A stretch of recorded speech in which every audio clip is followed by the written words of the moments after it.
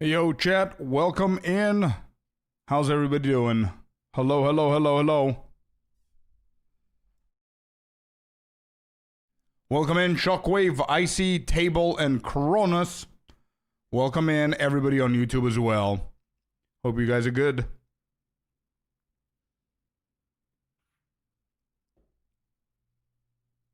All right.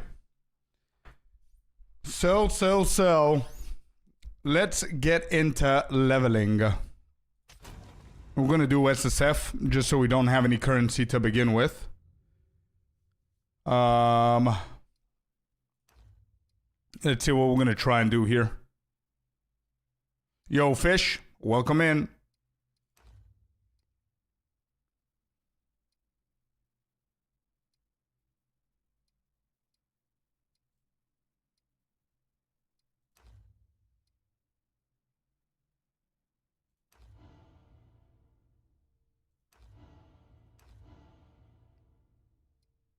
How you guys doing?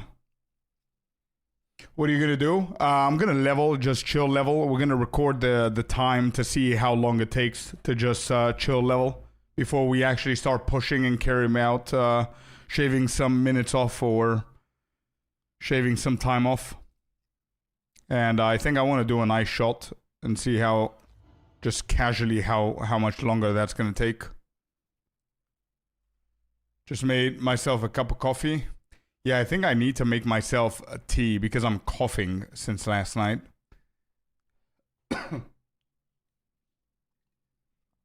I need to make myself tea, but it's hot, bro. It started becoming warmer here.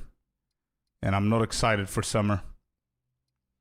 Let me see, what do I want to play?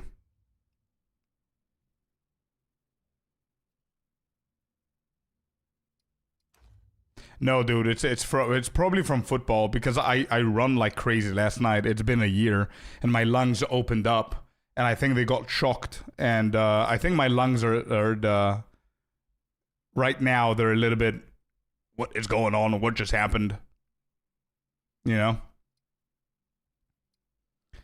Huntress, Ranger, we could do Monk. Yeah, let's try it with a normal Monk build, like a proper Scorp.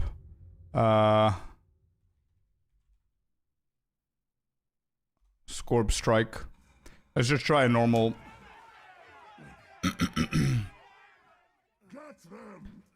And see how that's gonna go.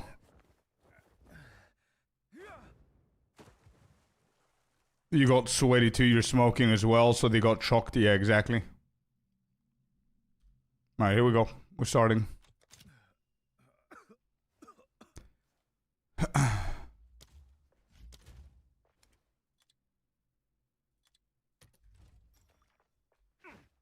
Good evening, Athelos. How's it going, bud? And hello, Cadino. Welcome in, welcome in. Hopefully I'm not butchering your name, dude. We're gonna take a chill. Are you gonna speed? Not now. We've got like a whole week to speed. We're gonna speed a little bit, obviously. We're gonna try and do the necessary stuff only. I'm playing SSF, so we don't have any currency to invest.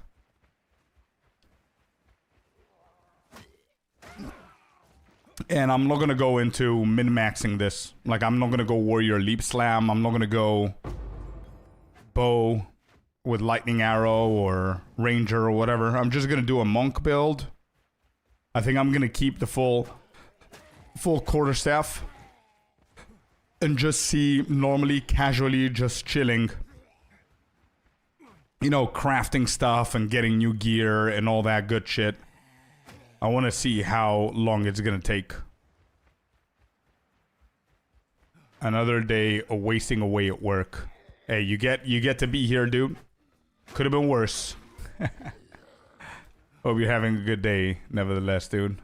Wrong side. I'm doing okay, man. I feel a little bit weird. My lungs and everything. I don't know if I'm gonna get sick. It's very, very rare for me to get sick, and I really hope that I don't these days. Especially. Yeah, let's see.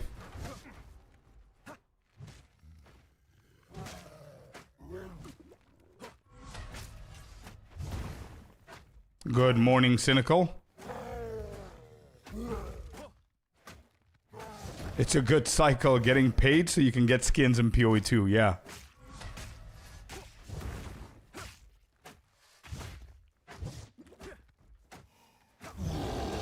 Can a mod allow that message, please? So I don't stop this.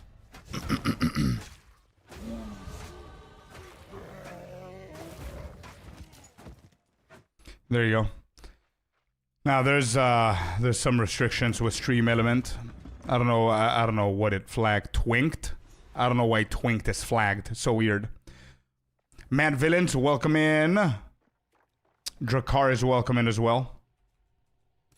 What are you doing, Scorp? Today, we will take it chill. There's no agenda, there's no speeding, there's no panicking, there's no stress. We have the timer on the very left side over there. And we're going to time and see how long it takes us with a normal casual build. Okay? Nothing crazy. Just normal casual build. I'm not going to try to speed run just yet. Just so we can see if we do a normal build. This is SSF, by the way. Okay? We don't have any currency, as you can see. Damn, that's a gifted sub. Yo, thank you very much for the gifted sub. Brent, thank you so much, bud. Scorp, when do we get some news? Oh, man, if it was up to me, we would have gotten the news a week ago. I have no idea when we're getting them. I'm speculating it's going to be end of this week. Either tomorrow or the day after. I hope it's sooner. Some people are saying that there's no chance it's going to be next week. So I guess we got to see.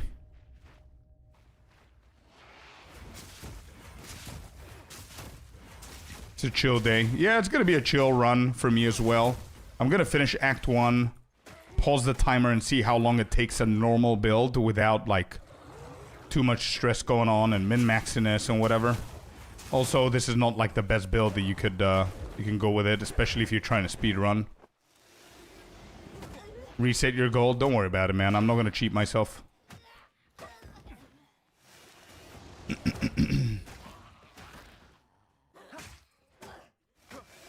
Next time I go into town, I'm gonna buy shit and then sell it or drop it or whatever. Don't worry about it. What's my goal? 10k? It's okay. I'm not gonna buy stuff.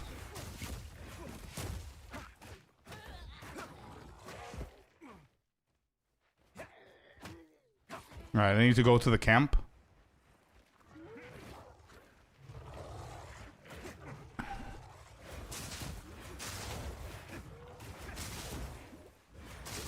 Damn, there's a lot of wolves, huh? It's been a while.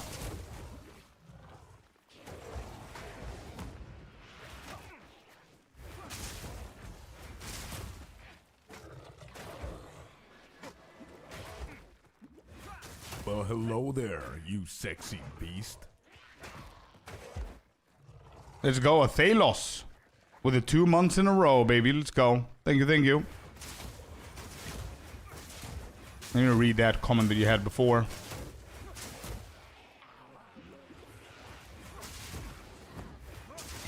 Give me a second. Let's not die to the wolves here.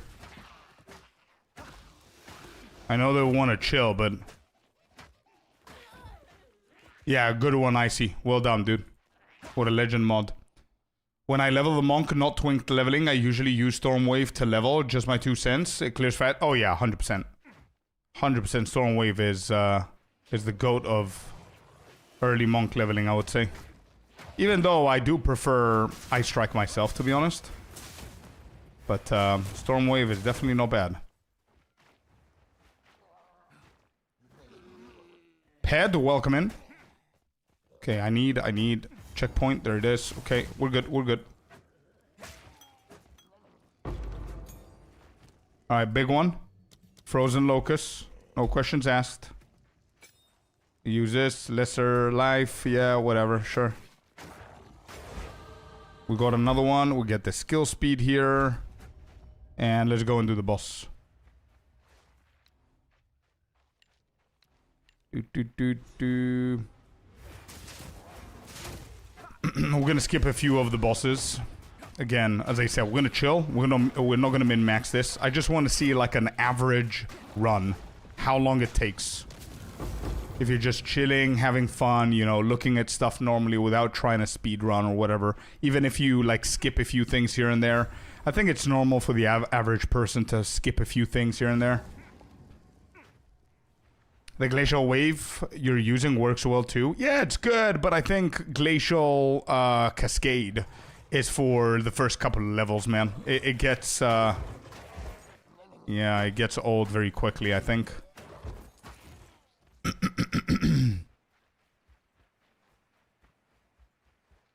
The gold isn't going to make much of a difference when you don't have the currency to craft. I don't think you need to buy and drop gear.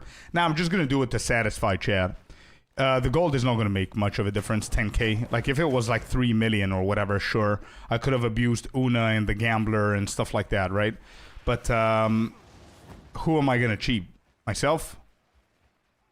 It's okay. I ain't going to do that. There's no point in doing that. Whoops.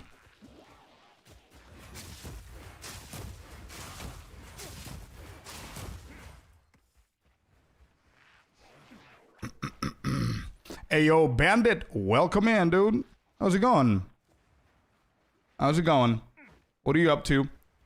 Thalos again, and Brent, thank you very much for the support, guys. Thanks for the subs. Appreciate yo.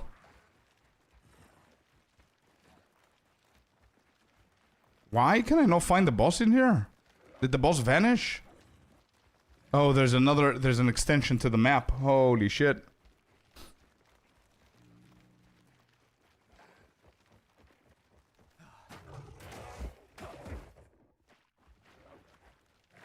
Damn, it's one of those layers. Layouts, sorry. This layout is not that common, to be honest. At least with my experience.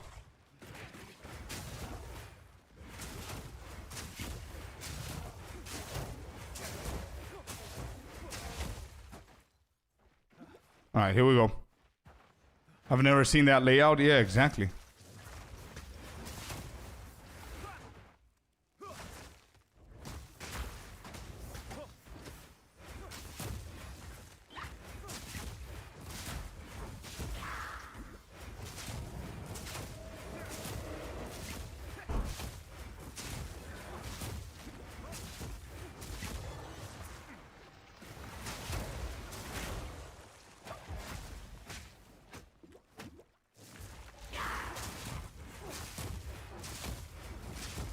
Okay.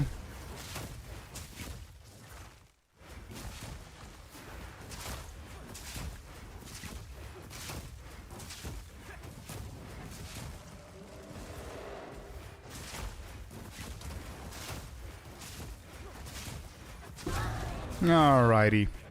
The boss is down. These wolves are annoying. That would have been a death 100%. Had to dodge that. Let's get this out of the way. We have a nice little chest. There's nothing else that we can wear here. All of these are going to be sold. Let's keep moving. Grailwood's over here. The mud or whatever it's called. Mud burrows is over that side. I think I'm just going to skip mud burrows for now. Yeah. Let's get the waypoint. Go back to town. Sell everything. Try and see if there's anything to buy.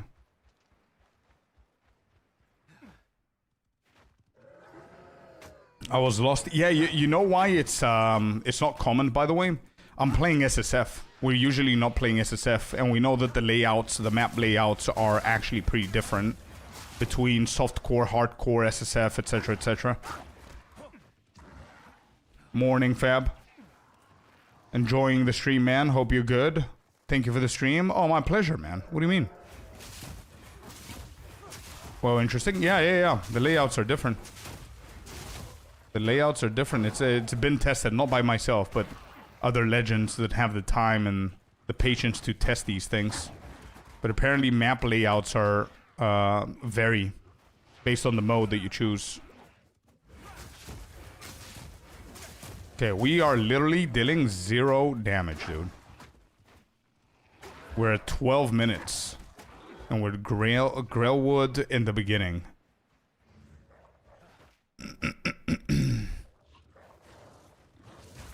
And there's a rare here.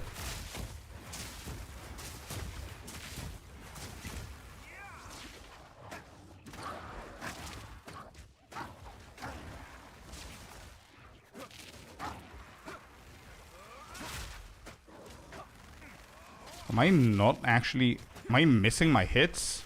What's happening?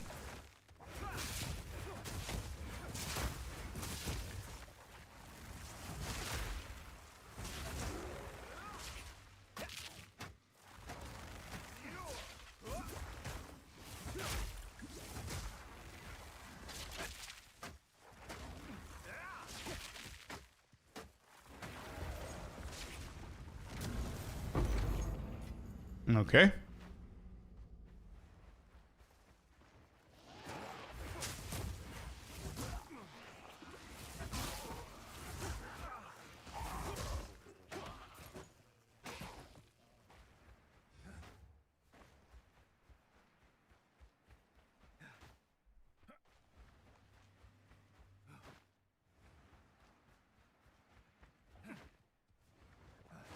What's the plan for today?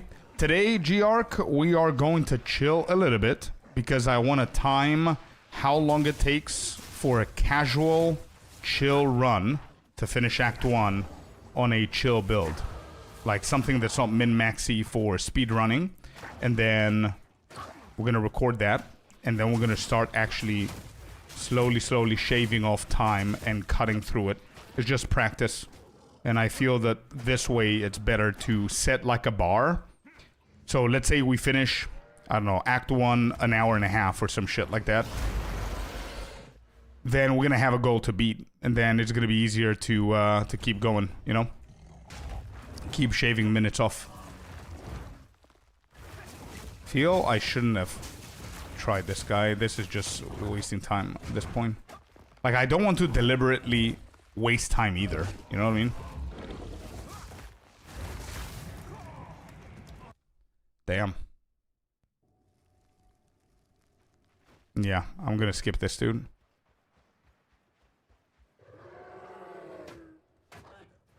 Yeah, I'm gonna play very chill.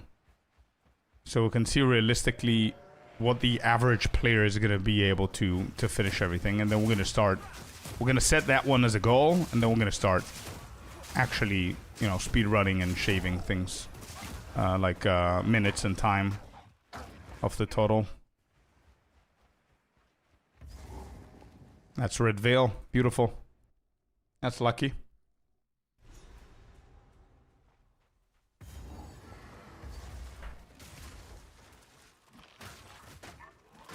I definitely need upgrades at this point.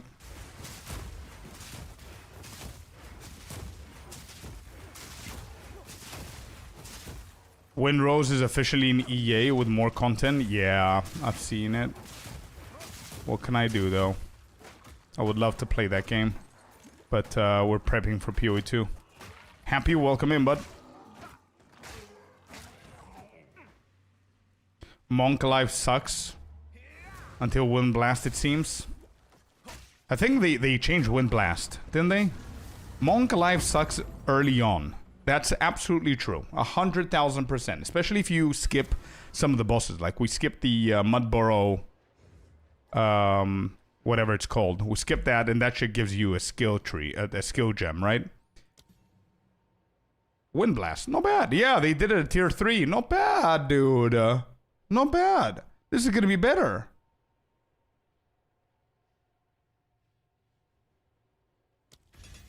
Hey, listen, Wind Blast or no Wind Blast, I still believe that going Monk with crossbow or bow is going to be a lot easier. 100%. So, before we do anything, let me check Renly.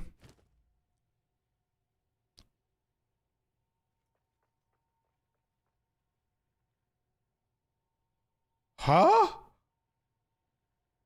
Alright, quickly, somebody, hold on, I'm going to pause the timer. Quickly, actually, yeah, no, I'm gonna pause the timer. You know why? Because this has nothing to do with the average run. Somebody tell me how much gold we start with and how much gold I should have had at this point. Because I want to make it very fair here. It's big, but I'm not gonna purchase it now because I don't think in any possibility we would have been able to buy this at the moment. Tricker, welcome in. You could have the gold. You could have had it. I know I'm gonna be... Yeah, probably I could be a little bit close for it at this point. It's close. Usually around 900 gold at this point if you picked up and sold everything.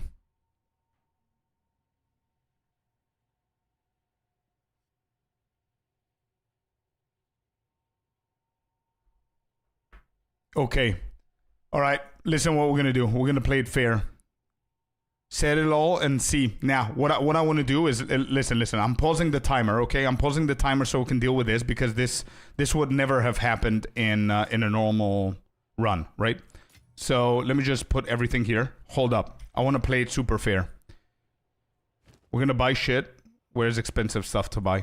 Here. Here.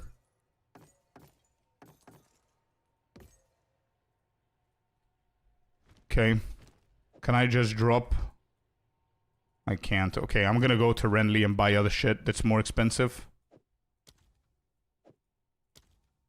Roll rings. I think there's a cooldown on the rolls, so I don't want to scuff those. Yeah, welcome in, Tricker. Hope you're doing good, my man. Hold up. We've got 8k.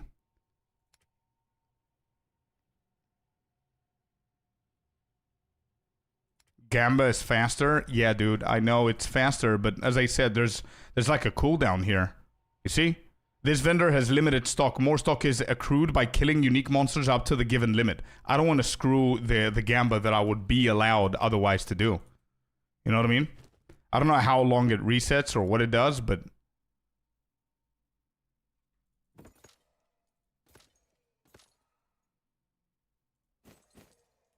And we sell it back for practically nothing. Okay, let's just buy the whole stock here.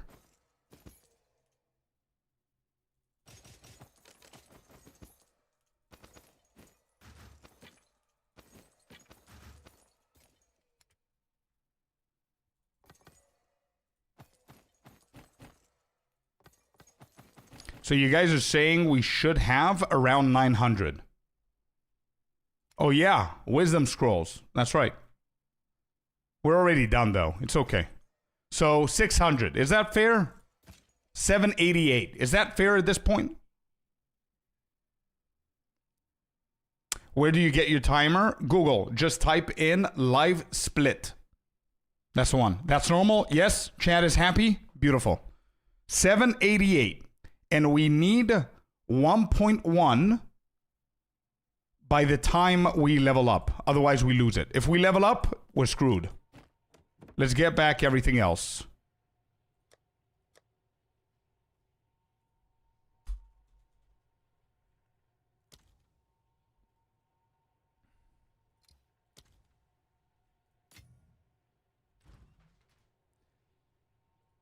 So, now we came back to the town, and we will proceed with the timer. Alright, so... 50 life, we sell. That's 25. I need to buy a few of these. We're down to 691. Is this? Yeah, look at that. Almost triple, quadruple the gold. And this costs 25. Yeah, it's worth it 100% for those at least. Let me get one more. Look at this number. Hey. Hey. That staff. I know, right? I know. This mace is insane. Even this mace is insane for this level, by the way. Anyway.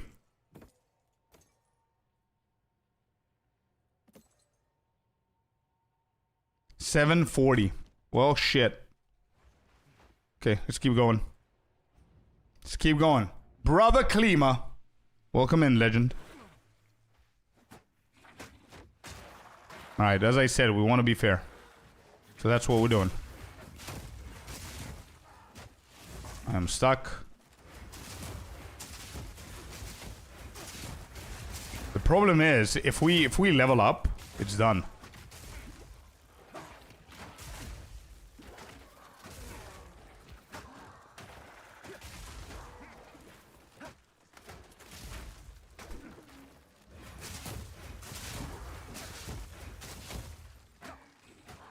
These guys are not dropping absolutely anything. Temple's not dropping anything. We're doing amazing, my man. How about yourself? How are you doing today, Klima? Nah, I don't want the XP. I need chests. I need something.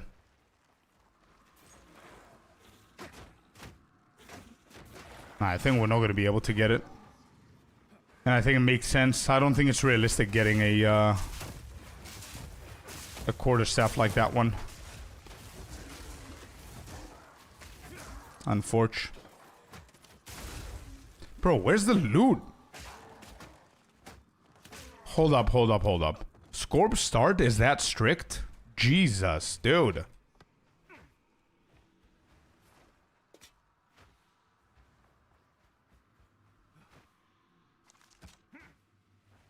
How many things did I avoid there? Oh, shit. How many things did I actually skip before?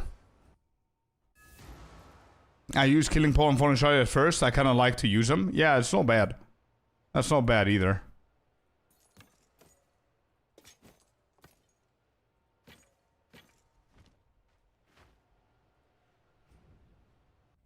A lot. Unfortunate. Unfortunate.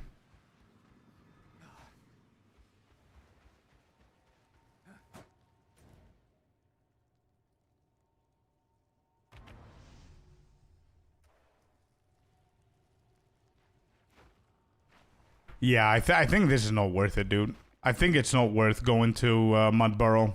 Now that I think about it, I don't think this is worth, because it's gonna get me the level anyway. Anyway, it's okay. We might have to kiss goodbye the good stuff. Is what it is. I know it gives me that. I know, but the most important thing right now is to try and get the gold, but there's no shot of getting that gold before we level up. I don't really mind the support gem at the moment. Are these guys gonna level me up? It changes each level 100,000%. I don't know if they did something. I don't know if SSF is different. But I'm 100% sure that it changes every level.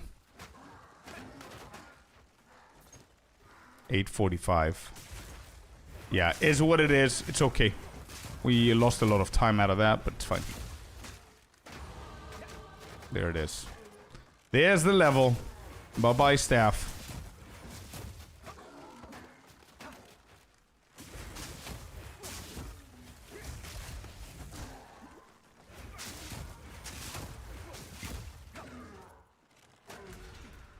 We're gonna go and check it out whenever we have our inventory full. Before the next level, just in case. Get these.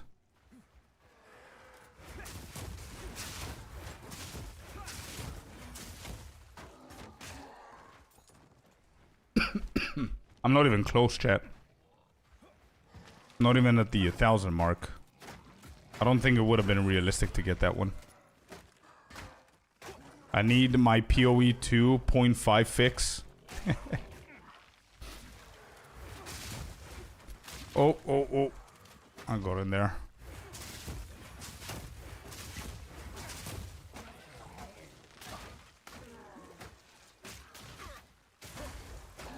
Nah, I had a bad start with the filter, man.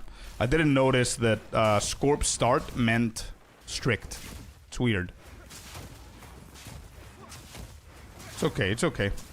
That wouldn't have happened in League launch, but also probably I wouldn't have found that quarterstaff at League launch. So it's okay. I don't know what I could have done either. Yeah, it's all good.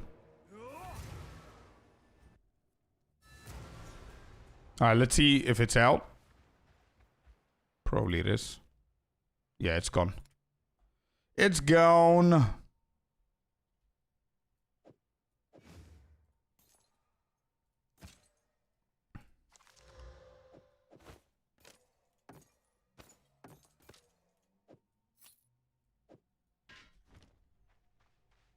What does a strict filter even hide? Every single white and scroll of wisdoms. This early on, you don't want them hidden. You want the gold as much as you can. And I'm pretty sure I lost a ton of white shit that could have gotten me the gold at that point, but is what it is. It's okay, it's a run. It's a test run. We have 961. Let me see if there's another quarterstaff I didn't even notice. Um.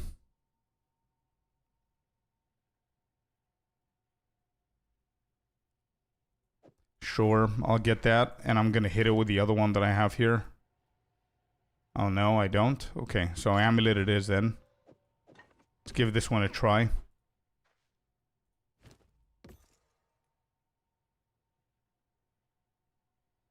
Okay. I'm gonna keep the rest.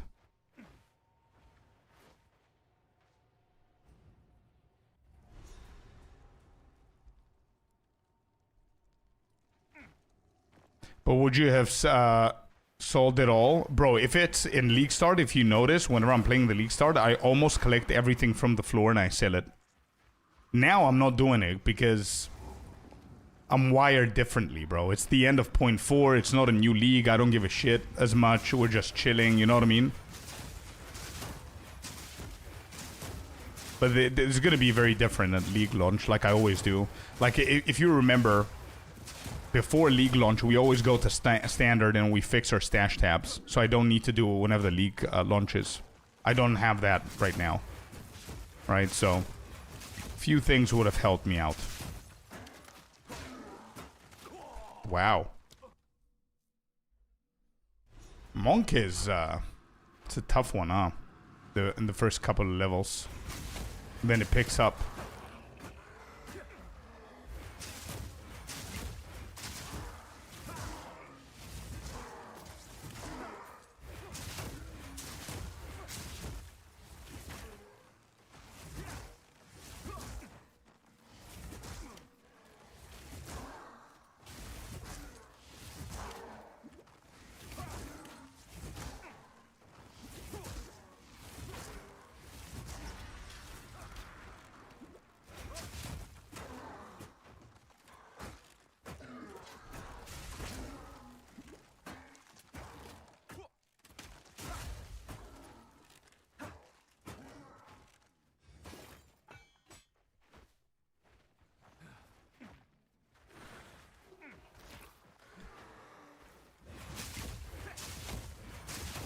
Yeah, +2 is crazy strong in the beginning for sure.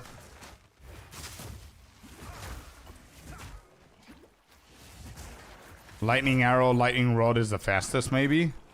Yeah, it's definitely one of the fastest for sure. I also think ED contagion is insane early on. Uh-oh.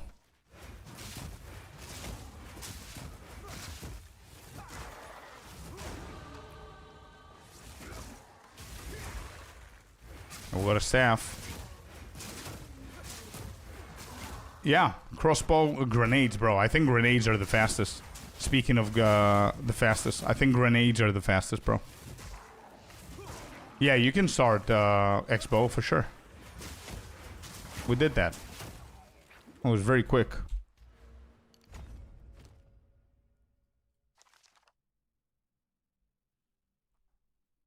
What can I say? What can I say, dude? Got the +2. GG's.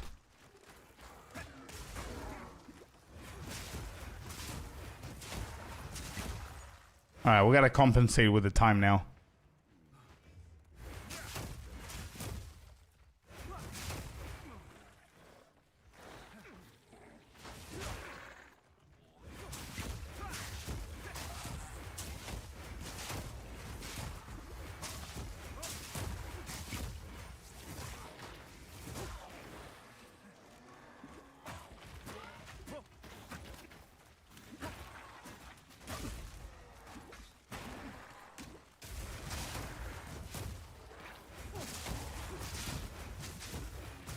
Hey, did you figure out Fireball Monk build out? Yep, we finished it last night. Finito. We finished it. It was pretty cool.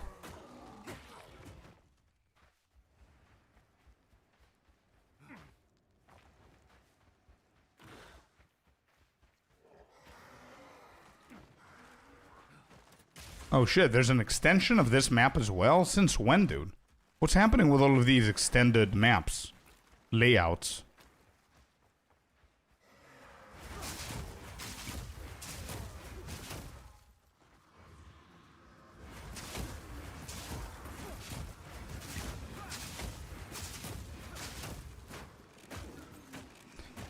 Oh, by the way, Dave, if you're listening, dude, your question about how I'm getting the splitter, if you've downloaded it, let me know if you need any help.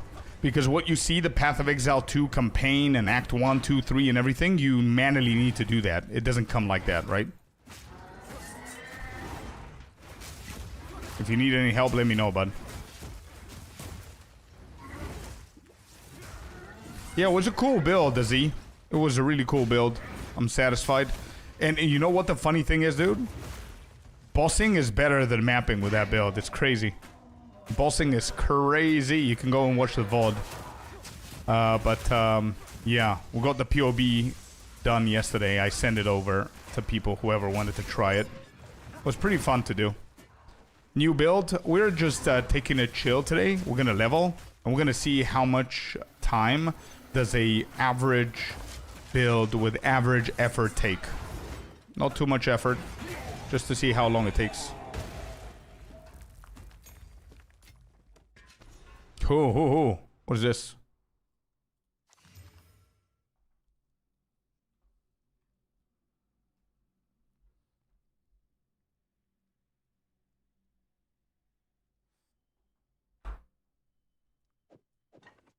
I'm gonna save that one.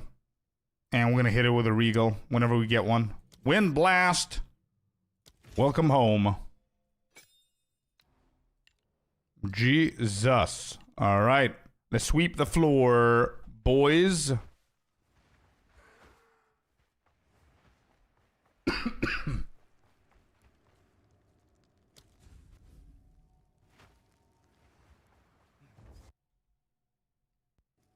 I wonder how Wind Blast is on low levels. Let's see. Let's see.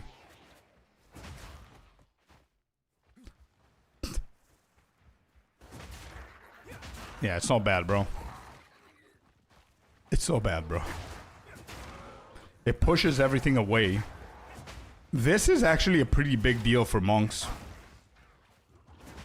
I think GG is a genius for doing this. You know why? Monks before didn't have Wind Blast to tier 3. It wasn't this easy to get Wind Blast. So it was a struggle all the way up to level 14 where we could get the Storm Wave and Ice Strike. So having this in here is definitely helping the monk level up early.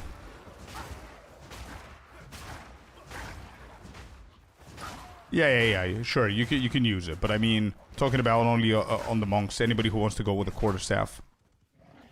Because you can compare this with grenades or lightning arrow. Though those two are still far superior than Wind Blast.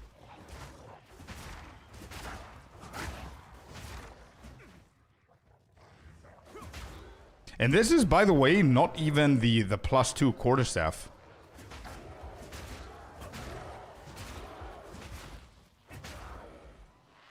Wind Blast 36 damage.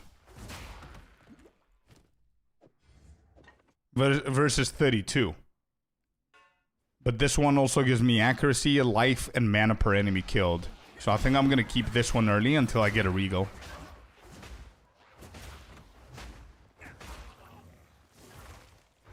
It does pop Locust, yeah.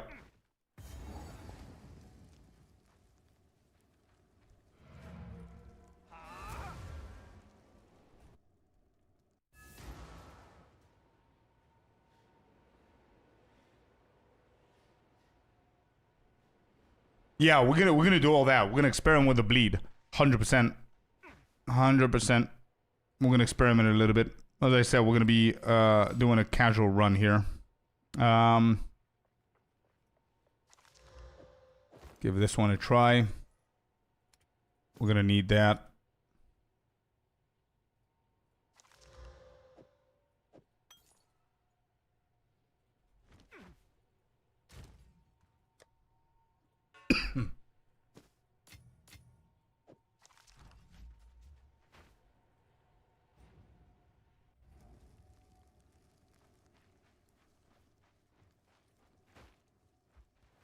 Grim Tangle is here, so we need to find the hooded one. Good morning, Sinister. Welcome in. Do you expect new classes in 0.5? I wouldn't be surprised if we get one, yeah. I'm expecting more ascendancies, to be honest. I'm expecting ascendancies for the OG classes to complete their 3. But I wouldn't be surprised if we get a new class as well. I'm not expecting it, because that's not what 0.5 is supposed to be. Martial artist? Yeah, that would be cool, man. If that happens. I wonder if you could add cold with the locust. You could just freeze everything for defense as well if you're struggling to stay alive early. Good idea. Increase in arm attack buff and hollow palm is back. True.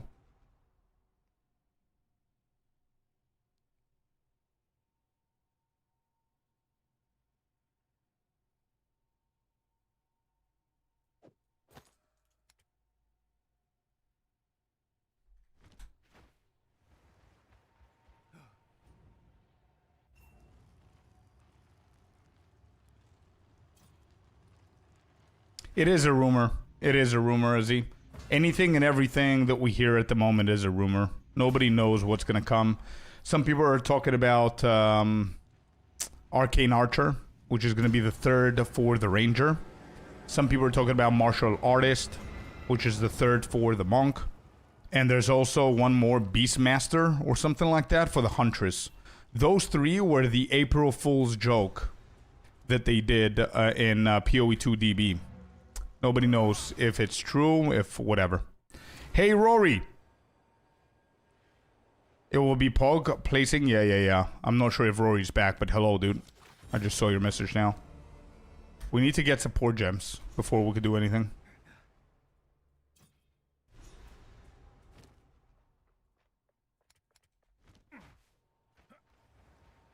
What's the ouch for?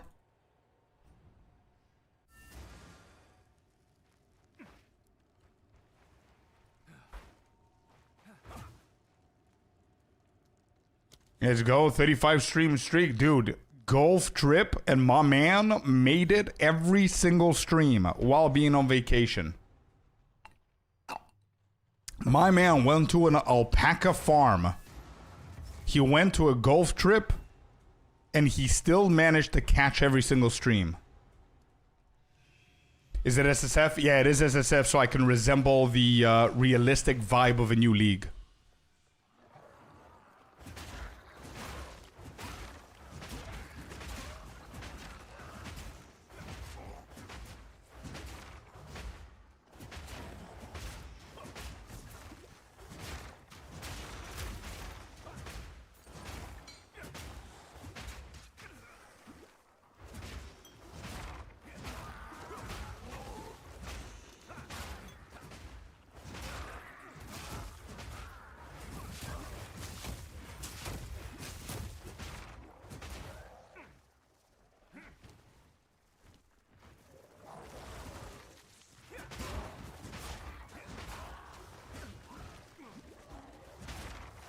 I might have underestimated these guys.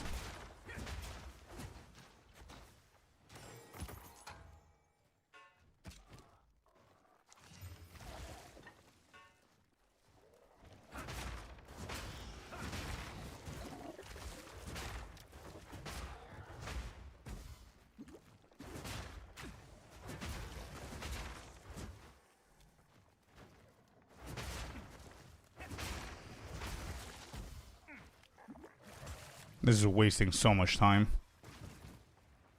I want to keep it realistic, chat. We're delaying this too much. 37 minutes at this point is starting to slowly become a little bit unrealistic. We need to skip past a few things here.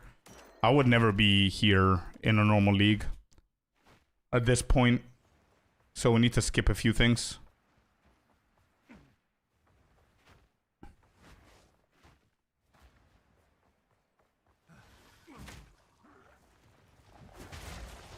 That will give you... How is it different to what I'm doing now?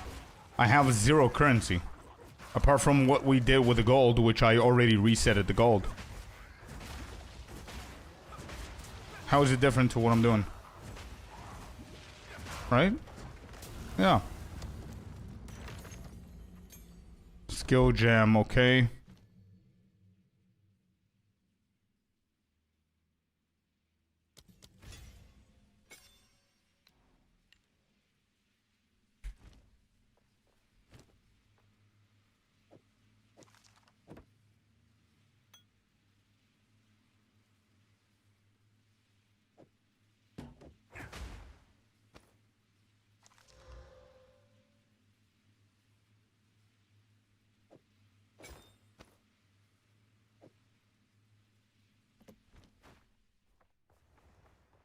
Need that sort of function? Tell me about it, man. Moon, welcome in.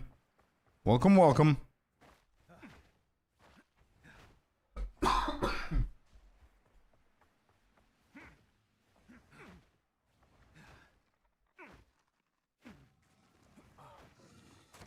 Gotta be hardcore? Wait, you mean to play hardcore?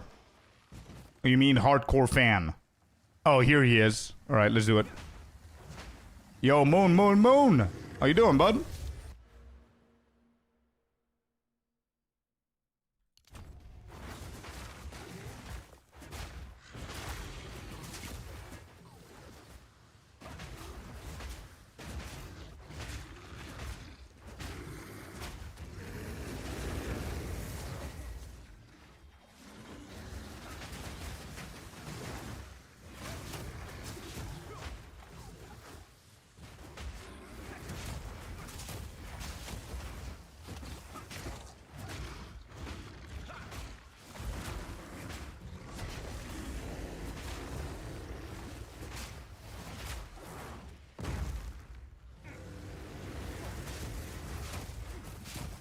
This is slow as shit, chat, and I've got +2 on the quarterstaff as well.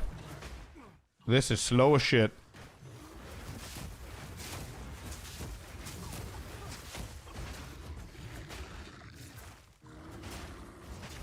SSF, animate SSF, dude.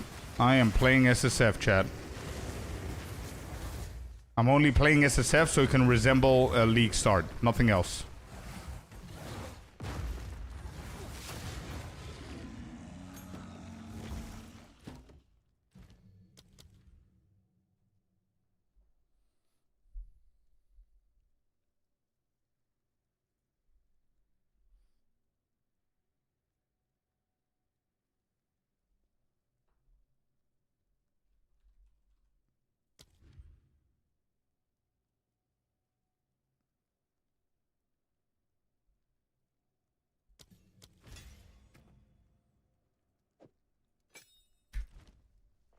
We're gonna try with bleed. Let's go and sell stuff.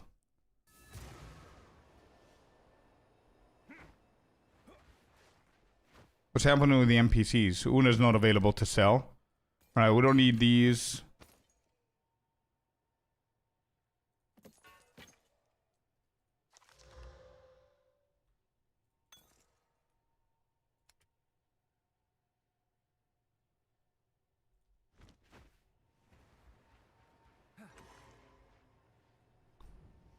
I died to hardcore with lag. GG's, man. Unfortunate. Happens to the best of us. Hello, Fearless. Welcome in, bud.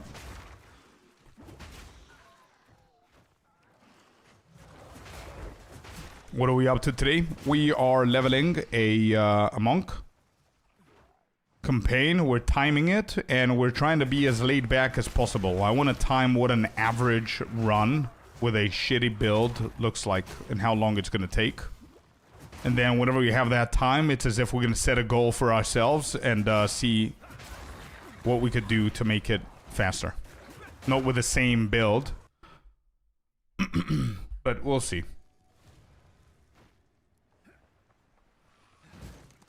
Yeah, Grim Tangle is insane. Actually, the power spike between Clearfell and Grellwood and Red Veil and this, it's on a different level. Are we bleeding them or no?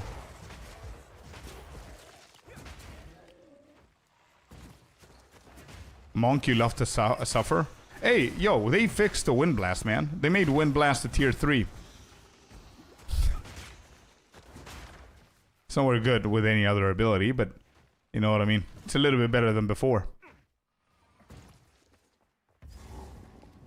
Damn. 43 minutes for the cemetery.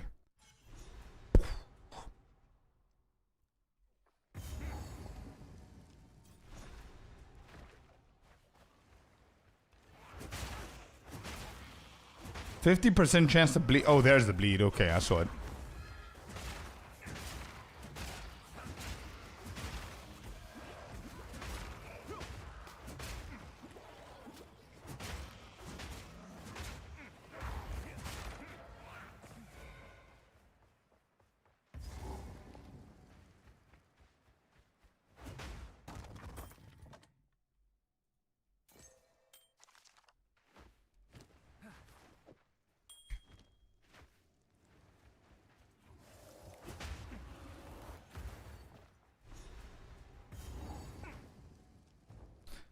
Yeah, of course, man. Of course, Monk is definitely on the slower end. But again, I'm not a speedrunner. And we're not trying to speedrun this and break records or whatever. I just want to chill and see how long it takes for a chill run to finish Act 1.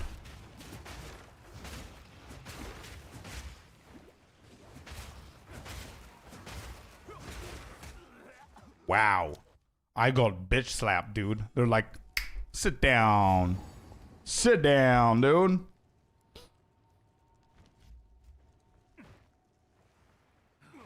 Is the 0.5 available to play now? No, it's not even out, bro. This is not the new league. We're still waiting for news.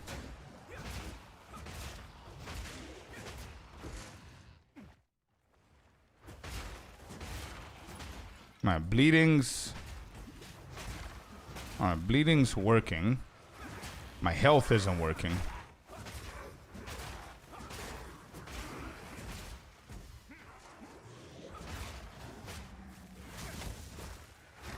Is Wind Blast the problem here?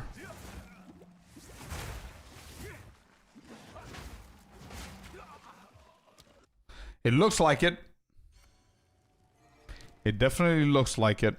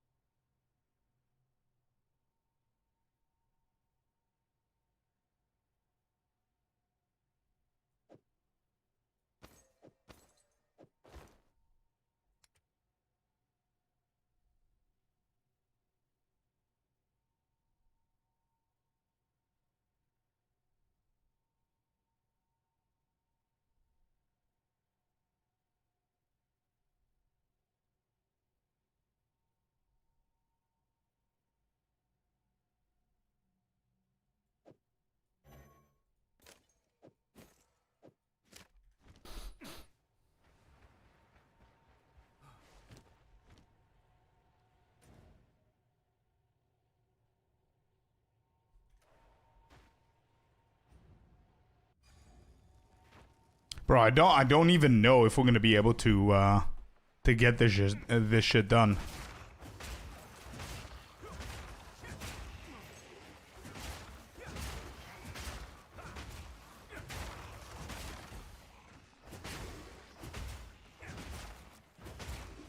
I think that might be the best possible way that we could do it, yeah. Like whenever we unlock Ice Strike or Storm Wave or something like that, level 14. So it's gonna be Act 2. But that's why I'm gonna try and finish this, man. I think there's no point in trying, to be honest. It's gonna be over an hour. And anything over an hour is a no-no, I think. Personally. So I'm gonna wait for the hour and see where we're gonna be. Look at this shit, dude. Look at that.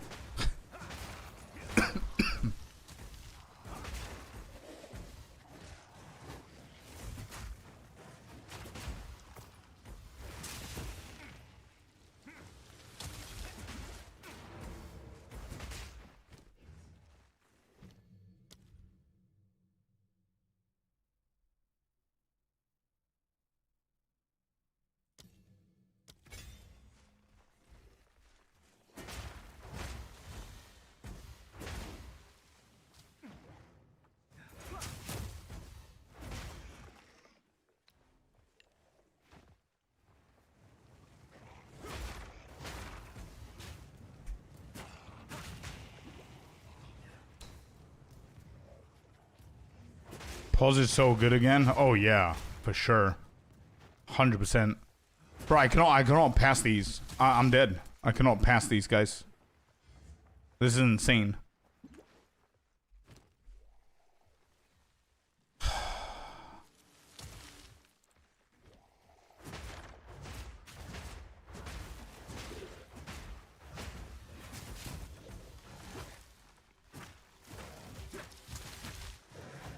Nah, this is insane, chat. We're at 50 minutes. Does anybody believe that we can finish Act 1 in less than an hour at this point? No, right? I don't think this is doable.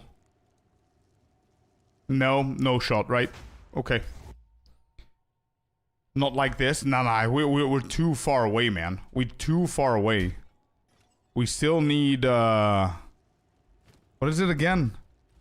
Wait, how do you open the map again? Jeez.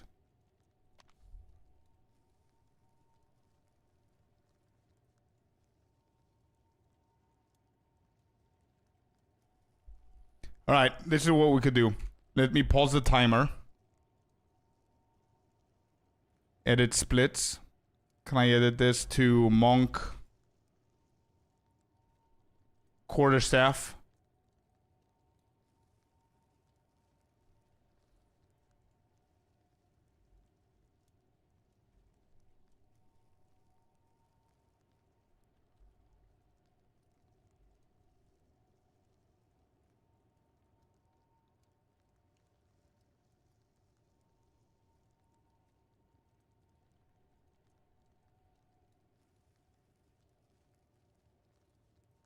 I don't know what we're gonna do. Yeah, let me do this. Give me 1 second. Can we not remove these? I can't. Okay, for now we're just gonna put dash.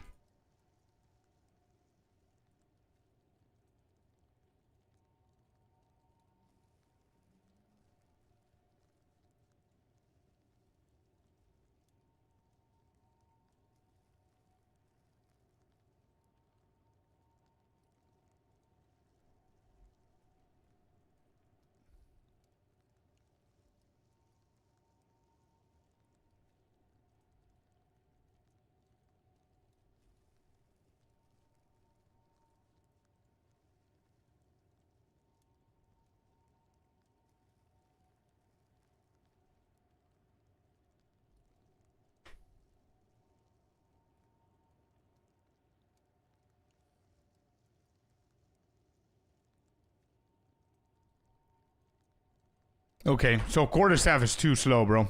I cannot fix that. I can't fix it. I mean, on the splits. So, how can I add that this is the monk's time and it didn't even finish it? Like that? Yeah, but then I cannot reset it. So if I reset, it resets everything, right?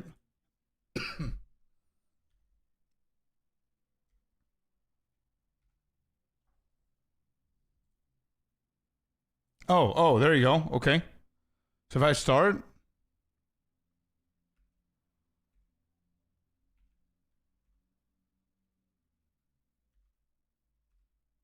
Uh-huh. There you go. Okay, figured it out.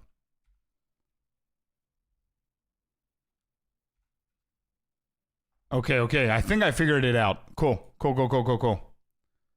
There you go. So 49.55, we didn't even finish Act 1 with the quarterstaff.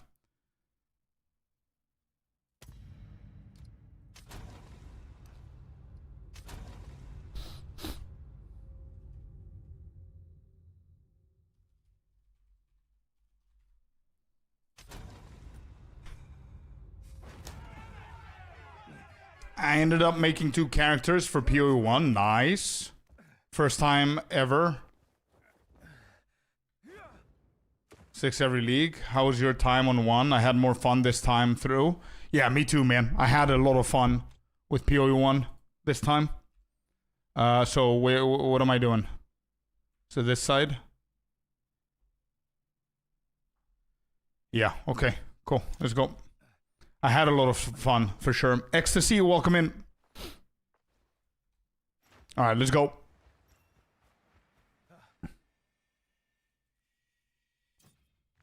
What are we doing, bow? Yeah, we're doing bow now. So quarterstaff goes in. We don't need to kill anybody here.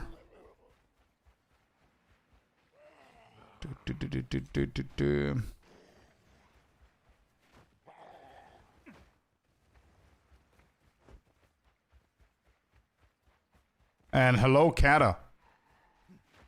How you guys doing? Welcome in. Get this bad boy.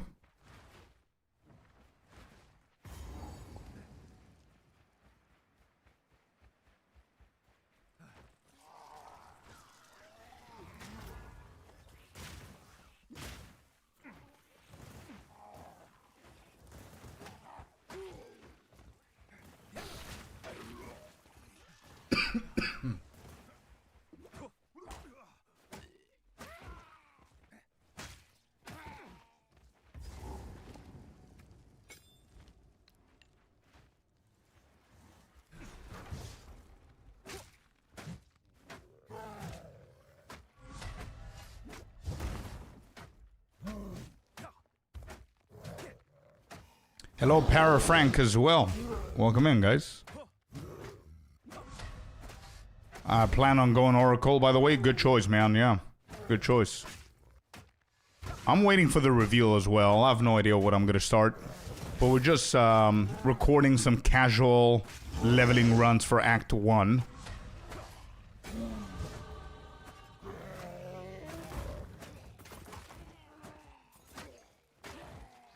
So far, Monk Quarterstaff is insanely slow at the moment. We're gonna do bow now. We were a little bit unfortunate there with the Miller. He didn't drop a bow. Let me see. None. No filters. Okay. We can see everything. So we're going to Mr. Rindley. We'll grab that. We sell. Sell. Physical damage. Lightning.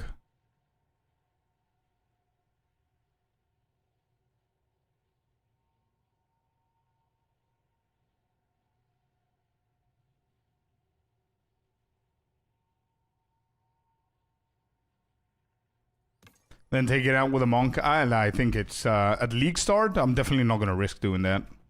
To be honest, at league start, there's literally no reason to. I can just get a one right here. Just can go for LR, I guess.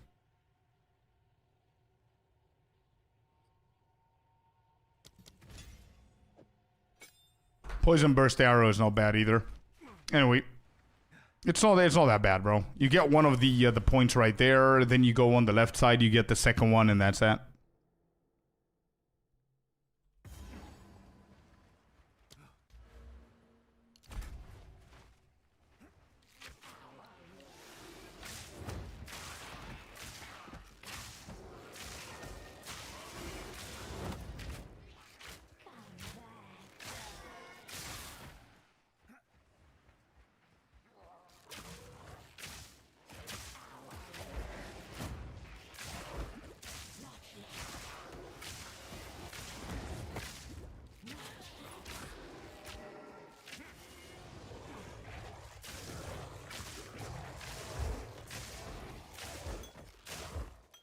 Acolyte at Chayula for the first time. Nice. Nice, my dude. Wait, what build again?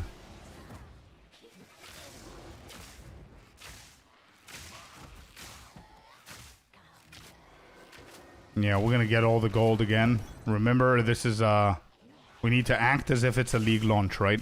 So we need to get all this shit for the gold. Not delaying too much and wasting time, but just a few extra pieces here and there.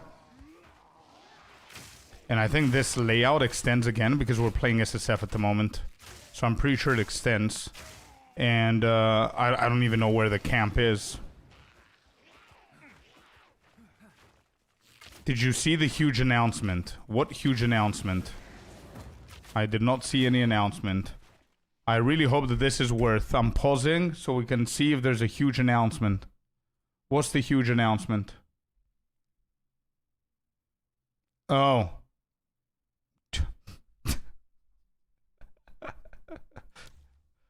Well. Okay. Always overselling? Not only that. You get into a room, a waiting room for 0.5. Everybody is like a junkie in here, scratching their necks, their head, rubbing their fingers together, like in the movies, you know, when it's cold and everything. It's like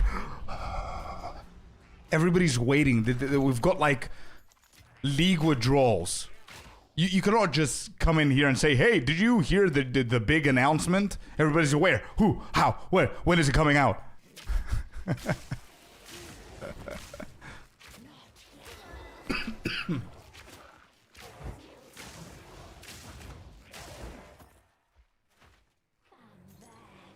Where's the camp? Yeah, that was good. That was good. You got me there. Hey, you too, Gone Moon. Any hope for Defense changes in 0.5. Oh, I would love to see some, yeah. I don't think we will see much, but I would love to see anything with life. I'm an idiot. I shouldn't have been fighting Beira at the moment. I should go and find the camp so I can get another skill so we can get Frozen Locust and then fight her. Or Rod, at least. This is stupid. Good. I deserve that. Don't ever do the same mistake as me. This is a dumb fight if you don't have a second ability. Don't do that. I got distracted. But it's okay. We wasted some time. It's realistic enough. It's fine. This layout is confusing the shit out of me. These new SSF layouts are so confusing if you're used to softcore. Here, maybe? No, we're getting to Mudburrow, I'm pretty sure.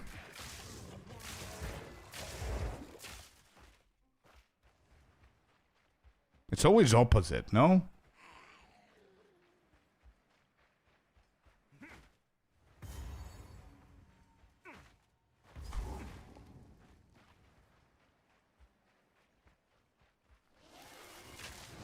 Yeah, Frostbomb. Frostbomb would be the way to go. 100%. That's what I meant before. I think I said Frozen Locust, right? That's not what I meant. My brain said one thing, my mouth said another thing. Exposure bomb is what I'm talking about. Yep. 100%. Could it be here? Nope, it couldn't.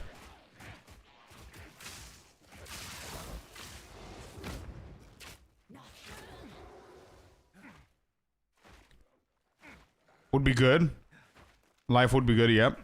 I'd just like it if there was something to perhaps help a little bit with hybrid to have a bit more survivability. Well, to be completely honest, I am expecting them to nerf energy shield. I would love to see an evasion buff, like a big-ass evasion buff. Not just deflection shit, but actually evasion buff. I think armor is doing a little bit better than before. They could still make it a little bit better. Life definitely needs some love. But I honestly believe, unfortunately, I do believe that they will nerf energy shield.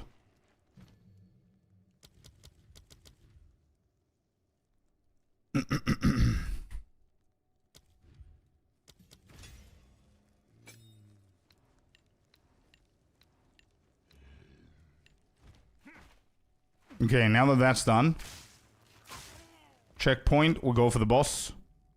We'll grab one of the skills. Come on, game. Keep up. Yep. Now we do this.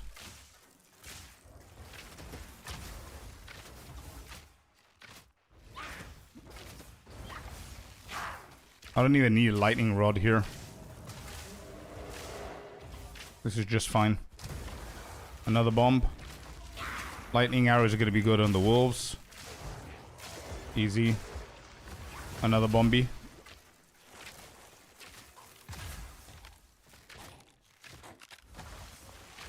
Hello, Blue. Welcome in.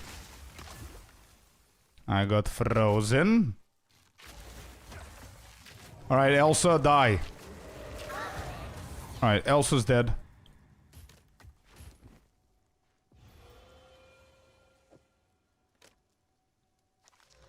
New helmet. Throw this piece of shit. New body armor. Throw this. Get another spear. Throw that. Get this one. Sells for more. Twiggy. Play Tetris. Can we even play Tetris? No, I'm throwing that away. Okay. No new information. No. We don't have anything at this point. We don't have any news as of yet.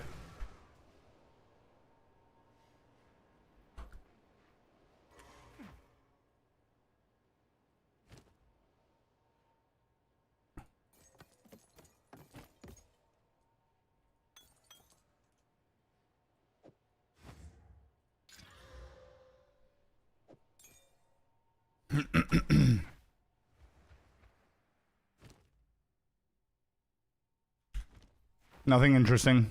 We'll move on. Did we go to Grillwood? No, we didn't. I'm so freaking hyped up because of the endgame changes, which will happen 100% in this league. Yep. Same. Are they expected to say anything today? It could be today, tomorrow, or the day after, man. It could be. It's a waiting game at this point, I think, unfortunately. Historically, they've done it on Fridays, they've done it on Thursdays, so no idea.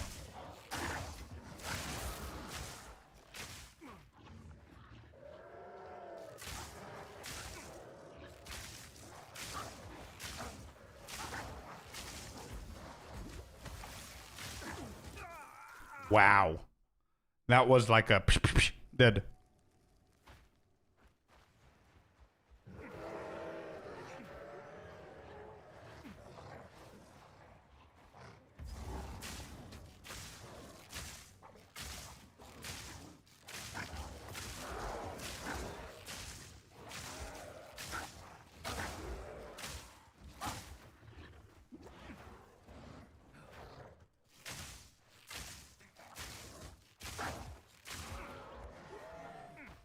Okay, Grim Tango's on my right. That's good.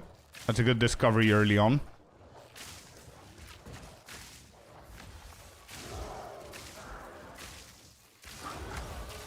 Okay, I need to get Rod. I need to get Rod at this point. We got our Grim Tango right here. Let's get ourselves some attack damage.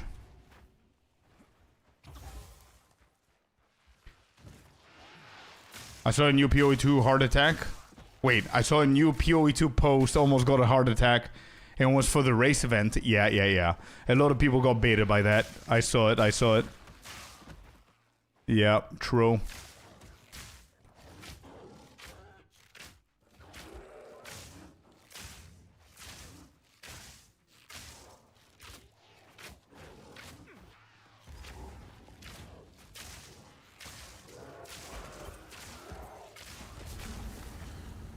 Alright, give me something good.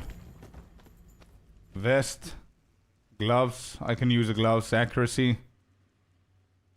I can use this. And this. Yeah, it's gonna be fine. That's a Bramble boss.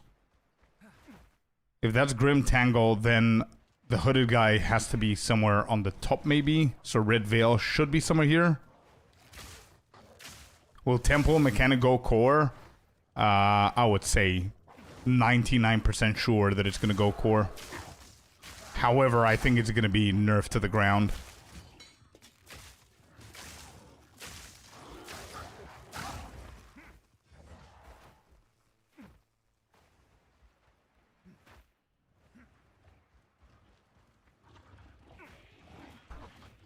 That's my personal opinion. I would be amazed if it wasn't nerfed, given the economy bloat this league. Yeah, but also the economy bloat actually happened for multiple reasons. It wasn't just the temple. It was the way people abused the temple because of the Halton tech and everything. I would be surprised if they didn't nerf it. 100% surprised. I don't 100% agree with nerfing it to the ground, but they will definitely nerf it in one way or another.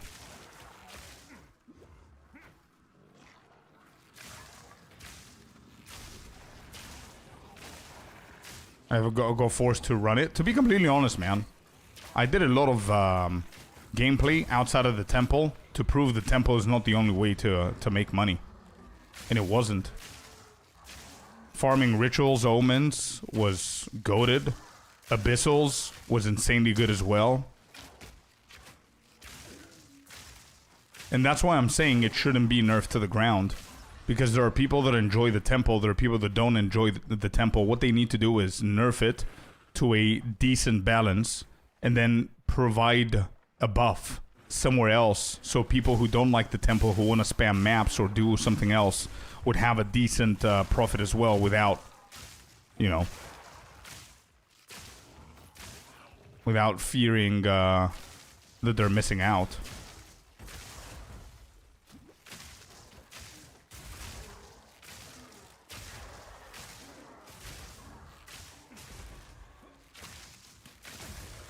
I think if you go for a monk with bow, you definitely need to do the mud burrow guy. So you can get that support gem to help. Or is it a skill gem? Is it a skill gem or support gem that that guy gives? I think it's a support gem, right?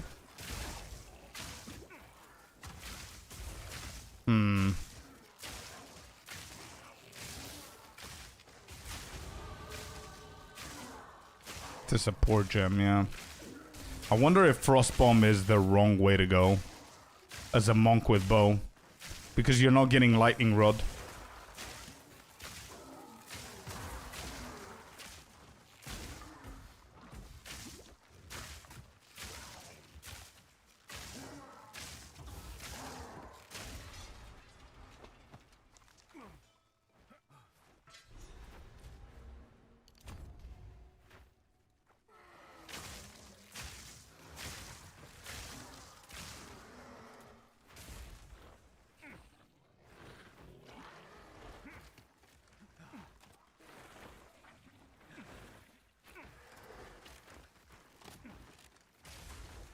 The best thing about point 4 is that there were so many competitive farms. Exactly, yeah. But I do believe that the main one was the temple. But again, the temple is one of those things that you need to enjoy it, you need to know what you're doing, and you need to put in the effort.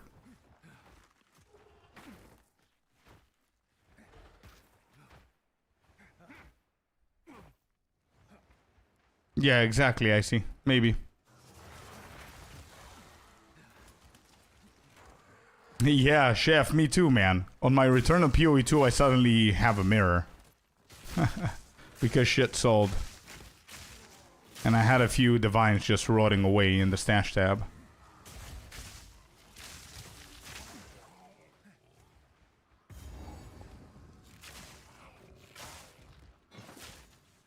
Hello, Reindar. Hope you're doing good, man. I'm delaying this. I'm wasting so much time. But I feel that I have 0 damage because we didn't get the lightning rod. So maybe that's a mistake. Maybe I need to repeat this whole thing. Well, damn.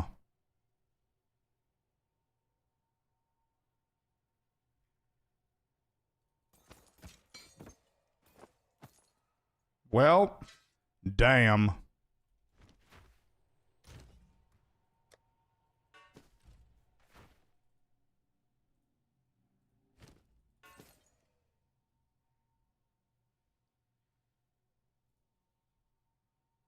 Alright, I'm not gonna level up, which is fine. Let's go and try and kill the boss.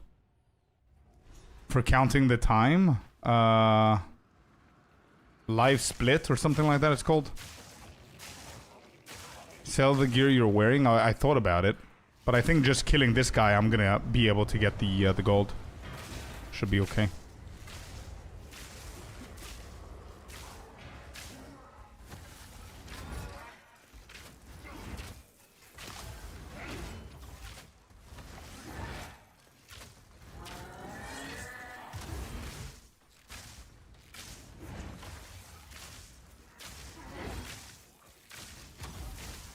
Oh, where's my damage, dude?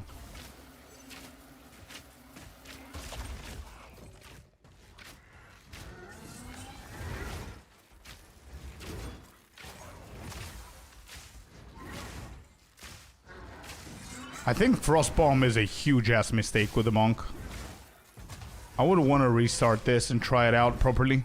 Because I think that's a big-ass mistake that's gonna delay you so much, man.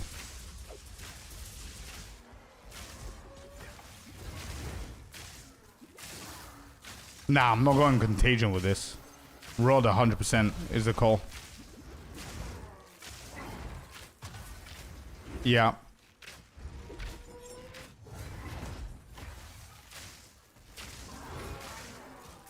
Okay, let's just count. Yeah, 21 minutes.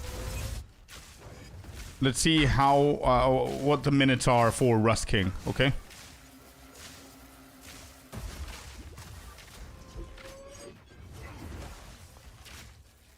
$21 for Rust King is pretty bad. But again, I'm not trying to min-max this, right? I'm trying to chill. and do it chill. I'm not trying to beat any records or...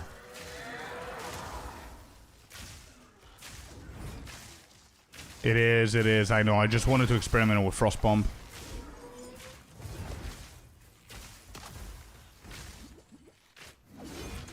Big hurt. You're right. Big hurt. What is it? 2143. 2143.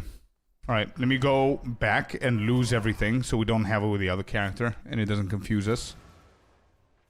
2143. Okay, I'm selling everything.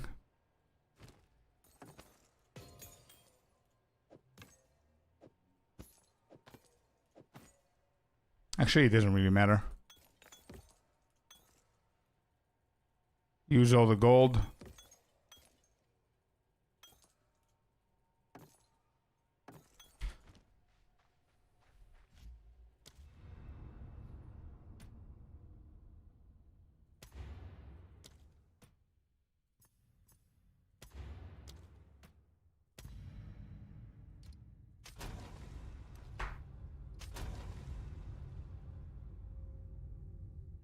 $21.43. Remember that, guys, yeah? Or I could just rename this one. Hold up. Monk Bow. Frost Bomb. And then we can do bow. Lightning arrow plus lightning rod early.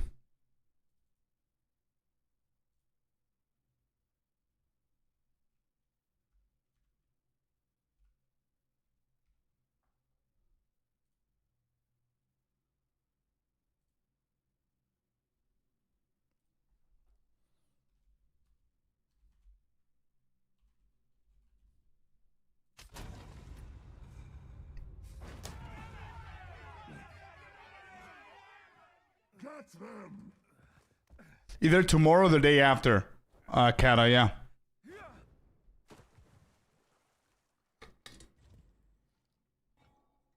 Alright, here we go. Let's give this one a try.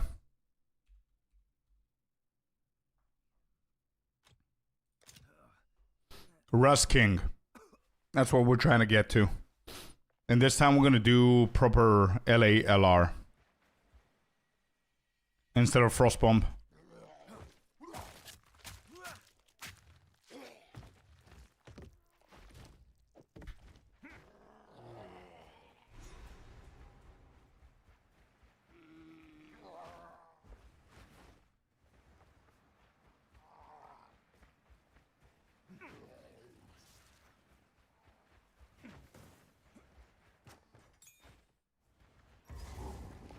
Are you practicing speeding the campaign? Yeah, but what I'm doing first is I want to run a normal, average-looking run of the average player so I can have a goal, and then we start shaving off the minutes and playing normally speeding.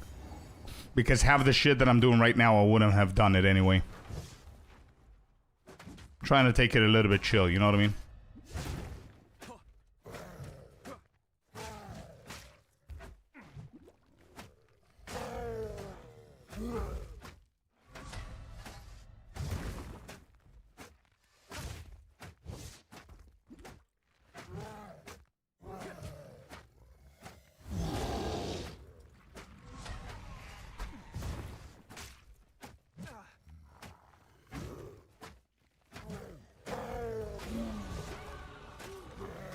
Drop a bow. Damn it. And drop the spear.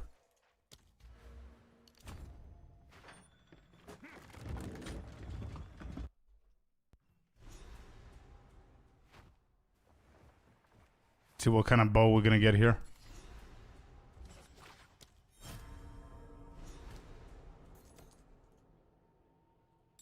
Wow. We have 0 gold for bows.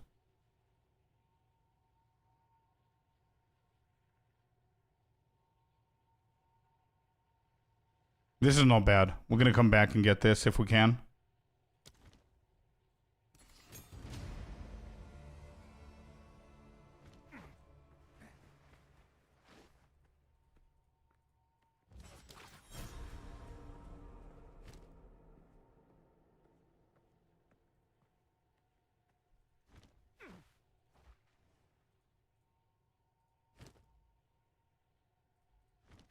It's the same, dude.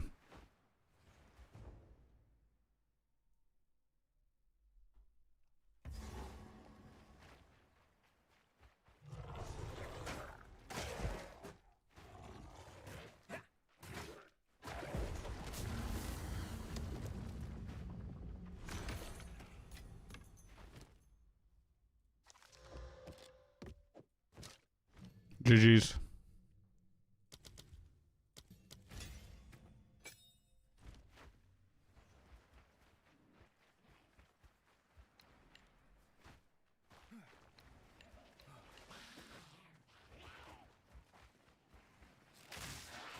Favorite minion build that's not Infernalist? Bro, for me it was Disciple of Arashta. Freaking love that. Great build. Very unique. We need to beat, what was it, Chad? 21, 22 minutes to Rust King. That's what we want to see, right? 21:43. Let's go. Nice. 21:43 to have Rust King on the floor. I need to find the campaign. The camp, not the campaign, but the camp. Where is that camp? Here? Nope. This layout in SSF is so weird.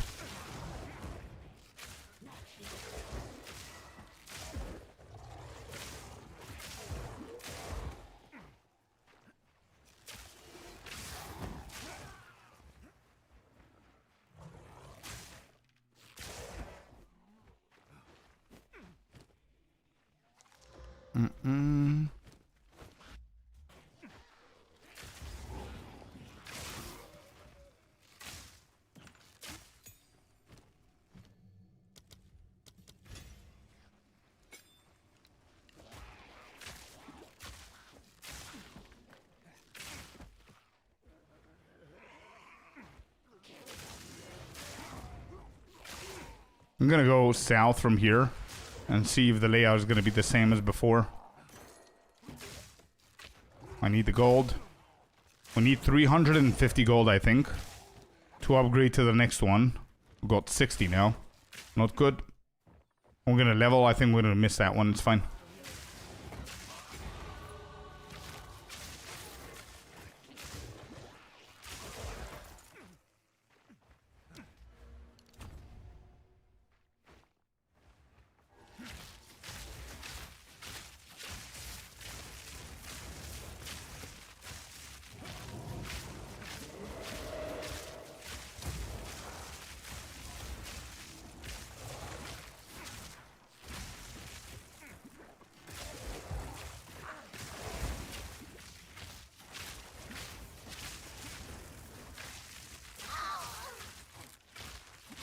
Zero comparison, chat. This is insane.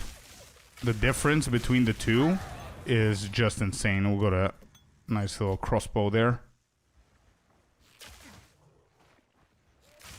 We get the checkpoint, and I think Grellwood is going to be somewhere up here.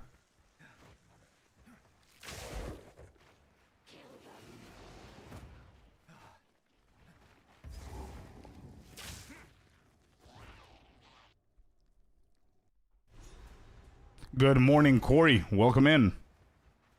Yeah, expedition farming was not bad, Bandit. Personally, I find it a little bit boring. It's not my cup of tea, but I've heard a lot of people having fun with that.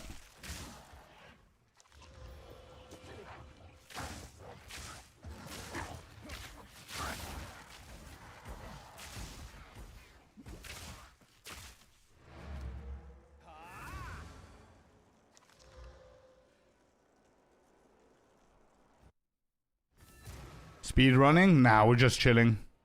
Not putting a lot of effort into this. Just want to see an average run, what it looks like, and we're just checking different different abilities, how they react.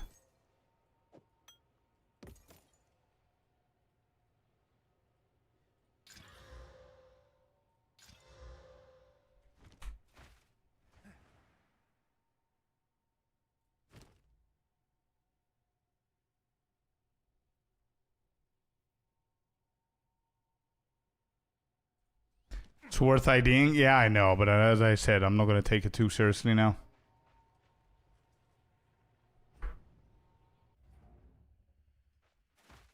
Usually I would never sell those. I would have kept it for disenchanting. Or I would disenchant them, actually.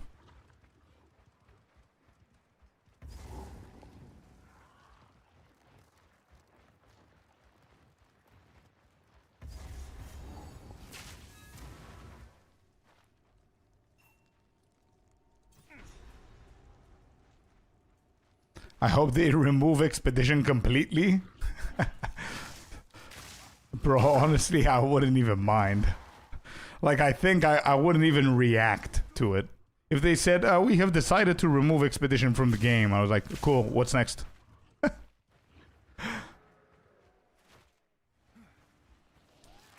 don't know, I've never liked it, man. I've never liked it.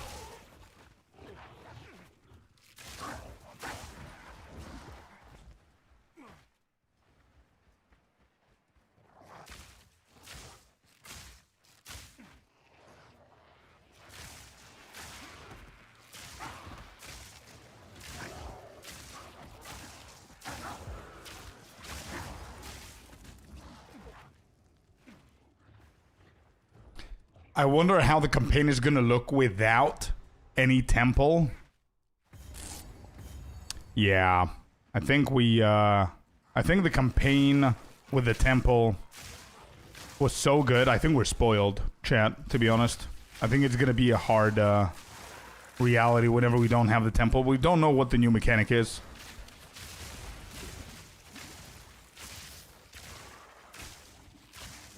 Imagine if they keep the temple as it is in the campaign, and the new mechanic of the new league is just in-map and game stuff, not in the campaign. I mean, they've never done that. I'm just saying.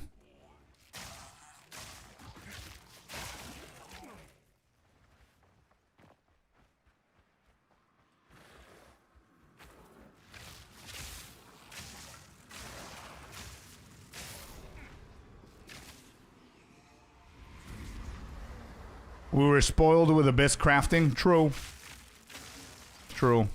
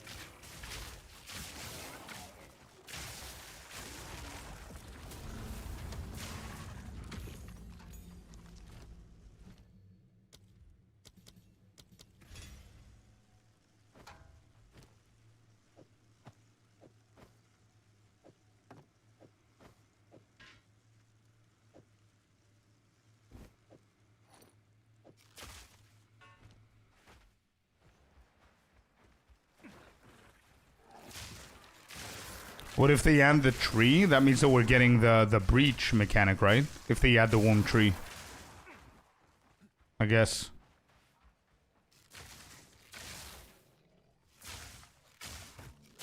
The biggest thing missing is going to be the crafting altars in the temple. Beyond that, you have more than enough XP in campaign anyway. Oh yeah, 100%. I'm talking about the power scaling. It made ground loot and the campaign feel better. You know how we felt in last epoch? Whenever we were leveling and the big ass power spikes from ground loot and everything that the game was giving you. That's how the temple made it feel. It wasn't as good, but it was still something.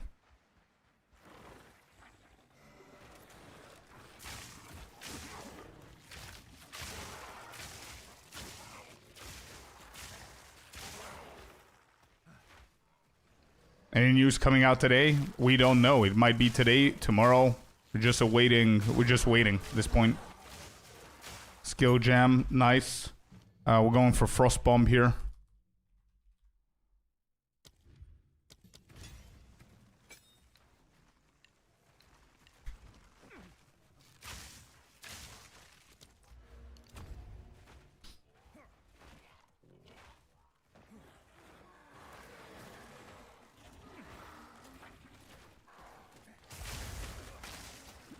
Oh, wow. This is rare. Damn, that guy slaps. Barthius, thank you very much for the follow button. Welcome in. My Polish brother. I think that's you, right?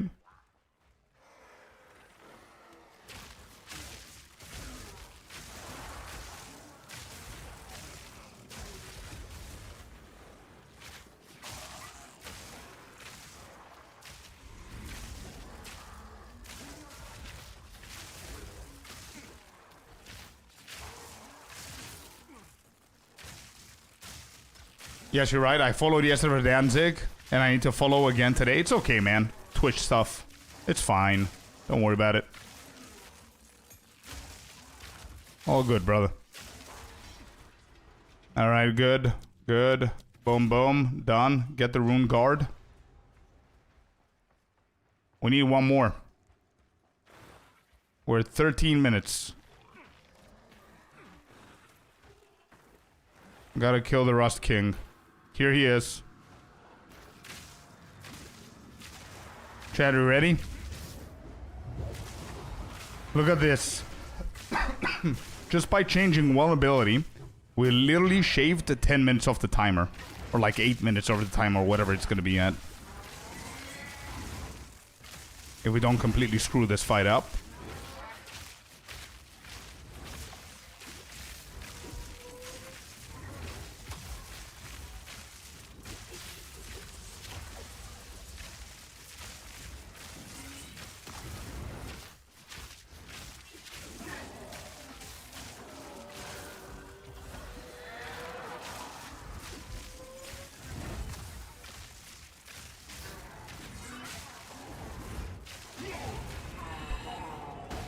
$14.47, chat. $14.47. Rust King. And, how do I stop it? Boom, like this. Okay, can I see the rest? Yeah, there. But how can I see them all?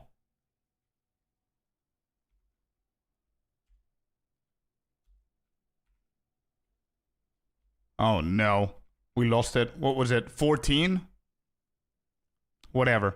So it was 14 versus 21. 22 or whatever that was.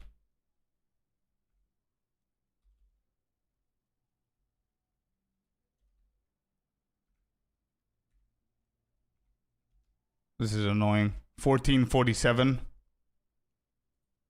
Yeah. 14:47 versus 21:43. You know what the difference there was? That was a big ass like 7-8 minutes off, right? You know what the difference was? It was very, very small difference. As a monk, we went with bow, okay? And instead of getting lightning rod as our second ability, so we get lightning arrow as the first, lightning rod as the second. Instead of going lightning rod as the second, we go frost bomb for the second, for the exposure. And that was the 21:43. But going lightning rod first got us to 14:43. Or 14:47, whatever it was. Falcon, welcome in, man.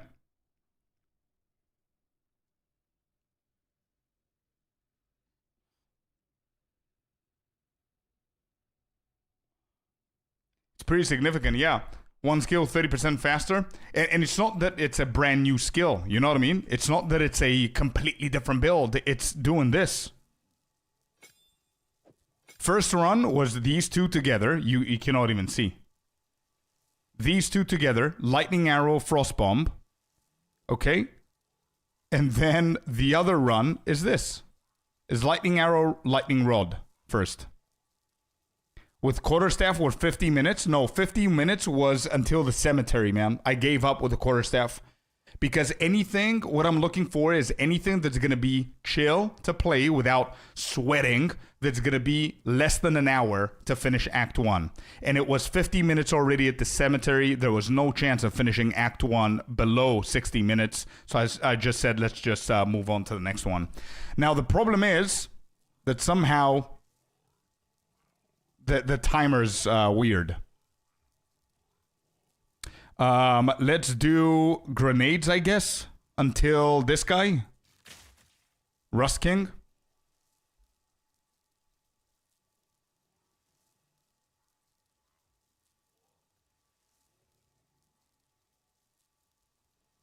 Lightning Arrow, Lightning Rod. Nerfs? They're gonna nerf what? The leveling? It's not that great. I don't think it's that great. Bow Rush until Hall of Palm. Yeah, until level 14, I would say. Until I can get Ice Strike. I would say. Yeah, let's do that. I think that's the proper way of doing shit. Unfortunately, I don't have it away. Can I best segment? Oh shit, I can. What was it again? 1447? Is that what we did? Oh shit, I can. 1447. Bro, I literally typed 1447. It gave me 1509. What is that? Huh? 1447.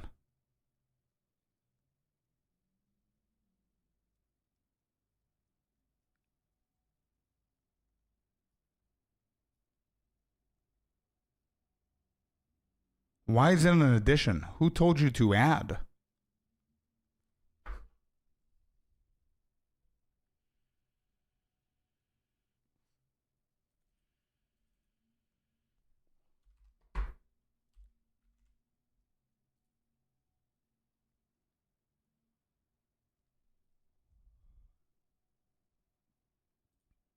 There you go. Fixed it. There you go. Now you can see the difference. So next up, we're going to do Monk X Bow.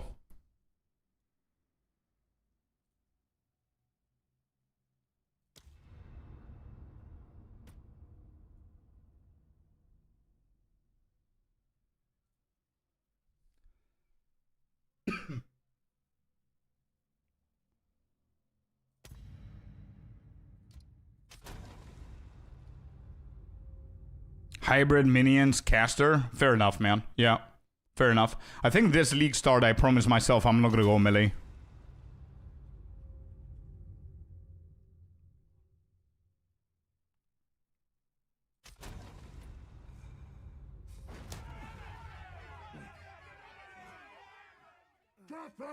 When will they drop some news? Today, tomorrow, or on Friday? I believe. That's the copium take. Historically, that's what I think might happen. Or next week. That's why I said it's a copium take. Maybe we're going to get a new ascendancy for the Monk in 0.5. If we do, you know what I'm playing.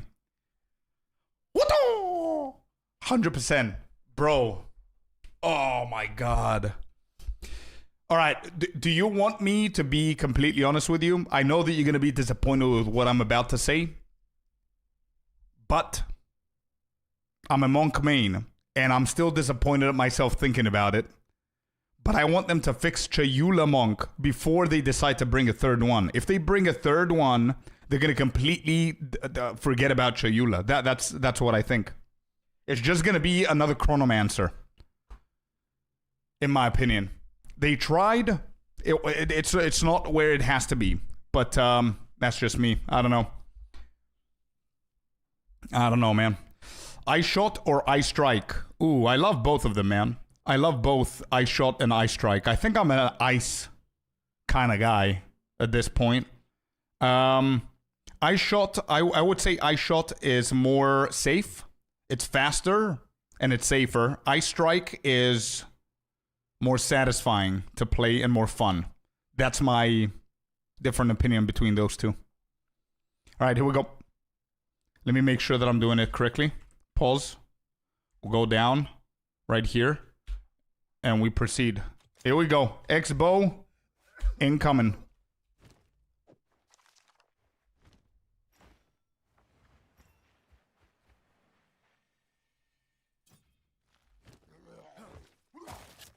I love old cold elements, but I need a strong Ice Strike build. Oh, bro.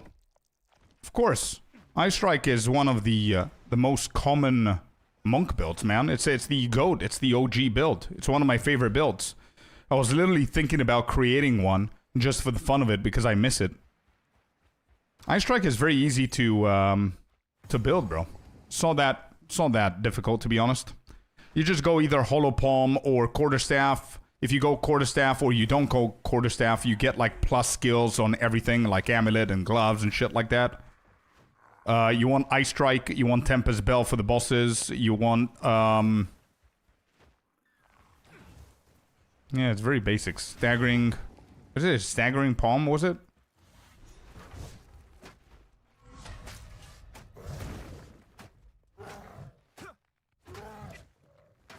Or Shattering Palm? I don't remember the name.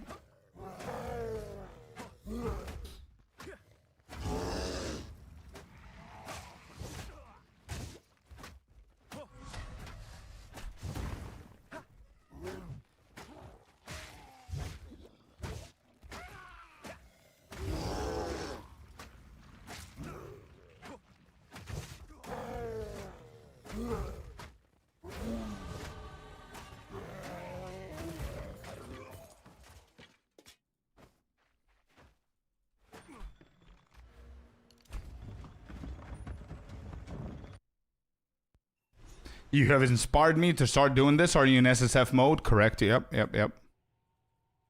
SSF indeed.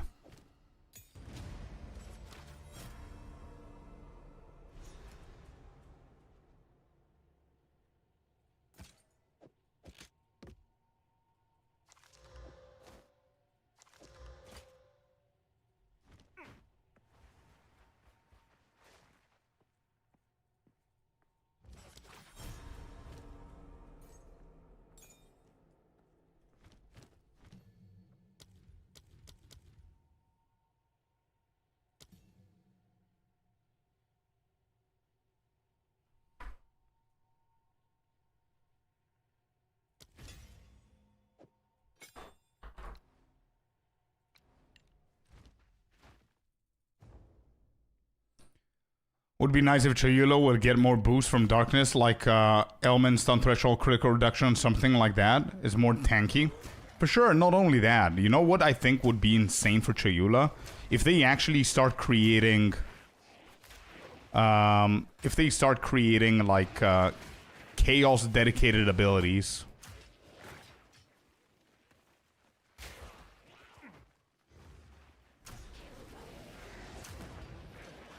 That's really gonna help Chayula, in my opinion.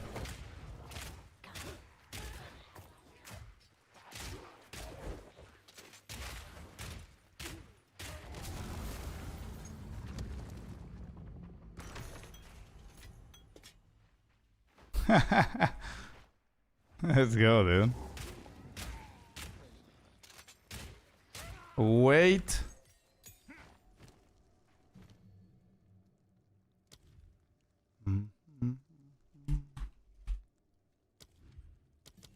Frost Bomb. They need more chaos spells. 100%, man, yeah. We definitely do.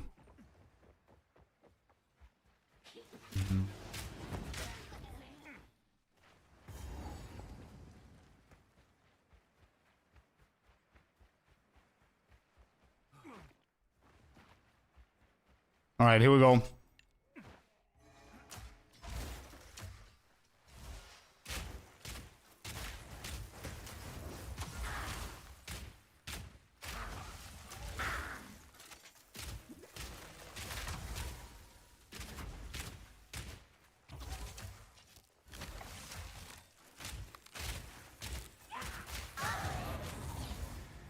Oh yeah, dude, is it a masterpiece? I have the whole album of Tenacious D. Everything they do is a masterpiece, dude.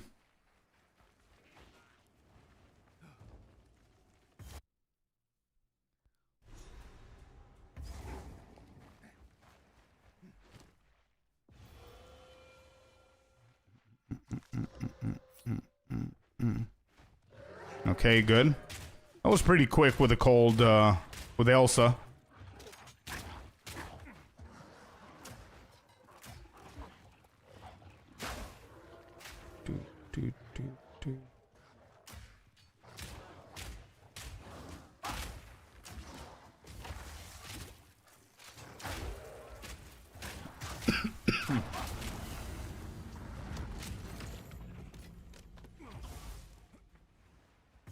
Grim Tangles here, good.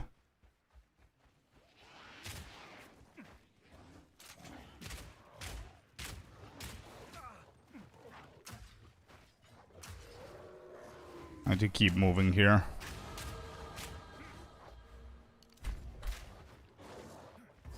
That's a Bramble boss. The layout change again. Okay.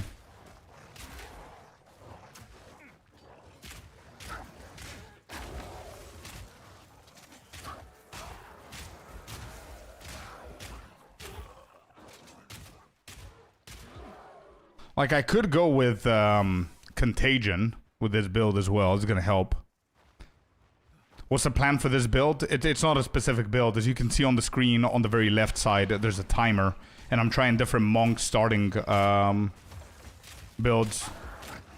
And our goal is the Rust King, which is in the Red Veil. That's the timers that you're gonna see in a second whenever we finish. Contagion is OP early. Yeah. But in order for you to get a Contagion and also get Frostbomb with any of these kind of builds, that you go like Monk, Bow, or X-Bow or whatever, that means that you also need to go to the Mud Burrow, so you can do that boss that gives you... No, that's a support gem, right? No. Yeah, Contagion is going to be tough if you don't have it to drop to get a third one. Usually you're stuck with 2 until you get another drop or some shit. Okay, where's the Red Veil? Bramble. Yeah, that's the one that I was thinking about, and I said the mud flat thingy. Bramble is the one that gives. Bramble gives, and then the other Druid. The Druid guy in the Grim Tangle gives as well. This is the Bramble dude. I'm not going to do that because I didn't do the previous one, so it's not going to be fair to compare. But the layout changed, so I have no idea where Red Veil is now. Hopefully it's going to be all the way north. We're lucky that we got the hooded one and we got Grim Tangle as well, but I mean, we're not going to do Grim Tangle. We only care about the Rust King at this point.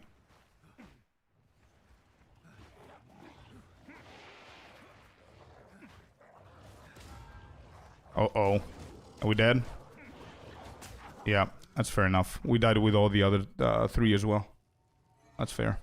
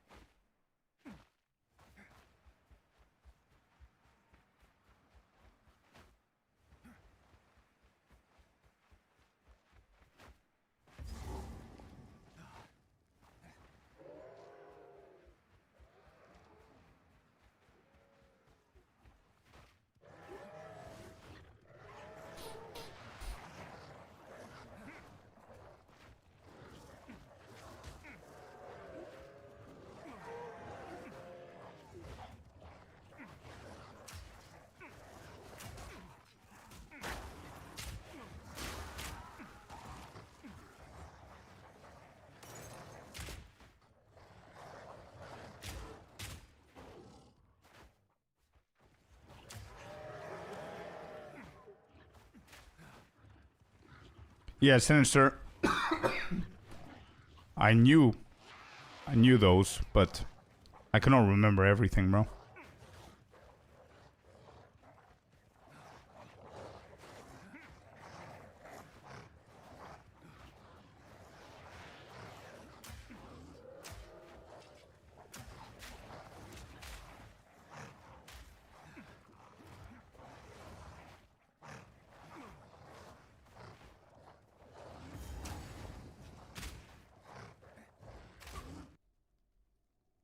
Definitely wasted a lot of time here. I don't think we can do this in 4 minutes.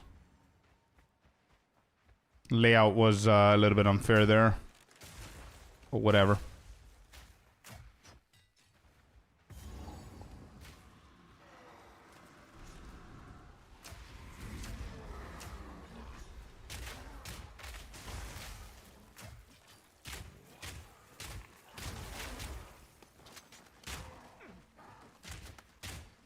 Red Veil is mostly bottom left or bottom right, where it was top left now.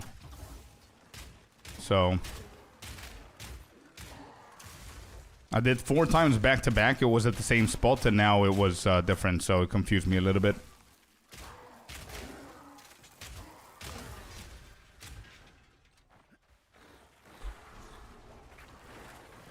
There is a slight chance that we can make this at 14. Illusional, what's up, man? Soon, TM, yeah. Yep, soonish.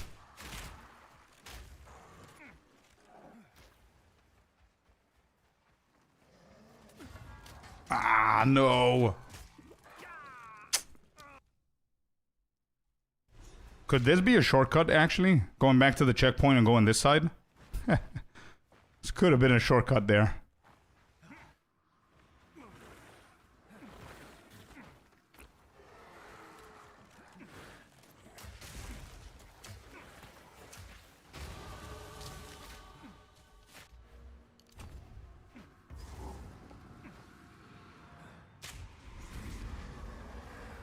On a longer term, crossbow is faster? Yeah. 100%.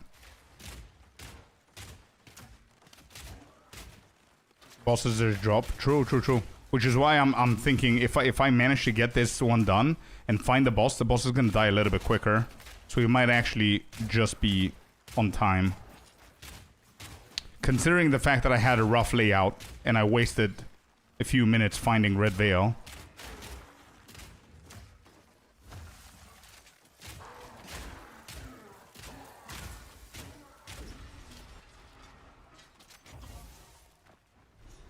It has to be here, dude. It has to be somewhere here.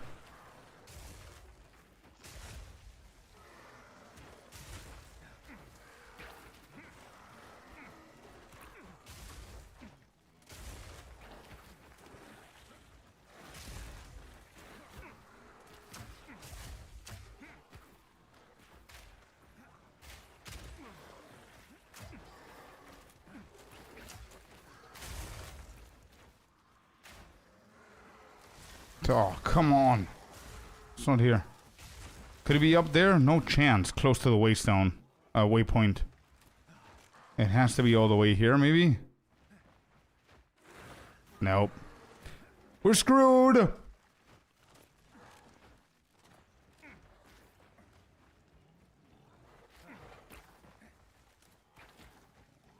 Did I miss it?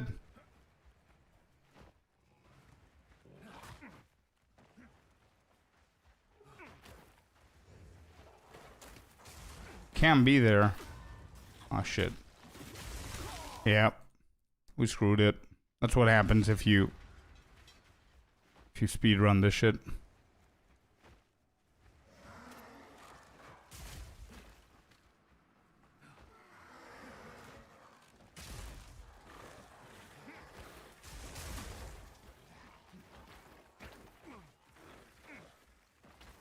Right, it has to be at the start there. That little gap right there. It has to be all the way up there. That's not even close, dude.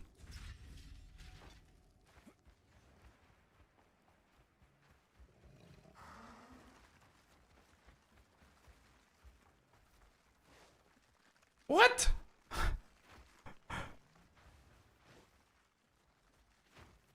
What?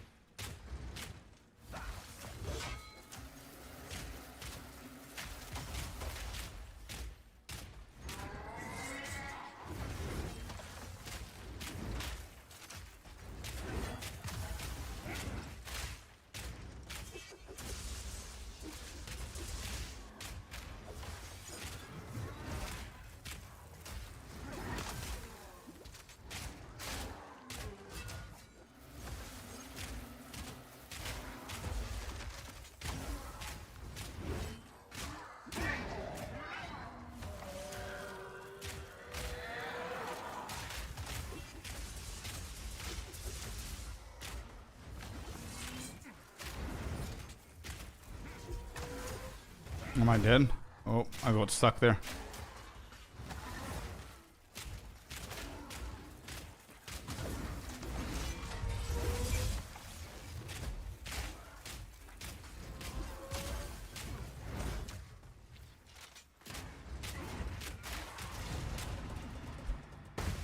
$16-14 with all the running around like a headless chicken.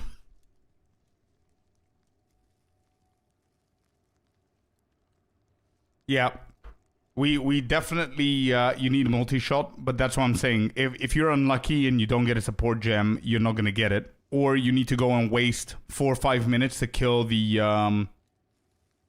mudflat guy so you can get multi-shot. Here are my main key points for the changes I would like to see. 1, rework Atlas mapping rewards.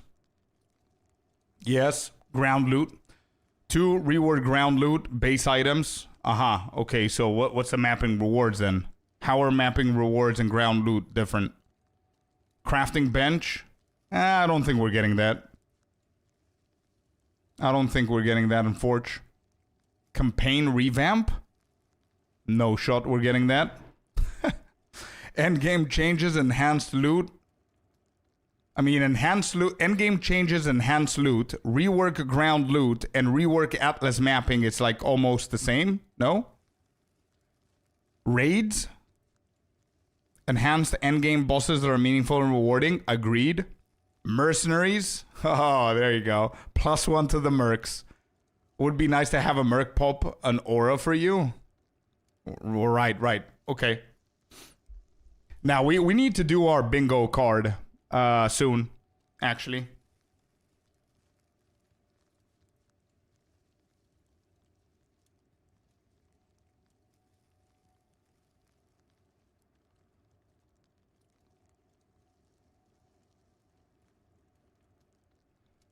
Mercs were so busted in PO1, I missed them. Yeah.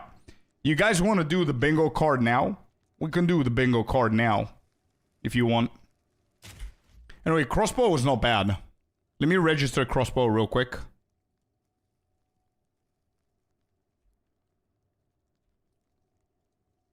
Why does it reset, dude? What was it? 16, 14 or something like that? Is that what we did? 16 something. 16, 14? I think it was.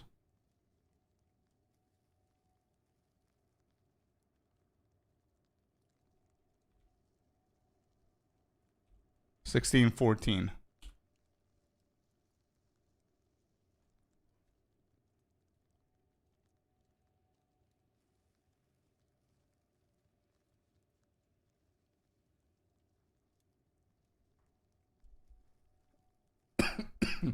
Yeah, that's exactly what Jonathan is gonna do.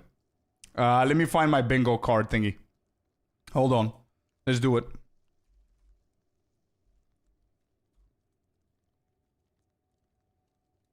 Is it Bingo Baker that we're doing usually? Yes, it is. Okay, this doesn't look good, so we need to fix this.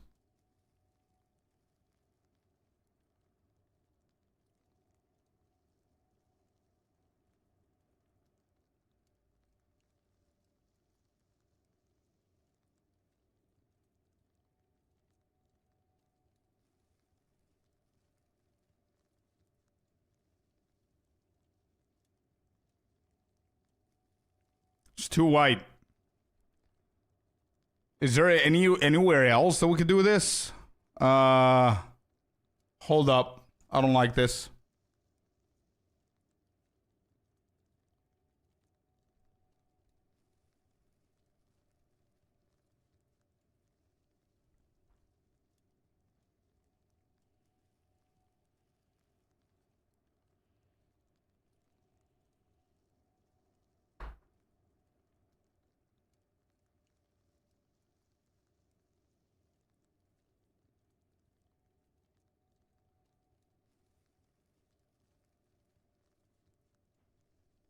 You play only Monk? No, I'm just testing only the Monk now. We're going to switch later on.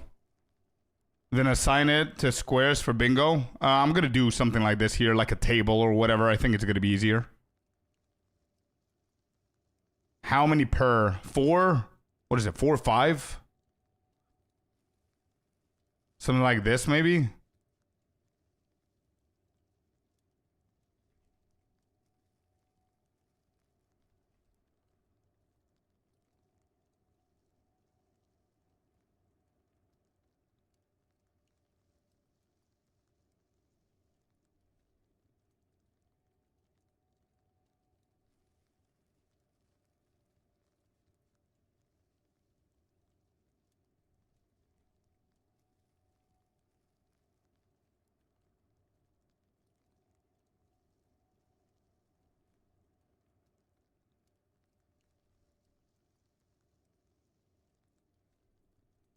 Okay. All right. Damn. 0.5. 0.5 bingo card. You guys ready? All right, here we go. So, Jonathan with crossed legs saying, "Hi, I'm Jonathan, game director of..." Hi, I'm Jonathan. 100%. That's a free one, right? Okay. Let me think. So this is a bingo card. I'm gonna do a bingo card and then predictions. Okay. I think bingo card are also gonna be things that are maybe are not coming, but it's that's why it makes it hard for a bingo to work, right?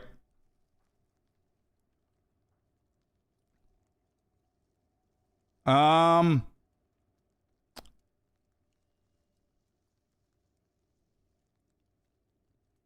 right, ascendancies. I'm going for ascendancy.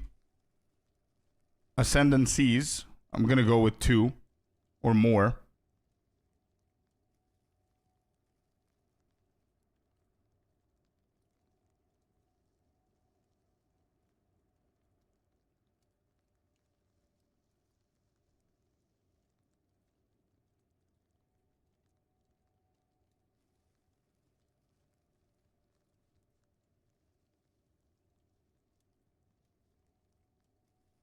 All right. Shadow. I don't know about Shadow. You know what? It's a bingo card. It's not my prediction, right? So if it's a bingo card, then we're just gonna do those things, yeah? Let me see what else I could do here. White, no. Yeah, let's do it like that. Okay, so ascendancies. Can I make this a little bit bigger?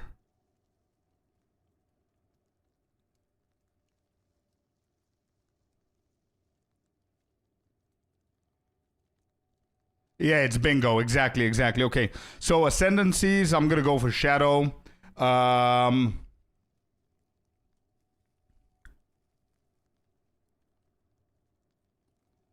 What else? Trial, new trial. I'm gonna add new trial in here. I will do Atlas rework.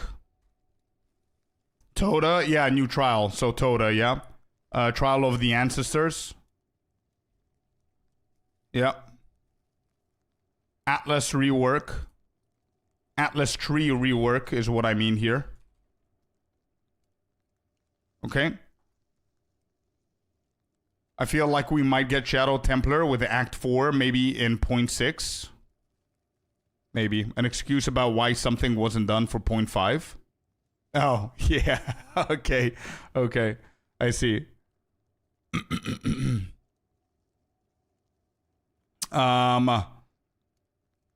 Every bingo card should have RF. I honestly don't think RF is coming. New campaign? You think that Act 5 is gonna come in? Let's add Act 5 here. Sure, it's a bingo card anyway. Let's see how many we're gonna get. Let me think. Oh. Life nodes on tree. Life nodes on tree. Since Toda is coming, I don't know if this is cheating, but if Toda's coming, tattoos. Yeah.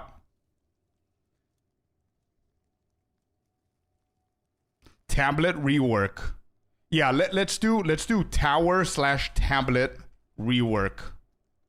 Because if towers are gone, I think the tablets are going to be gone. If tablets are gone, then towers are going to be insignificant. That's how I have it in my brain somehow.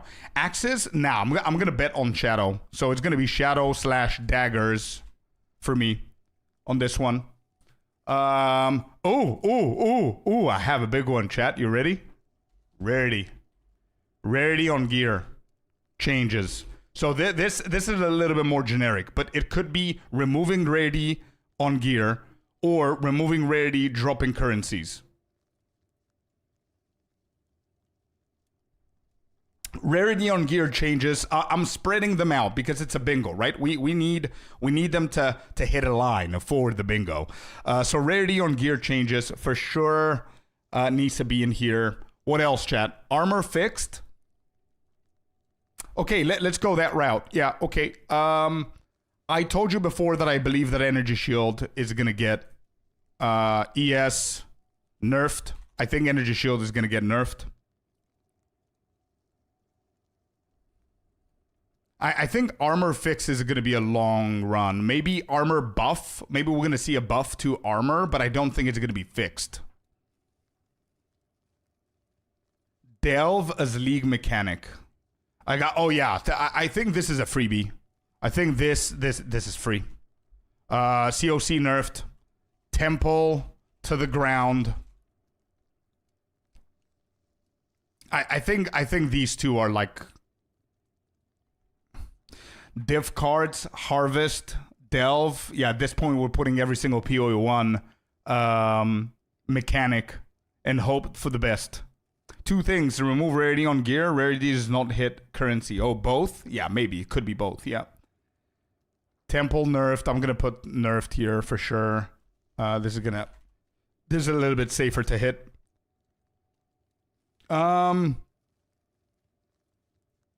You think they're going to do map rework and make like PoE1? Map rework and make like PoE1? You mean the Atlas? I think there's going to be Atlas rework for sure.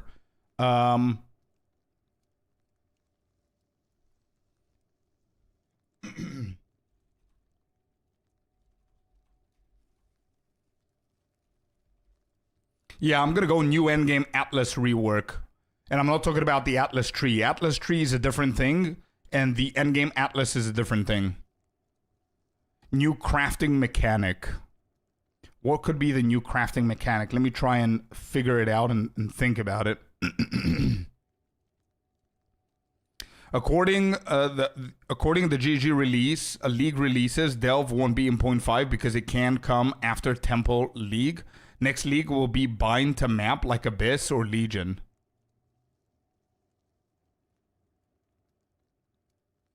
Biome selection. Yeah, something with biomes. I like that. We've been talking about that. So layout, biome changes. Map, layout, and biome changes. I like that one. Yep. I kind of agree with Barthius. I don't think that it's going to be a mechanic like Temple. It's going to be in map. Something in the map. Yeah, Legion, Abyss. It cannot be Abyss. Legion, Blight, Delve. No.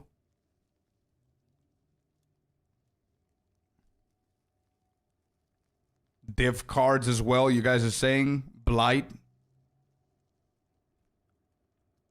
How many more do we have? 2, 4, 6, 8, 10, 11. Bestiary will give us a new crafting method. Evade mechanics rework. Evade mechanic rework.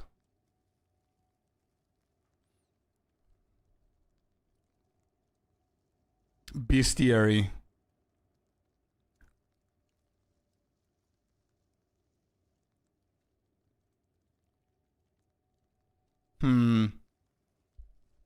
What about harvest? What about something with harvest that's also going to bring like a harvest currency for crafting too?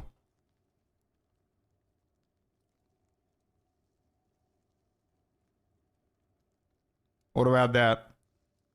COC nerfed, we have it. Temple nerfed, we have that one.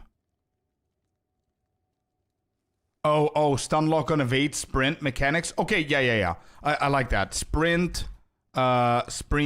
changes. That's something I'm gonna add there. Okay. Do we think they're gonna bring a new pinnacle boss? Do we think they're gonna do something with the pinnacle bosses, either the levels, the rankings, or something, to raise the ceiling higher?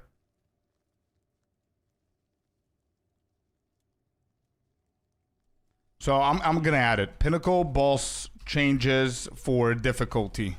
I'm adding that in there.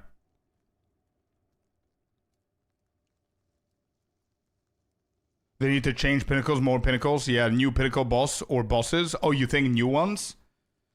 I kind of feel that if they, yeah, I mean, if you think about it, point 4 brought a new pinnacle boss, Azeri, and she was like one shot. Yeah, she can hardly be called a pinnacle boss, unfortunately. So I don't know if new bosses are coming, because the new pinnacle boss is going to either be introduced by the new mechanic or by Act 5. We're in dire need of more Ubers. I don't know if we... Yeah, sure. I'm going to keep this here as it's a little bit more generic, I would say. Targeted item farming.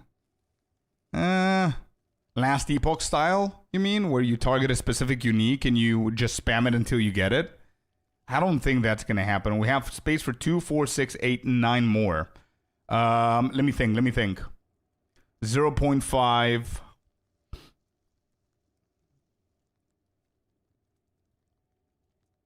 Oh. Abyss. Stash tab. / tablet tab if they stay. Something with a new stash tab is what we need.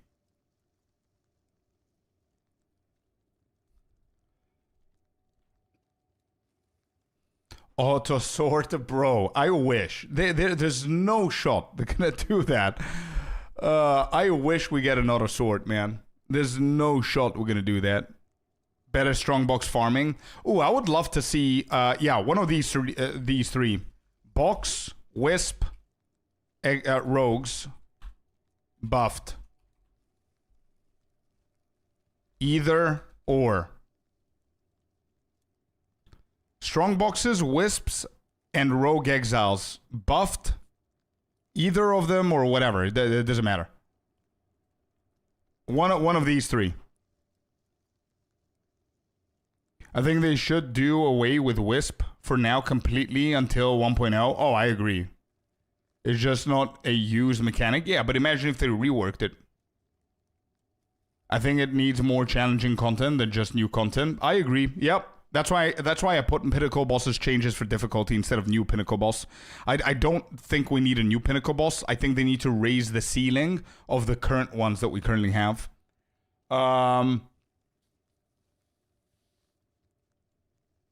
And a good example for the pinnacle bosses would be if you get to the point where you go and find Uber Arbiter. Uber Arbiter needs... The current version of Uber Arbiter that we have should be tier 2. So tier 1 is normal. Tier 2 is the current version that we have. And then they need to create the actual Uber Arbiter, which is like 20 times stronger and harder than the current Uber Arbiter that we have.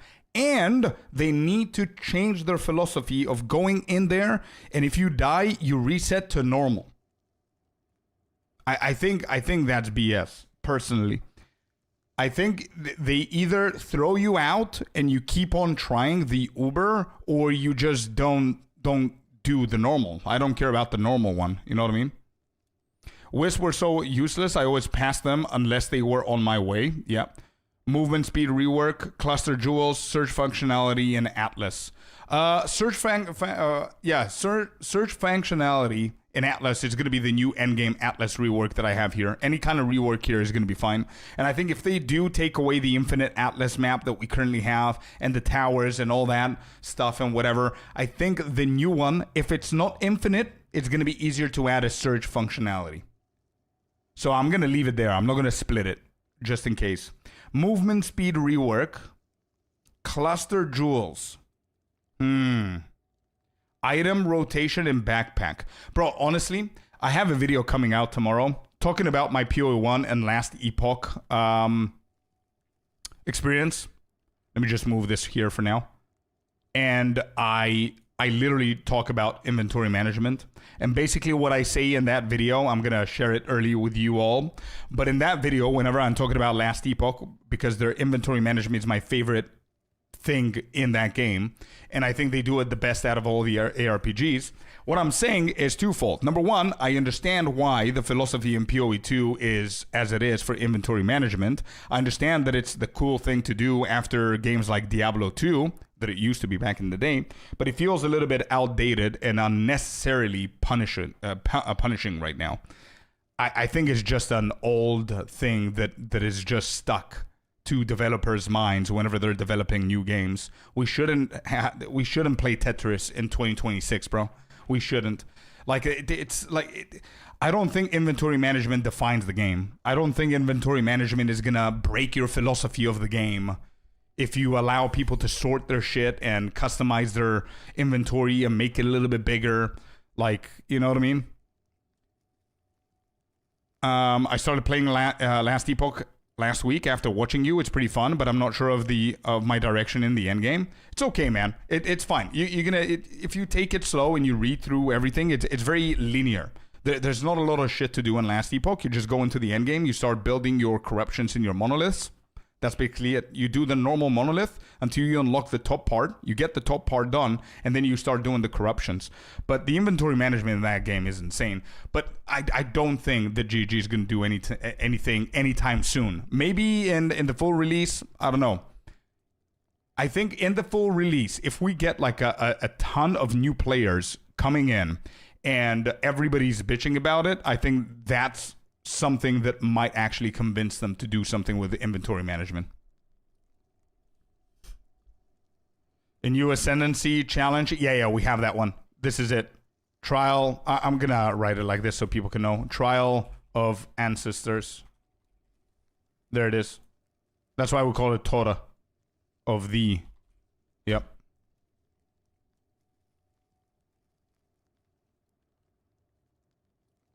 Party play nerf. It's a bingo card. Who cares? Let's party play nerf. It's a bingo card. I don't think it's coming. I don't think they're gonna focus for this in 0.5. In one of the interviews, Jonathan said that if they add any kind of item sort, then Chris Wilson will kill him, even if he's not working there anymore. This is against their vision, and manually sorting items in your inventory is a part of this game's soul, like in D2. And that's exactly what I'm saying. I completely understand that vision, but it's 2026. I mean, those things belonged in D2. It's what made D2 special. It's not what's making PoE2 special. Nobody's like, oh, yes, dude. Yes, bro. I'm going to play Tetris with my inventory. This game is so badass. It reminds me of when I was 12 and I was playing D2 17 years ago. I get it, but bruh. Nah. And I remind you, in 0.1, we weren't allowed to change our ascendancies as well. And that was something that they didn't want to do. It was against their vision, and they did that. Asynchronous trading, again, they didn't want to do that, and we have it. Exactly. And talking about taking a player's soul and make it theirs once they reach maps. Yeah, exactly. There's a lot of things that they're changing their minds. Things don't work like that, bro. They have PoE1 to support those philosophies, and they can keep going there, I believe. Give me a rotation, GG, yeah. But that's my personal opinion, man. I don't find it fun. I do not find it fun. I don't think inventory management should be a punishable thing in the game that interrupts your gameplay. It should be something that makes the game better and the flow better. Like, the inventory management in Last Epoch is so good. And by the way, it didn't even stop me from killing Uber Aberoth, which is 115 times harder than anything Uber in PoE2. And the inventory management didn't stop me from enjoying the game. How about that? I think in 1.0 we don't need to do the full campaign every run. Oh, you think they're gonna do a skip? Bro, they're not, bro. They are not even considering adding a single button that you click and it sorts shit in the inventory. You think they're gonna allow you to click and skip the whole campaign? That's asking for too much, man. Absolutely. I can see them making small shortcuts and cutting off RP events and stuff like that to make the campaign a little bit quicker. But I don't see them being this open-minded for things like that. Slip John a 20, skip campaign and start at level 70. And while you're at it, here's like $5 more. Add a sword button, John. I absolutely love it that you can use the forge on the fly in Last Epoch. Yeah, that's true. New bosses, not only Pinnacle, but also replacing the bosses that are currently in PO1, like Orloth, King in the Mist, etc. Yeah, I guess so. Guess that's something that they could do. All right, let me think, guys. Let's just finish up the bingo. Yeah, we've got 2, 4, 6 spots more. They will add more. Yeah, I don't see, to be completely honest, I don't want them to replace stuff that we currently have. I want them to fix stuff that we currently have and then add more stuff that we currently have. So obviously, I'm not even going to add it here because I added a Temple nerf. I think Temple needs to go core 110,000%. It needs to be something in the game.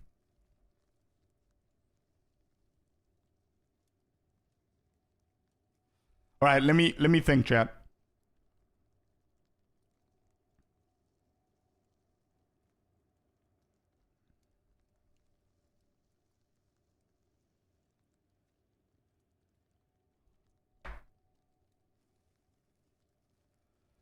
Oh, you know what I think they're going to bring? I think they're going to bring the exact same thing that they did in PoE1, where it's the quality of life on the stash tab with the exchange market. Exchange market / stash tab QOL. You know what I'm talking about? Anybody who hasn't played PoE1, what I mean is whenever you open your exchange market, right? And you see the things you're selling or whatever, there's a little icon on the left side. Whenever you click it, you open your stash tab at the same time. I think that's a given. I don't think it is, though. I mean, we don't have it. We don't have it at the moment, so I don't know if it's given. Maybe they're going to skip that. But again, I think it's going to come in. Moving player power more towards the Atlas tree. I was thinking about that. But I don't know if it actually counts as the Atlas tree rework. Oh, wait, the passive tree. No. More passive tree power. Or, actually, you know what? More passive tree power. And you're ready? Big one. Get ready. Oh,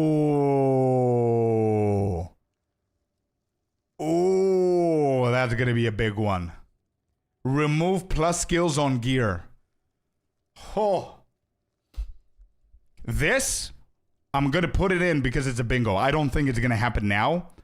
At least if they remove it on weapons. Okay? Remove plus skills on gear or weapons. Okay? But here's the thing. This cannot work if this is not fixed. Huge power nerf? Yes. But listen, if they go into the passive tree and they figure out how you can actually empower your character now that you don't have the plus level on the gear, and if they bring tattoos because of Toda, because of the new trial, then the tattoos can compensate for the plus skills on the gear, and or they can bring brand new little things that they do in PoE1 where you reach the edge of the tree, and if you put like the cluster jewels, those jewels unlock new set of passives, and from there maybe you can get the plus skills.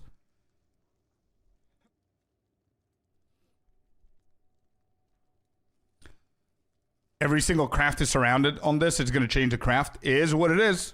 Yep. I think there's too much power coming from this, man. It's either remove or nerf. nerf / remove.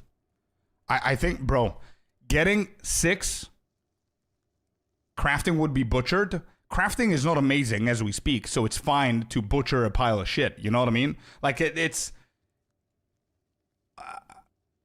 I mean, if crafting is 90% one specific goal and one specific thing, all mirror craft expects plus skills, so what? It's okay. It's fine. If you remove that, there's going to be another busted craft. There's going to be something else. I'm not saying just strip the game off of the power, but you strip it in one place, you give it in another place, and yeah. If that is removed, I don't think mirror weapons are going to exist. Maybe not for another 2 leagues until they bring another currency, another mod, or something else. Some more options to seek. Exactly, yeah. It might not be like a plus. Bro, do you guys understand that you can get +6, +7 on a simple weapon? That's insane. That's an insane power spike just from one piece of gear.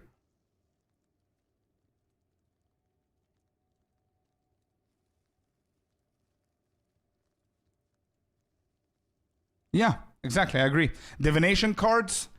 I don't know if they're ready for divination cards, man. I don't know if they're ready for div cards, but you know what? It's a bingo card, as we said before, so we're going to put them in.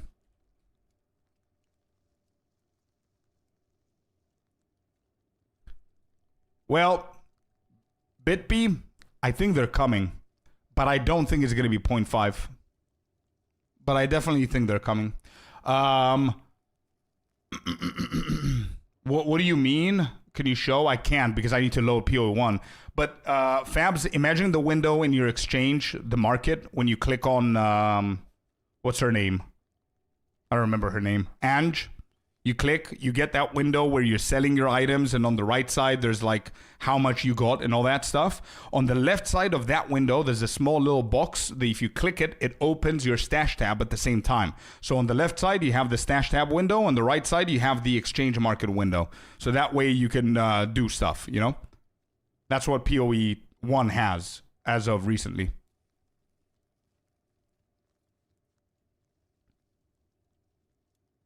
That's true, but the odds of getting like a +7 is very low. Okay, forget about the +7. +5, +6. 5 or 6 skills from one item is insane. Then you get 3 on the gloves. That's, let's say you get 6 on the weapon, 3 on the gloves, that's 9. And 2 on the amulet, that's 11, or the other way around, whatever. You get 11 levels just from 3 pieces of gear. And the other day, you know what I watched? I watched a video of somebody killing Uber Aberoth without a single point of the passive tree. Just because they managed to get a shit ton of levels from the gear, an insane amount of gear. If that doesn't tell you that the passive tree provides us with almost nothing, I mean... Okay, you get the point, Celestina. It's not the point to pick up the details. I mean, like 10 levels for skills... just from 3 pieces of gear is insane. 9, 10, 11, whatever it is. You get my point. It makes a lot of legendary useless because they didn't... Exactly. Removing that shit is going to help the uniques. It's going to give a different kind of diversity. But as I said, I don't think just removing it is going to be good. They need to remove it from here or nerf it from here. And then they need to add it somewhere else. They need to add that power somewhere else. Either the tattoos need to bring that power, or the passive tree nodes need to have that power. Have a good one, Klima.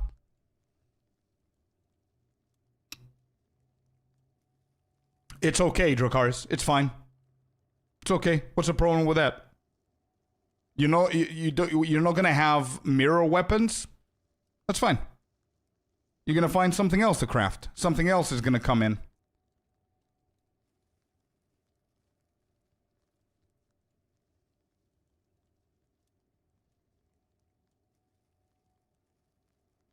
Yeah, but my question is, why is it necessary to have mirror weapons?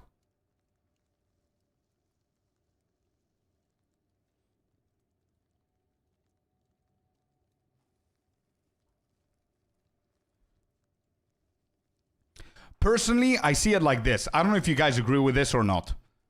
If you're playing a character, okay, that character has 100% power. Where does this power come from? I feel that it should be 33% gear, 33% passive tree, 33% abilities. Now, you can also argue that abilities are enhanced by the other two. So if that's out of the way and abilities don't play any role, right? So this should be 50-50. Or if it's not 50-50, it could be 60-40, right? And this is your power. But right now, I feel that it's like, and I'm going to be generous here, I feel it's 85-15. And this is generous.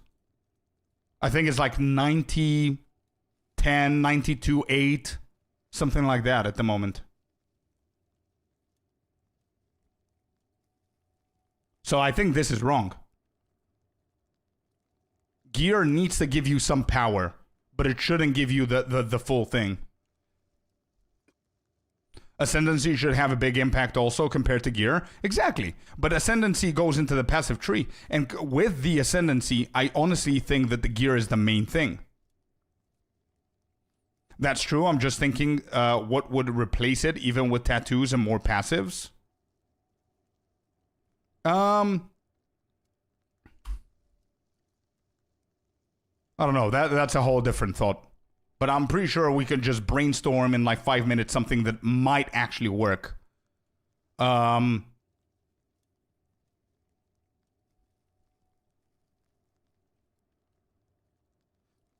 have an idea. Brainstorm. Boom. There you go. Perks of playing multiple ARPGs. Listen to this.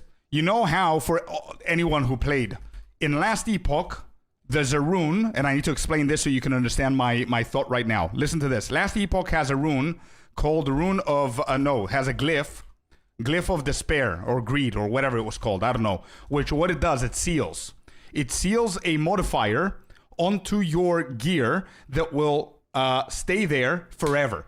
Imagine if you could do something similar to your weapon or whatever it is, and you can add, let's say, a rune. Rune of skills. I'm just brainstorming right now so you can get my point. Rune of skills provides you with the following. It only has a maximum skills.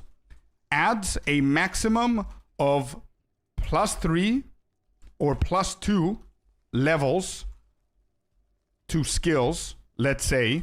That's one idea. It doesn't completely destroy the fact that you can add skills, but it's rune of skills. You can only, and it's limited, adds a maximum of +2 levels of skills, limited to 1 per, right? And then you can use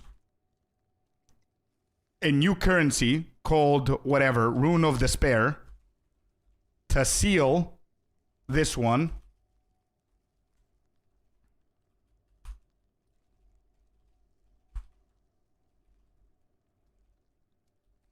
Something like this. And then you seal that shit in there, and you can put another rune, but it's not a modifier. It's not only it's not a modifier, but it's also RNG whether you're going to hit the rune or not. And also the number is a maximum of 2 and it's a limit per 1. It's not a maximum of 7 or 6 or 5 or some shit like that, and then you stack it into your weapon and then into your amulet and then into your gloves, etc., etc. So this is one way that it could be done. And how you will compensate with the levels that you lose is tattoos, for example, or power nodes on the tree. They need to do a good work. They need to change a few things and think about it mathematically as well to make it make more sense. Somebody said in chat, take out nodes that nerf stats. Yeah. I think the crafting in Last Epoch is better than PoE. I think the crafting in Last Epoch is better than PoE 1 and PoE 2 only in the start. Later on, it becomes this repetitive single action that you take over and over and over and over again. So I'll explain it tomorrow in the video, but Last Epoch is providing you with like 35 different things that you can do early on in the leveling, and then when you reach the min-max of the endgame, like Corruption 800, 900, 1000, 1.2, things like that, out of those 35 different things that you were supposed to do, you are currently doing 2 things. That's it. And that's basically it. You know why? Because you reach a line at some point that the only gear that you're looking for in Last Epoch is uniques. You don't craft rares, you don't do shit. And I was an exception because my build only needed 1 rare piece, which was the helmet. There are other builds that don't need any rare gear. So although it's really good early on, it's not that great later on. I think PoE1 has a better crafting. Mine is all unique. Exactly. So out of all the options that you had, like 6 different glyphs or 5 different glyphs and 15 different runes, and then you have a new rune that you can get from the beasts and whatever, all of that stuff that we were piling up in shards, and we need to collect the shards. Why the hell were we collecting like 60, 70, 80 different shards from the Prime? We never used them. That's why I'm saying that at some point it gets, it's not needed. So it's good that we played it, because now I don't think that Last Epoch is the best crafting that there is. It's really good early on, but I think PoE1's better. It's more complex than Last Epoch. Oh, 100%. I agree there. New for bingo, interlude, switch to Act 5. I already have it in. Barthius, we have it. Act 5 is in there. All right, we have 2 more. We have 2 more. 2 more.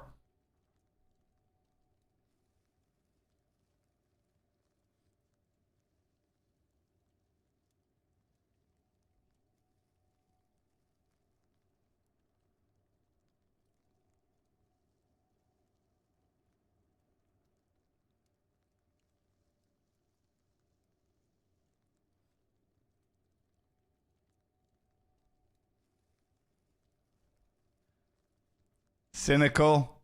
How awesome would that be, bro? Picking up 1 picks up all.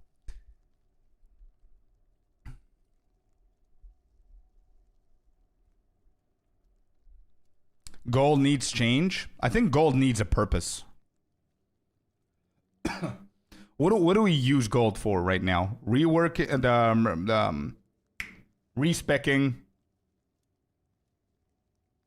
Buying gambler, buying items from the vendor. Nah, okay, yeah, gold is fine. I think gold is fine. I think gold needs more purpose, but maybe later on. I think we're okay for now. Change the towers. I have that one as well somewhere. Tower tablet rework here. The power DPS difference in a 0.7 to a 0.0 is insane. Yes, but think about it like this, Celestina. I know it's going to be a lot of work, but it's whatever. The +7 makes your build go from 0 to 100. And again, the +7 is on 1 item. Okay? Let's say you don't roll the +7 on the weapon, but you roll the +6 and you get everything else. It's insane. So what I think they could do, again, it's a lot of work, is if you remove the plus levels on the gear, it's going to harm every single build. No exception. No exception, by the way. Every single build is going to get harmed. You know what that means? Everybody is shittier than they were yesterday. That's not a bad thing if you think about it, because not one benefits over the other. Everybody is in the same line. Now, what they could do is they can increase the power of everything in the passive tree by 15%. Make the nodes, change the nodes that punish you. Let's not have negative shit in the passive tree. Let's increase the power spike that you get from the passive tree. Let's make it normal. Whenever you level up more than 5 levels, you feel that difference. Not whenever I luckily find a weapon on the ground and I put it on and suddenly I'm a god for like 15 minutes. You know what I mean? It's going to be tough. They need to probably buff every single ability in the game by 6-7%. Everything up. All the damage. Everything goes up by 5-7%. Buff the passive tree by a good 10% as well. And I think it's going to be fine. And also, again, this is not accounting for new shit that's going to come out, like tattoos and other stuff that they can think about. New runes, new, I don't know, new mods, maybe. Whatever.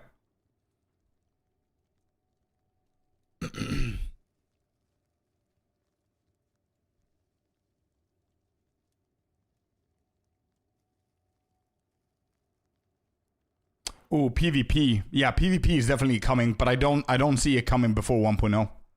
I know it's a bingo card and I'm putting things that I don't believe that are coming, but PvP is, it's not even close. I think PvP is going to be the first patch after full release. Or maybe the second. New hidden ascendancy like Abyss Lich. That's a good call. I don't know if they're happy with the Abyss Lich.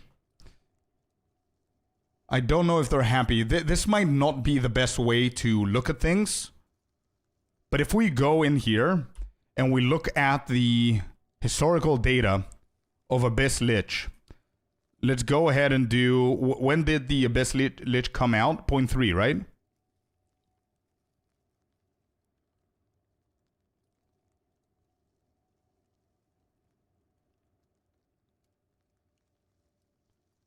This is where it came out, right? 0.3. 2%. Latest snapshot. Yeah, 2%. Week 1, 1%. Is there any week that it actually spiked? It went to 2%. 2%. Yeah. Rise of the Abyssal, it came out, the new Ascendancy, and it didn't perform. Fate of the Val, it's even worse.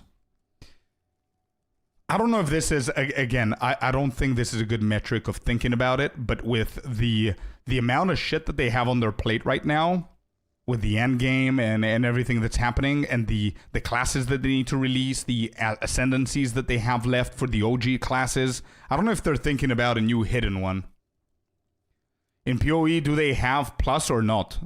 They do, yeah. They do, but I don't think it means anything. It's a very different game.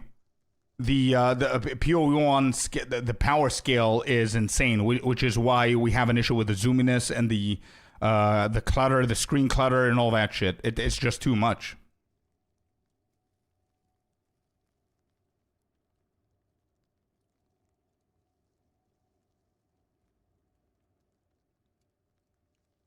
Missions or goals, yeah, like challenges and achievements are also going to come, but again, I think they're going to be in 1.0. We need 2 more. I need to figure out 2 more. Give me a second. Let me think. Change the towers. We have it already, chat.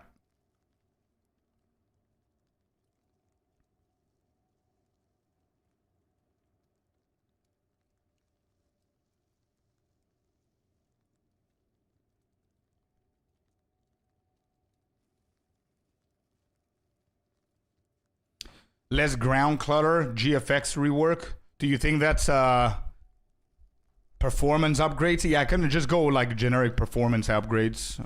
But I feel that this is like cheating.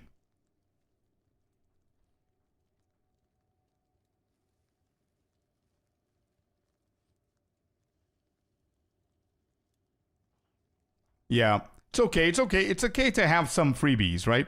It's okay to have some freebies in the bingo. It's okay. It's fine.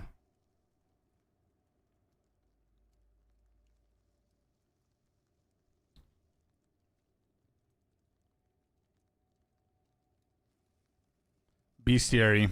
Do we have another? Wait, we didn't add. Actually, no. Wait. I know how we can finish this. I didn't add a mechanic that I think is going to come in, right? Yeah, okay. So last one is going to be a mechanic. I need to choose. So a mechanic that I think I'm between Bestiary, Blight, Legion. I think Legion is a no. Harvest. It pains me to say, but I don't think they're going to bring something brand new. I think it's going to be a PoE1 mechanic reworked to fit into the PoE2 thematic. And also they confirmed they're going to be doing this until the release. So, Delve. Bestiary. Bestiary makes sense. But they're going to do Bestiary after Druids. Corruption with Fate of the Val. What makes sense to go after that one?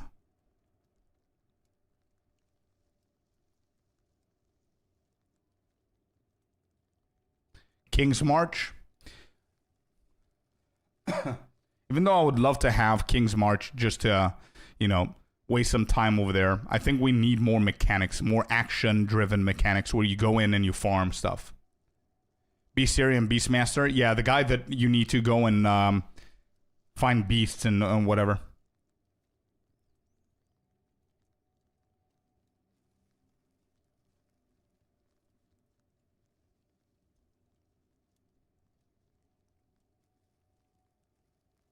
That's true. Actually, you know what? You guys convinced me. Bestiary. I'm going with that one. I can't even spell. Okay. Okay, yeah. That's going to be the one. The Beastmaster Ascendancy. I added Ascendancies here, so we're covering that. Release the Ascend and the Tech. Yeah, that's actually smart. That's actually smart. Anyway, this is my bingo. Is it likely to hit? I think Ascendancies, we are roughly at 95% sure that at least one Ascendancy is going to come. Shadows and Daggers, I'm around 10%. Yeah, I don't think so. Trial, probably. I think it's time. Atlas Tree rework. I don't know to what extent, but I'm definitely sure. I'm like 99% sure that they're going to change something. Life nodes on tree? Probably not. Probably not. Tattoos? They could go that way if the trial comes in. Probably tattoos are coming as well. Towers and tablets rework. I think we definitely see this. I'm over 90% sure with this. ES nerfed. I do think that ES is going to get nerfed. Hopefully not, but maybe. Act 5. I'm not convinced. I would love to see it, but I'm not convinced that Act 5 is coming. Personally, I don't think we're getting this. Temple nerfed 100,000%. I cannot be more sure of something. Abyss, dash tab, tablet tab, if they stay. I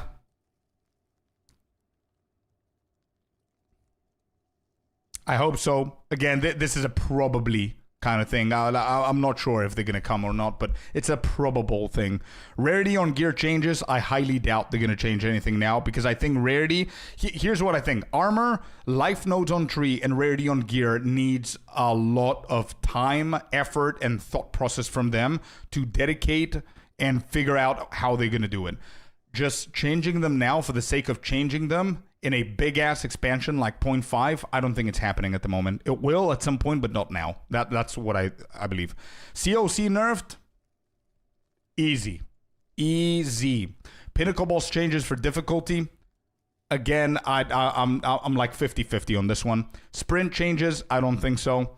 New endgame Atlas rework? Yes. I believe 90%. I believe. Exchange market stash tab QOL. Some of you say that it's given. I think it's pretty easy to do it. Yeah, I think it's pretty... I can definitely see it. It's easy to do it. They already did it in PoE 1, and it's working. It's fine. Although I didn't really use it that much, but it's definitely something that's easy to do. Do you think that COC needs a nerf, or the Comet, or Blood Mage? From the 3 that you said, 2 out of those 3 need a nerf. I don't know if this is a hot take, but I honestly don't think the Blood Mage needs a nerf. I don't think... Here's my idea. Before you go apeshit, this is my idea. If an Ascendancy is good, leave it as it is. Stop touching the Ascendancies. You need to bring other Ascendancies that are bad close to the ones that are working and see what of the abilities and the formulas and the calculations that pair up 2, 3, 4, 5, 6, 7 abilities together with the ascendancy that you're claiming that it's big, like Blood Mage or Deadeye or whatever, right? To see what is the problem there instead of just nerfing Blood Mage. Blood Mage is like the most OP ascendancy. So you're telling me that if I make right now, if I make the same build with the same gear that you have on your Blood Mage on my Invoker Monk, I'm not going to be able to completely destroy the entire game? What is Blood Mage OP for? That 1, 2, 3, 4, 5% extra min-maxiness? By the way, I'm not against anyone. I'm just asking a question to see where we can agree and where we can disagree. I really want to understand. Base 15% crit chance on spells. Okay.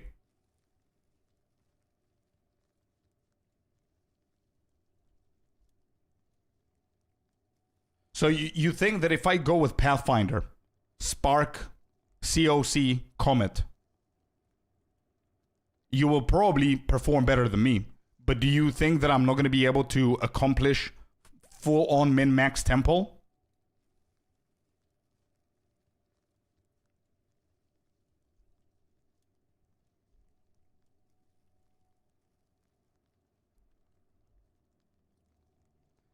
Yeah, but this is what... Okay, Brute. Okay, we're getting somewhere. If I remove Comet and Spark, are you still the most powerful ascendancy? Just because you have crit on spells? Spells that don't work? Spells that don't synergize together? Spells that are pretty much dog shit? Apart from Spark and maybe Entangle that's good, and other few spells here and there. Is it, are you the best because you have, not the best, but I mean, is Blood Mage the best ascendancy? You have highest crit and spell mana leech, okay? What if you run out of good spells? What if you don't have Spark that's good? What if you don't have Entangle that's good? What if you don't have Comet that's good? And all that stuff. What if, like, melee is overpowering Blood Mage? Then physical builds win. Okay. So you're only powerful because you have the related spells that are insane at the moment when it comes down to the, what's the word that I'm looking for? Compatibility with your ascendancies, where I'm getting at. I don't want them to nerf Blood Mage. I want them to nerf the abilities that are causing Blood Mage to shine. You know what I mean? Blood Mage was insane with Rake, if you remember. As well.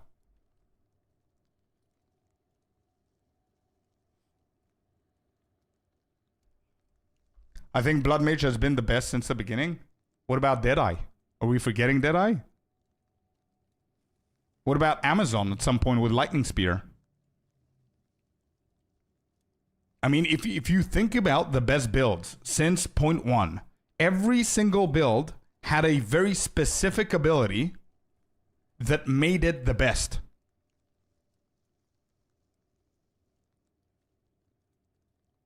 Is there a way that I can see this?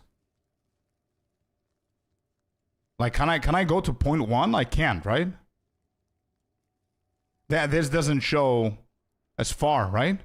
It's only the previous league. Previous leagues. Rise of the Abyssal.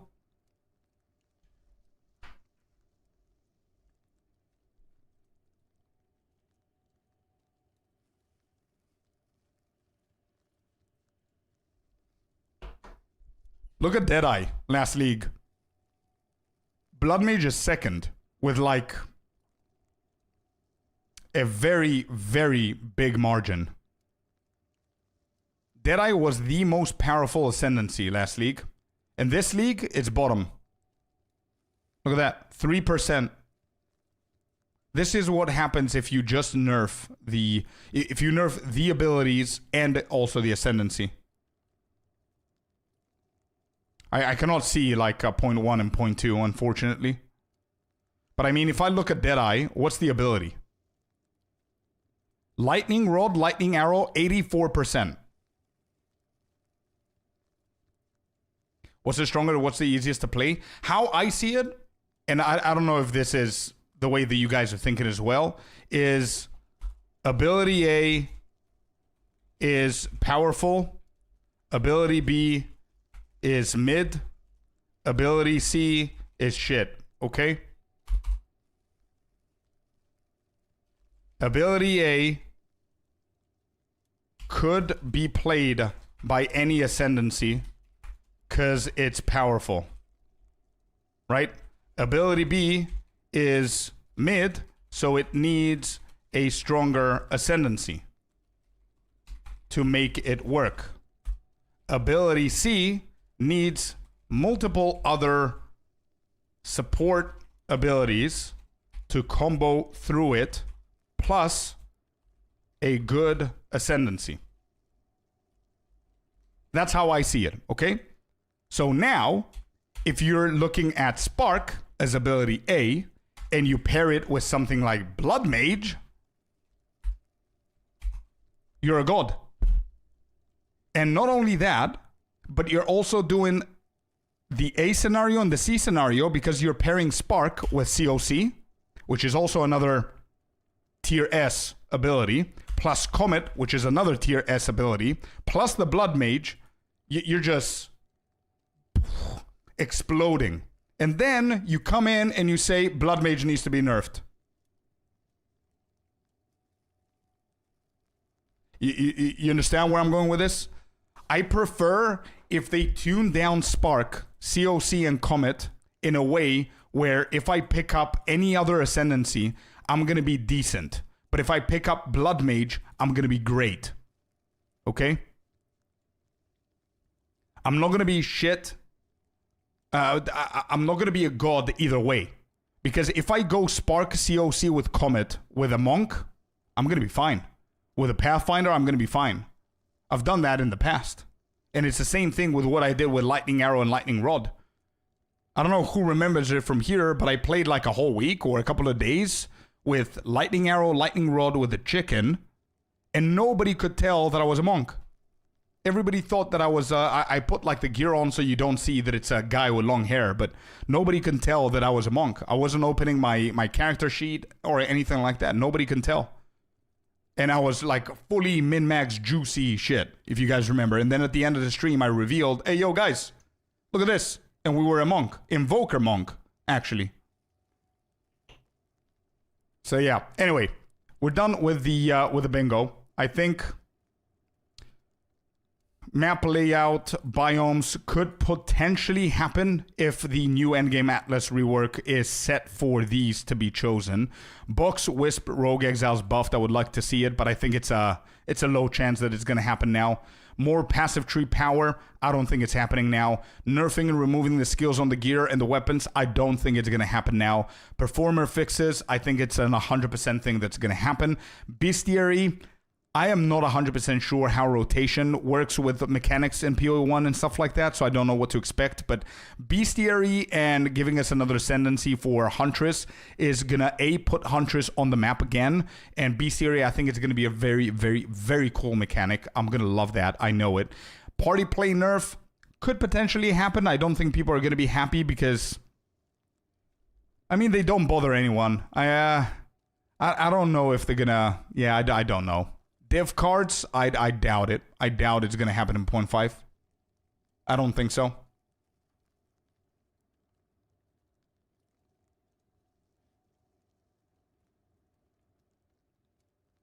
Have a nice night, Barthias. Have a good one, man. Yeah, exactly, Celestina. Yep. I'm interested in a Spark Monk. Let's do it, man. We're going to do one so you can see it. They already said the diff cards are going to be in the future. Yeah, they said it like a few months ago, yeah. What about auras? What auras? Can you give me an example, Steven? Anyway, this is my bingo card. And we'll see. We'll take it from there.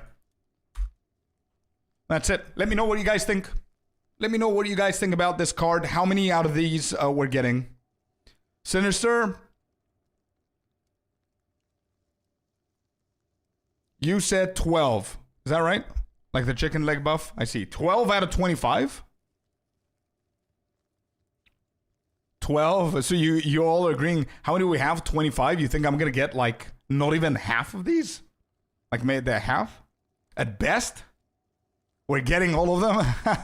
So wait. So the ones that I said that possibly we're getting how many? So Ascendancy's one, for sure. Okay, I'm going to count the ones that are, that I feel that are more into the 100% ratio, right? Let me just do the 100% ones. Performance fixes. Don't ask me why we need to click on pink to get green. It's a dark mode.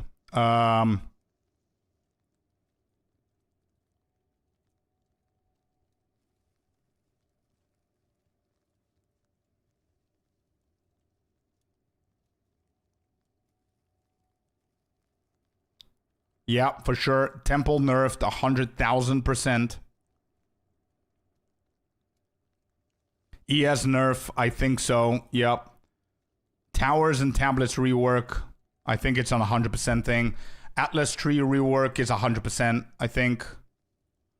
Life nodes, trial of ancestors. So that's 2, 4, 6, 8. Oh boy.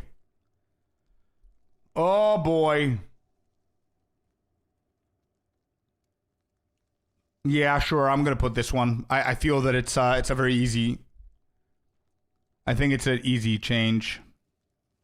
Yeah, but the thing is that even if these we land, we don't want to land all of them. It's bingo. We need a line or right. So we're not even getting that. In order for us to get a line, we need Act 5 and tattoos here to make this line. Uh-oh. I don't think we're winning this. Hey, listen. If they surprise us and we don't get a new class, we might get a new act. If we get a new act, we might see Trial of Ancestors. If we see Trial of Ancestors, we might get the tattoos. And if that shit happens, we're getting ourselves bingo. Line 2 is the more probable, exactly. But it has to go in that order.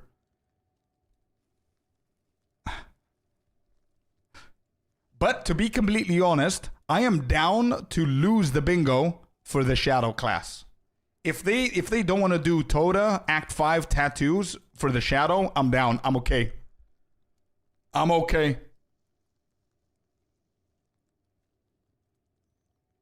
Last column seems possible. Wait, this?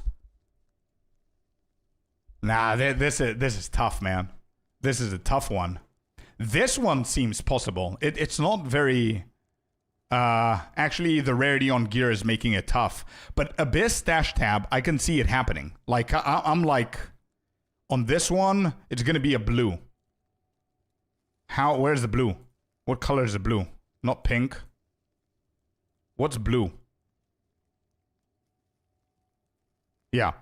This is almost... Yeah, this is almost... It's around the 80% mark. Blue is blue, not in here, not in the dark mode on Word file.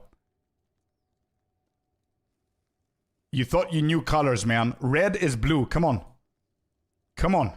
Orange is darker blue.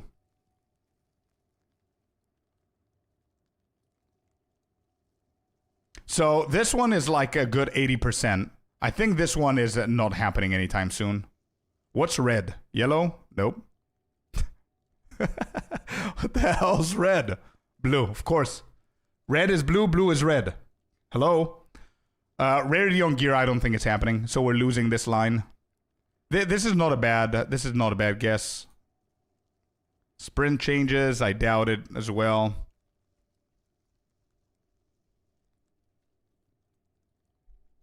Column, not row? Yeah. Okay. So which one did you say? Last column?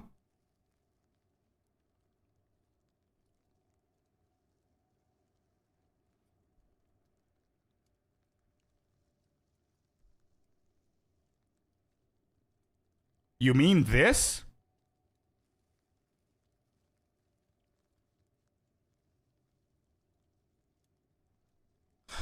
Bruh, I think this for 0.5 is going to be very hard for them to do. I think it's going to be very hard. Because although I see it happening in the future, I would love to see it happening, removing plus skills on gear, like Chad said before, is a very, very difficult thing to balance.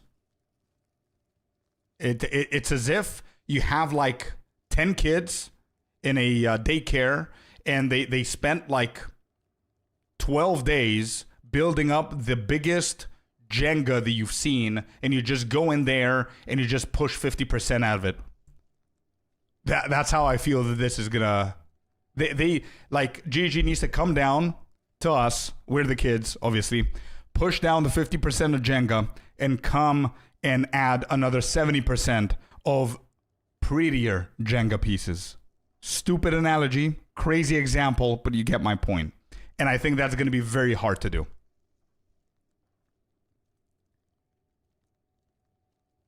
Nerf is not. Yeah, maybe Nerf is not. Yeah, it's I wouldn't mind, and I don't know if this is a hot take, but I wouldn't mind if they come, hey, instead of +7, you're only now getting +4 on the weapons, and you're only getting +1 on the amulet and the gloves for skills. Deal with it. I wouldn't mind if they did that. No alternatives, no other power spikes, no other shit. And then they can do whatever they want in the passive tree to give some more power, like 10% power on the passive tree with tattoos or whatever it is. I wouldn't mind if they did that.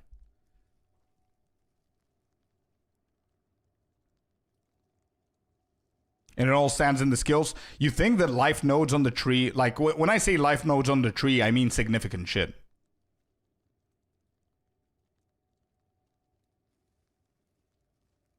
Sprint change it. We'll see. It might be. For me, the 100% are the green ones. We'll see what's going to happen.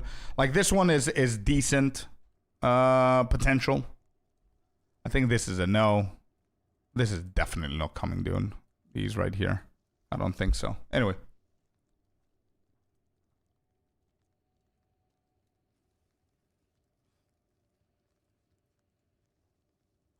Do you think they're going to add aura skills like PO1, like the haste purity of elements? To be completely honest, they might actually do some auras, but what I would love them to do is bring us auras from, change a little bit the shrines, make them a little bit more fun. But I don't think they're going to play around with haste auras.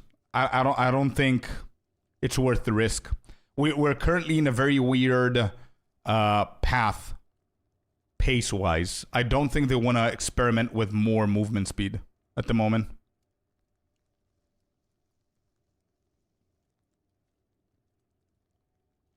Life nodes on tree, blood mage buffed. Yeah, but it's not black and white. If you put life nodes on the tree to benefit all the other classes and ascendancies, and you see that 9 out of 10 ascendancies are going to benefit 20% by the life nodes, and then 1 out of the 10 is going to gain 50% buff, you're going to go to that ascendancy, you're going to drop that shit down so you can match it. So I don't mind. I don't want all the other ascendancies to not have the option of going life nodes because the blood mage is going to benefit more. You know what I mean? But yeah, I see what you mean. But in that way, they should, yeah. If they bring life nodes or anything that's gonna benefit one ascendancy over the other, like significantly, they definitely need to go back and nerf that ascendancy. Like they've been doing that for a very long time. See ya, Matthias. See ya, bud. Yeah. That is what I mean for the life nodes, yeah. But it's not like, if they go and say, okay, this life node is going to give you, instead of 50 HP, it's going to give you 75. I'm not going to get it on the bingo, you know?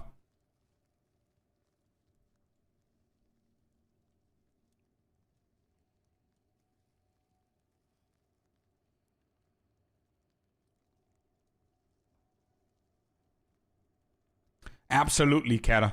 Absolutely. There's a lot of ways that they could do it. But again, if you remove +7 from the weapons, it's a big-ass nerf. And I don't know if GG is the type of devs that they're just going to decrease that and nerf that much and not compensate in other ways. But we'll see. We'll see. It is getting hot, bro. It is. Yep. Anyway, that's my bingo. We'll see how many we're going to get out of that.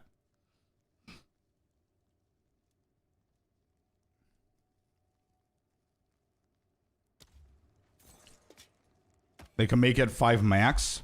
They could. They could make it 5 max, but the only reason I would see them doing a small nerf like that is... I don't know, I don't find it worthy. It's either you're gonna nerf that, and because the problem is not having +7, bro. I don't think that the problem with the skills is having +7 or +8 or +9. I think the problem is having plus skills on the gear, so many. It's either you're gonna go from, because again, what is the max that you can get on an amulet? 2? And then you can get on the gloves another 2? Is that it? And then 7 on the weapon? 3? Okay, 3 and 2, 5. And then 7 on the weapon, 12. And min-max, fully min-max build. Okay?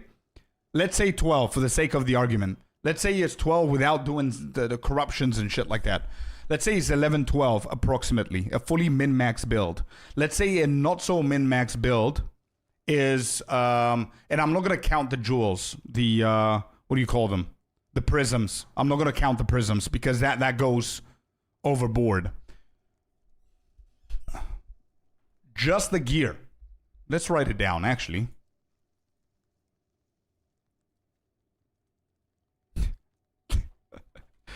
Weapon max is +7. Amulet max is +3. Gloves max is +2. Correct me if I'm wrong. Then sure, Prism max is +3. These are the basic ones, I think. Right? Vertex is very specific. I mean, Prism is very specific as well, but just an example, okay? If you have these, this is a fully min-max build. This is min-maxiness. But with this min-maxiness, this is 4 pieces. 4, chat. 3 pieces of gear and 1 prism. You get 15 levels on your abilities.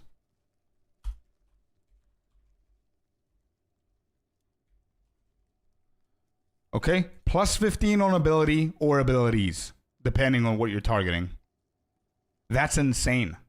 So them coming and reducing the +7 to +5 and this to +2, I don't think that's going to help or do anything. It's going to nerf it for sure. It's going to nerf it. But I think that's not the point. The point is that your character power, if it's 100%, it needs to come 50% from the gear, 50% from the passive tree. So they need to do a big-ass change on these plus skills on the gear in order for you to achieve that. Some games do passive tree 80% gear, 20% or 70-30 or whatever the case is.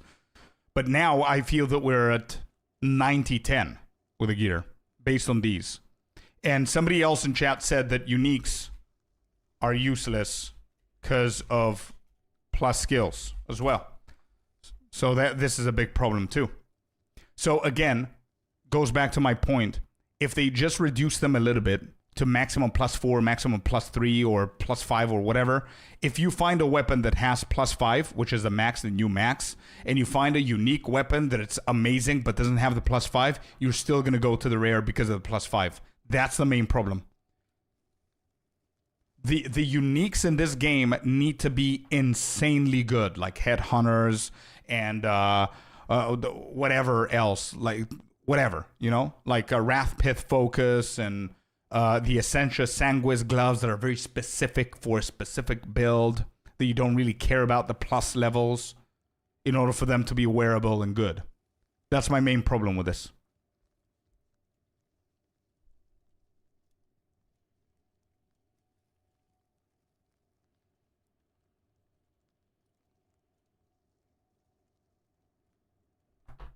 And to be completely honest, I need to say that although I would love to see more unique items being brought into builds and buffed and whatever, I definitely don't want the whole thing to be uniques. I've had that experience with Last Epoch. It does not feel good.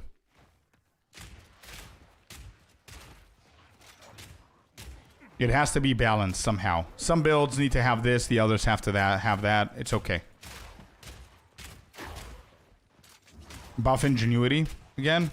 Bro, to be completely honest, I kind of like Ingenuity the way that it is now. You know why? Because it has decent play throughout. Like, if I go and check Ingenuity, what's Ingenuity at right now? So, hold up. If I go to Rise of the Abyssal, Ingenuity, throughout everyone, 104, is that 104? 104,000 characters, 15% have used Ingenuity throughout the entirety of point 3. In point 3. Okay, and point 3 is where they actually changed it, right? How are we doing here? 10% out of 124. It's a shame that I cannot see point 2 and point 1. I don't know if there's a way that I can see it. Like the older versions. If I log in. But I'm pretty sure it was over 35%. And the reason why I'm okay with how Ingenuity Belt is right now, exactly, is because I think the 10 to 15%, even 8% for one singular unique item is okay throughout the whole league. It's fine. Yeah, I agree, 100%. I think that's great because it leaves room for others. But the problem, you know what the problem is? That the other 80% is Headhunter. That's the problem. It's not Ingenuity. That's why I said I don't think they need to buff Ingenuity. I think they need to buff other shit and reduce and nerf Headhunter. I know it's not the most popular opinion, but is what it is. Oh shit! Wait, can I? Is it here? Nope, I cannot find it. Damn it.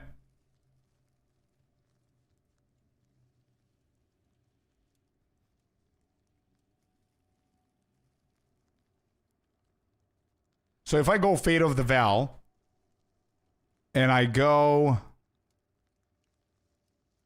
Rise of the Abyssal, and I do the same, Headhunter, 26% for Rise of the Abyssal, 0.3. 47%. Holy. 47% out of 125,000 people, half of those people are using Headhunter in 0.4. 100%. 100%. We need to add Headhunter and nerf. Why did we not think about that? It's 100% getting nerfed.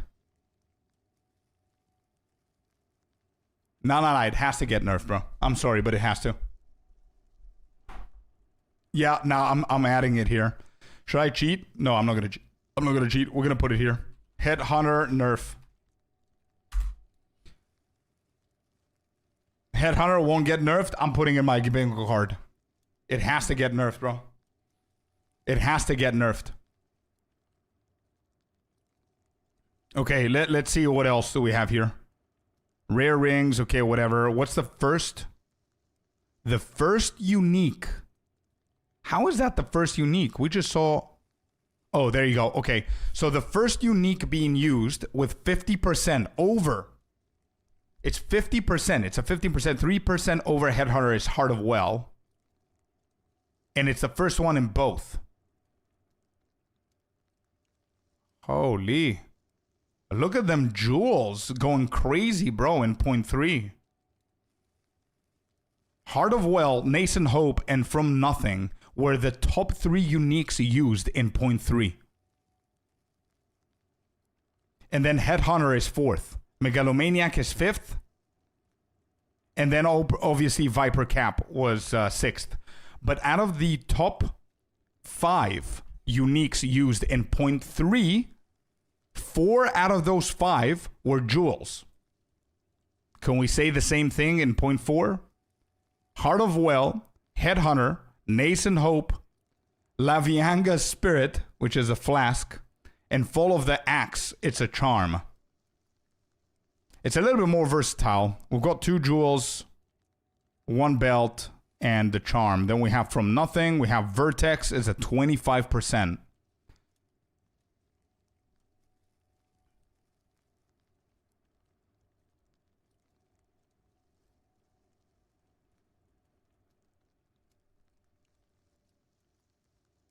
Yeah, 10% on Ingenuity is fine, bro. I think Control Metamorphosis is fine. The Resolve is fine. Against Darkness is fine. Hoa Gloves, yeah, Hoa Gloves were like 50, 60% probably. They got butchered, which is okay.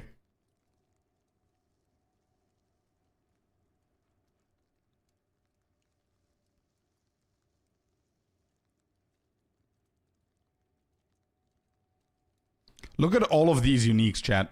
Watch this. Look at this scroll. Watch that.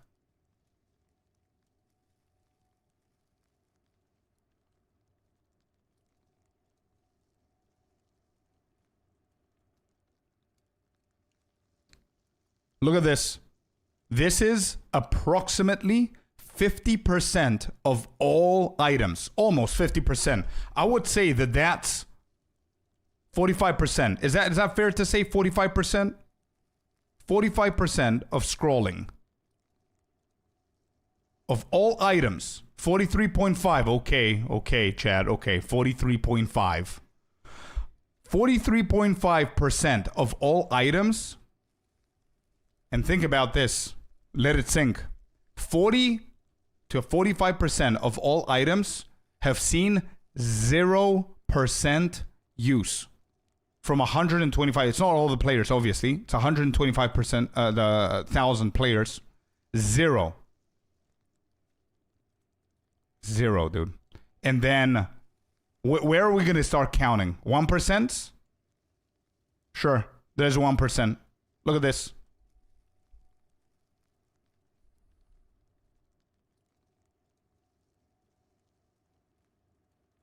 %. Yeah, 80%. I would say 80% for 1%ers. Sirgog made a video also release either on May 8th or delay. For other dates, it's already too late. How is it already too late? How do you agree with already too late? Why can they not do 17th teaser, 24th reveal, first release? Why is it too late? Teaser is always 1 week before the release. The reveal is always 1 week before the release. What am I missing? Should we watch that video? You guys want to watch that Sirgog video?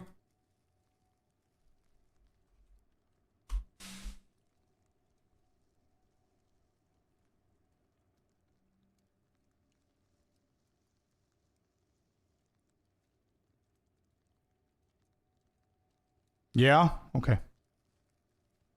We like Sirgog.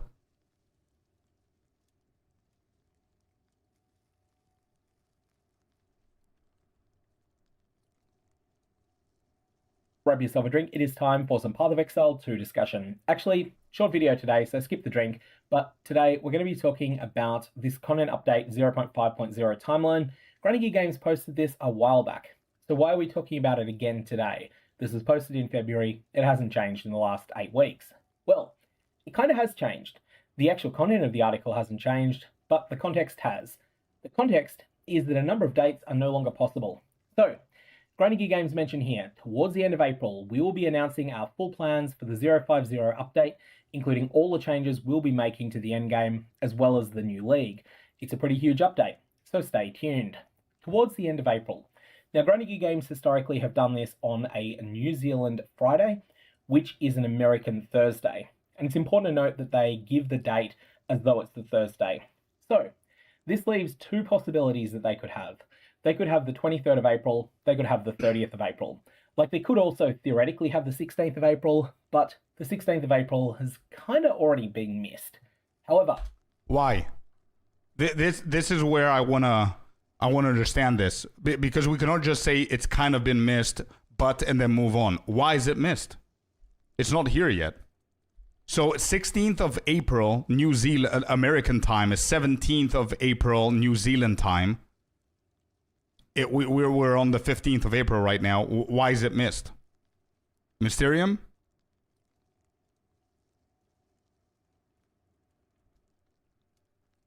I don't understand why it's missed.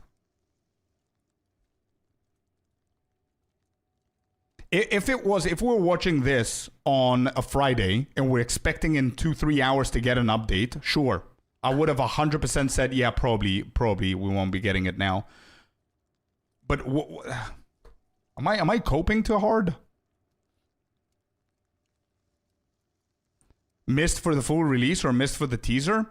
I don't think he's talking about the full release because he just read to us that they said towards the end of April. Towards the end of April doesn't, by the way, doesn't mean end of April. It means towards. So you could be on the 23rd and say it's towards the end of April, right? We're currently in the middle of April. Next week is towards the end of April. So what I think might happen is the middle of April, so 17th or 16th of, if you see the calendar down here, is the teaser, which this is not what they're saying that they're going to do, because they say they're going to announce our full plans for 0.5 update, including all the changes we'll be making, yada, yada, yada. So that's the reveal in my eyes. Correct? Isn't that a reveal they're talking about? They didn't say towards the end of April they're going to... it is too late for the 17th.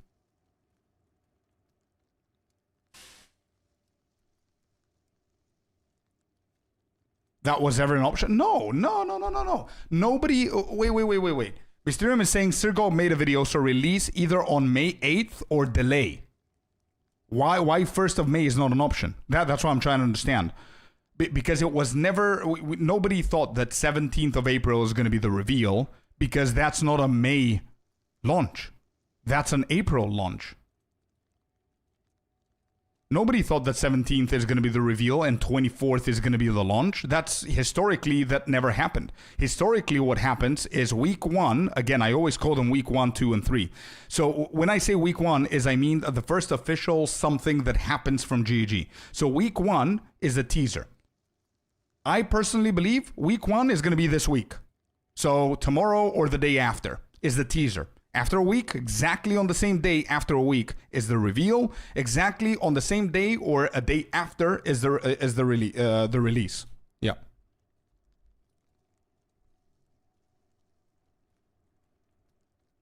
They've also kind of missed the 23rd as well. And that's because if they were wanting to have the major live stream announcement on the 23rd, they absolutely positively would have been hyping it already. That's something they've always done. There's been no time in the entire history of this 8-day cycle that they've had where they've left it that late to promote the live stream. Is that true? So Sergog is saying that they are missing the 23rd as well because it's too late because they didn't hype it up already. And they have never done that historically before to skip a hype. Is that true?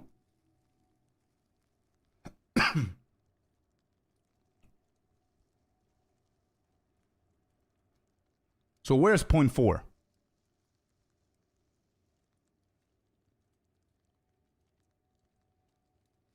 Okay, so here we go. Path of Exile, Keepers of the Flame, that's PoE 1. Where's the last PoE 2 shit? Keepers of Flame, Brazil game show. Towers, gone. There's PoE 2. Okay, there's PoE 2 right there, 6 months ago. After the towers being gone for point 2, or point 3, or whatever this was, talent show.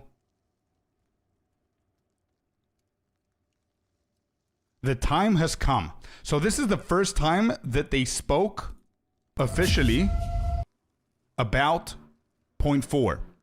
This was, we saw this yesterday, chat. This was 20th of November. This is the teaser. Exactly. This acts as a hype. Release of 0.5 is going to be 24th of April. No shot, dude. Nope. Release is not going to be in April. Release is going to be in May. 1st of May, 8th of May is what I'm guessing, but I don't think it's going to be April. They never said that April is going to be the release. They said that the reveal is going to be end of April, and the release is going to be early May. Folio comedy is very good. Thank you, Zerak. Appreciate you, man.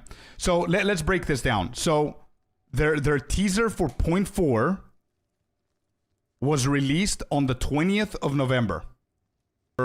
released November 20th. Okay? Then after that, the Fate of the Val League. Wait. The Last of the Druids teaser. Fate of the Val League teaser. Also. Oh my god, that's too loud. This was on the 27th of November.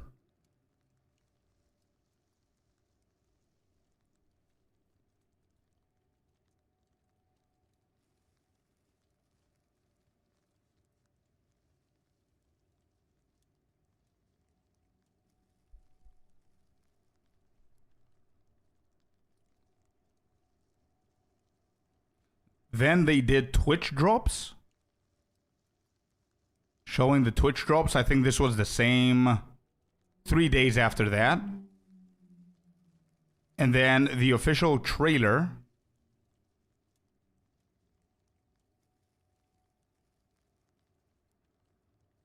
was 4th of December. So 20th was teaser number 1.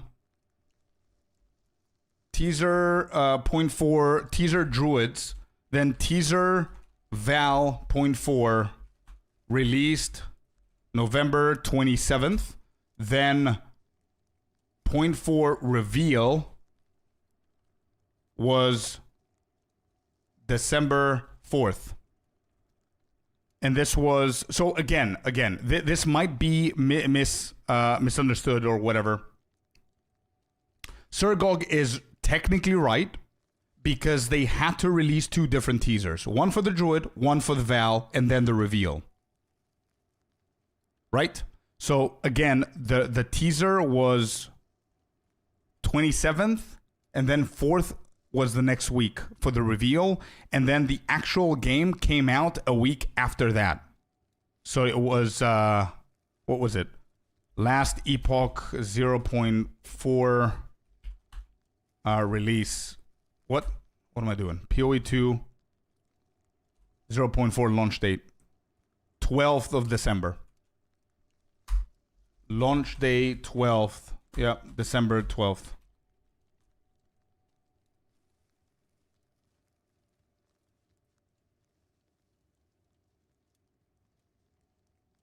Yeah, we got double teasers because of Druid. Okay, let me look at 0.3. Give me 1 second.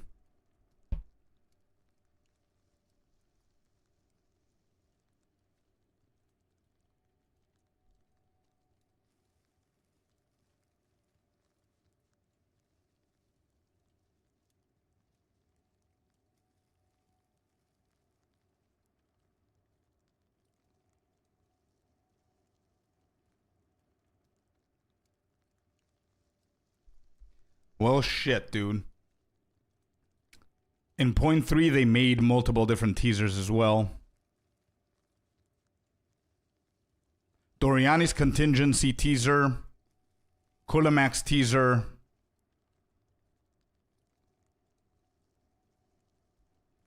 And the live Twitch drops as well. So this was 15th of August. 0.3 teaser. 0.3 teaser. What is it? 15th of August.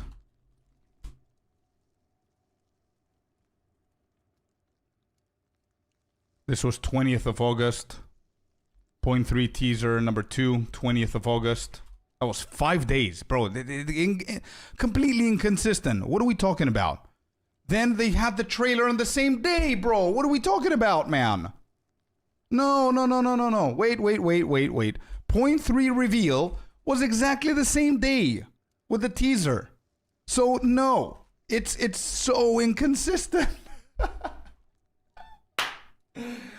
Oh, I thought we're onto something now, but bro, they're switching. Yeah, it's like that meme. Never allow them to know your next move. What? It's so inconsistent. What the hell? Wait, this was the reveal. Okay. PoE 2 0.3 launch date. 29. Oh, man.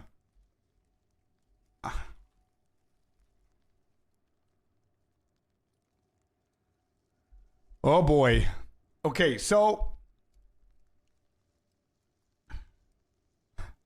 Welcome in, Kaiser. Yeah, they delayed. Yeah, they're so bad, bro. Listen, their delays are not that often. It's not that often. It's okay. But the thing that we're trying to understand here is a lot of people are believing. We're watching Sir Gog's video where he's predicting that there's no chance that we're gonna get something because it's already delayed. You know what? I already have my data. Let's listen to what he's saying again because there's a lot of new people on stream. I have my data, and we're gonna talk about it. Okay, let's do this again. To discussion. Actually, short video today, so skip the drink. But today we're going to be talking about this content update 0.5.0 timeline. Granny Gear Games posted this a while back. So why are we talking about it again today? This was posted in February. It hasn't changed in the last 8 weeks. Well, it kind of has changed. The actual content of the article hasn't changed, but the context has.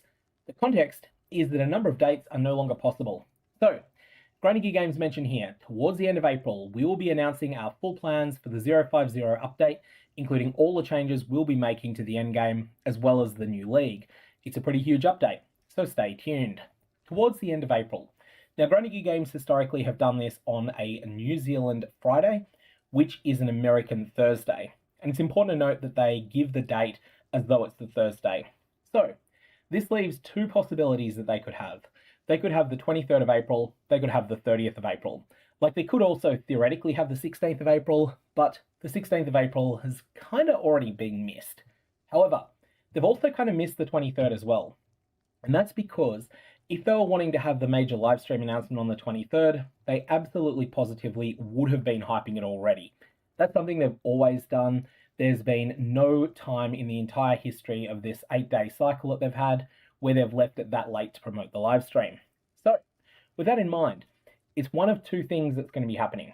Either they're going for the 30th of April for the live stream announcement, which then means an 8th of May launch for the league, or there's going to be an unspecified delay. And we'll get the details of what the delay is, but it might be 1 week, might be 2 weeks, might be 3 weeks. Now, Granny Gear Games are likely to announce that this week, or if not this week, definitely at the start of next week. And the most likely dates for this, and all of these are possible based upon past practice, are Thursday New Zealand time, so that would literally be within 12 hours of me recording this video, Friday New Zealand time, so about 36 hours after this video goes up, or Monday New Zealand time, which would be about 108 hours after this video goes up. All of these are plausible, all of these have a bit of precedent in their past history. What we should expect in this first announcement is possibly just a really cryptic teaser, like the picture of the hourglass that they posted for the Mirage League, and potentially an expansion name and a firm release date. They might decide to dribble it out though, and in that case they're likely to give us the firm release date first, and then the expansion name and any sort of other funky stuff like that hourglass image, or maybe some lore information, that could come a bit later. Of course, they could also do something a little bit more gameplay specific as well, like they might tease a new unique, or they might put in a screenshot out of context from the new endgame. All of this is going to be details that Granny Gear Games will elaborate on, but today I thought I'd bring to your attention that now it's simply too late for April 16, it's simply too late for April 23, so if they're still going with towards the end of April, it's either April 30 or it's going to be an official announcement of a delay. I'm going to leave it there. May your Varlorbs have interesting results. Okay. Interesting.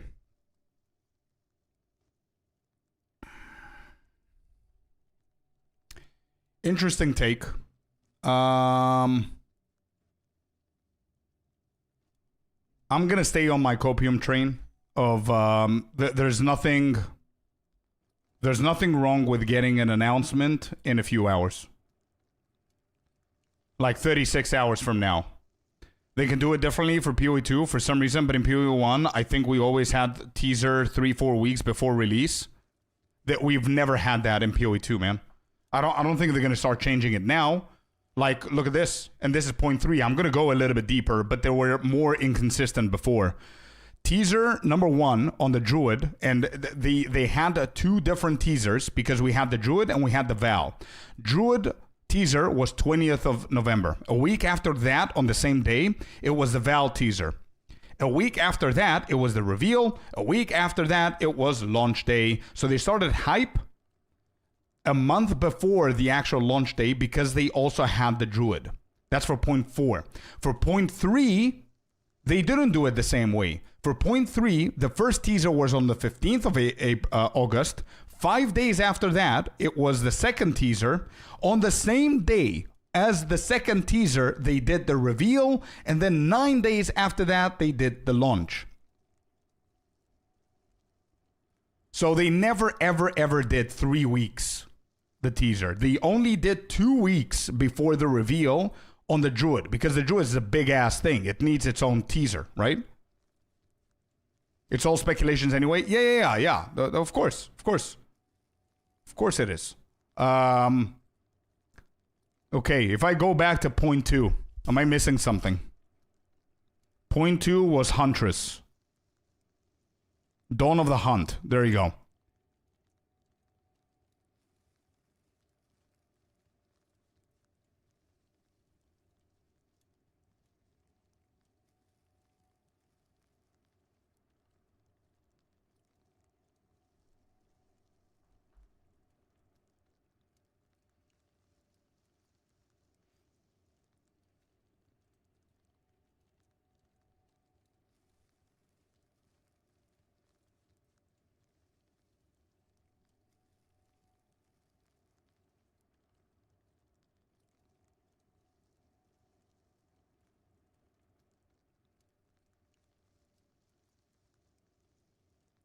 All right, found it.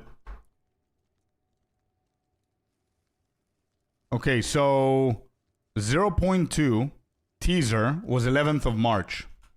0.2 teaser, 11th of March. And that's a content teaser. Yep, okay. Then gameplay trailer. 0.2 gameplay trailer was 27th of March. Holy inconsistency. Holy shit. Hi, I'm Jonathan Rogers. Oh my god. And the same day that we got the trailer, we also got the reveal. 0.2 reveal, 27th of March. And when was the league launch? 4th of April. Launch 4th of April. There you go. Right. This is historically what has been happening, man. It's never been more than 2 weeks. It's never been more than 2 weeks.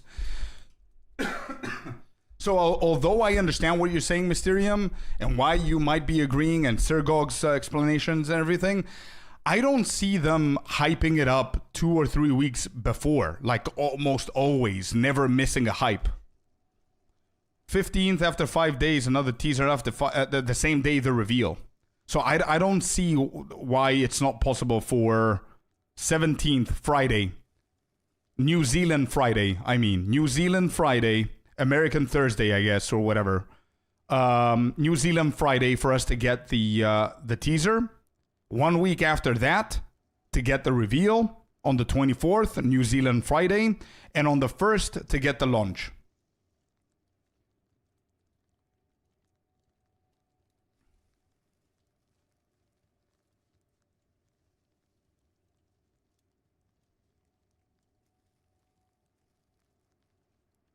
Yeah, bro, but here they skipped.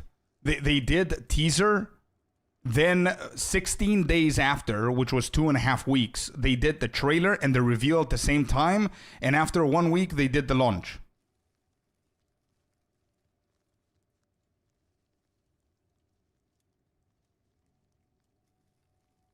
Then here, I don't count it as, I just counted that they had a choice. They made 2 different teasers, one for Joe, one for Val. You're not going to release both of them at the same time. You're going to release one, then the other. I don't know, man. I see. I don't know.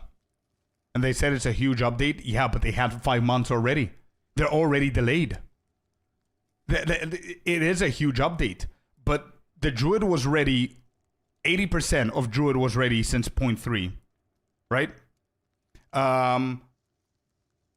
The endgame changes were supposed to come in 0.4, but they didn't.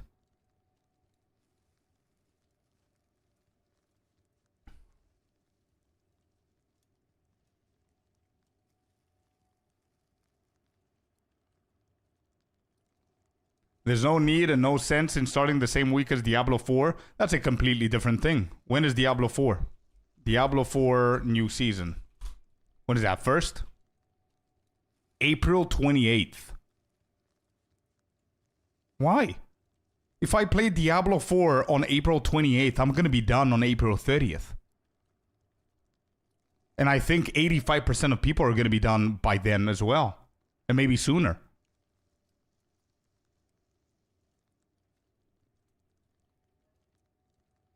Diablo 4 seasons are so short-lived.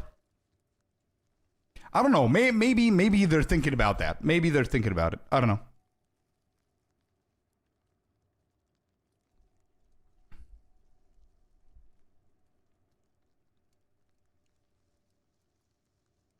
There's no economic gain to start in the same week, only risk.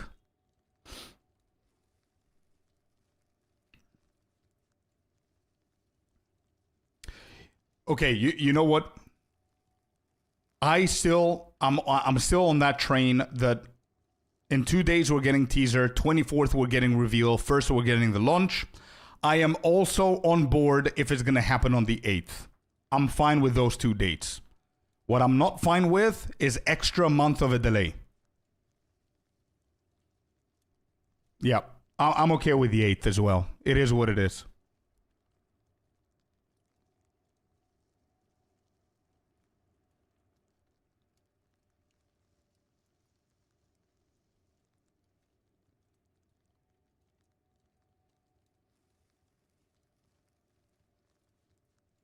To be fair, I don't think PoE and GGG sees Diablo as a competitor. They shouldn't. Content-wise, they shouldn't. Money-wise, I see why it makes sense. Strategy, business-wise and everything, I see why they would say, hey, I mean, 1 week is okay. You know what I mean? It's safer. I see that point. That point, I cannot argue with that point if it's going to be 8th. Surely they would have teased already if it was the 1st? No. Why surely? Why not the 17th? They always do 1 week, then the 2nd, then the 3rd. So 17th is a teaser, 24th is a reveal, 1st is the launch.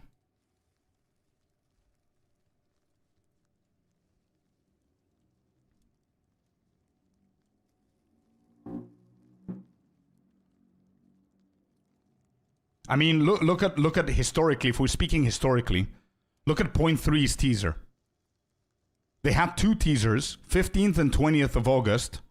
And let's say this didn't count. 15th of August was the teaser, and then 20th of August was the reveal. 5 days after the teaser.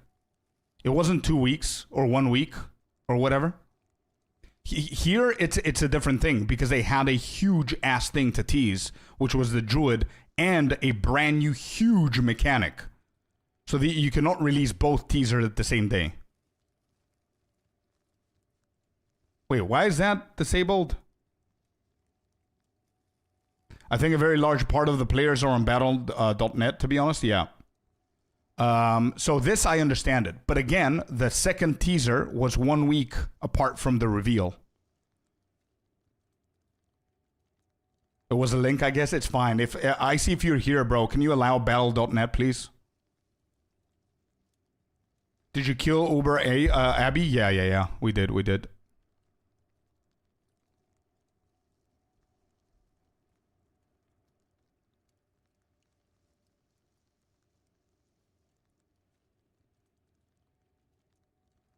Delaying longer and it sucks is also a risk, but I know they will cook. I have a slightly different take, and I spoke about it briefly with Icy, and I know that it's a risky take. It's a hot take, but I'm gonna say it anyway because you know me, guys. I always say my opinion about these kind of things. I'm gonna give a disclaimer before I say my opinion. Poker, welcome in. Hori, welcome in, bud. I respect GG and what they do. I absolutely know that they're cooking like crazy. I don't doubt them for a single second. However, this time I cannot join the copium hype train of, oh, if they delay for another month, I'm okay because I know that they're cooking. I'm not on board with that train. I know that they have cooked something and I want that something now. I don't want it whenever it's 100% perfect, because you know what's going to happen? They're going to delay a month. It's going to come, let's say I'm giving you a worst case scenario. A lot of people are on board that. They're going to delay a month. They're going to bring a massive expansion. 70% of the expansion people are not going to be happy with. Again, it's always going to be the same thing. And why did we delay? It goes back to what I said with my video of the hot take. I think no one is. You will be surprised. You will be surprised how many comments I see. You will be surprised what people are talking about on Twitter. There's a whole thread on Twitter of people saying we're fine. Let them cook. We can wait. It's a bummer, but we can wait. You will be surprised, bro. It goes back to the video that I made about how I want more updates and I want more changes and more tests and more things happening mid-league. And I know a lot of people don't like it because that's not how ARPGs are. But if we had more things going on mid-league, you wouldn't have the delays that we have now. And I'm convinced of that. I believe. But again, we're talking about, it's a big-ass subject. But it just, one thing ties to another. One thing ties to another. Because if you have a big-ass project that you need to perform and you need to... just perform, and you have a deadline, and you promise that deadline, and don't forget that you come in and you say, hey, we're not going to be promising content, we're going to be promising a date. Didn't they say that 3-4 times? Right? Their main motto now for PoE2 was that we will promise a date and we're going to deliver. We're not going to promise content. Whatever content comes, it comes. But we promise a date.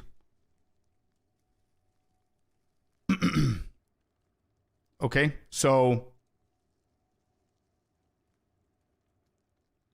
I don't know, man. If you promise a date and you have a deadline for that date and you're cooking, and I know that you're cooking, and everybody knows that you're cooking, and I know that they already have a lot of things ready and they need to do a few adjustments here and there, and they still have 3 weeks. If they're going to do 1st of May or they're going to do 8th of May, they still have plenty of times to finish 98% of what they're cooking, I believe. And you promise the date, you come in and you change that date and you postpone it. Immediately what psychologically happens is now you're under even more pressure because you're making thousands of people wait. You have postponed that date, so now you need to deliver even better. And you need to have a better product as well. Then you come again and you delay again, and you know what I mean? I'm not on board that train. I'm not okay with that. I don't know if I'm alone with this, but yeah.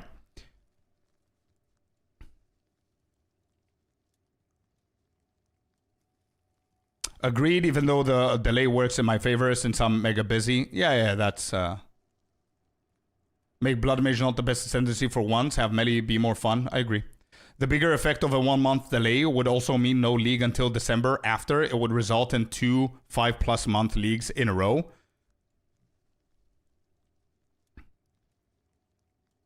They don't need to delay to... Here's my thing. I don't think that December launch in PoE2 is a good thing. We've seen it happen. It wasn't a good thing. Okay, Funky?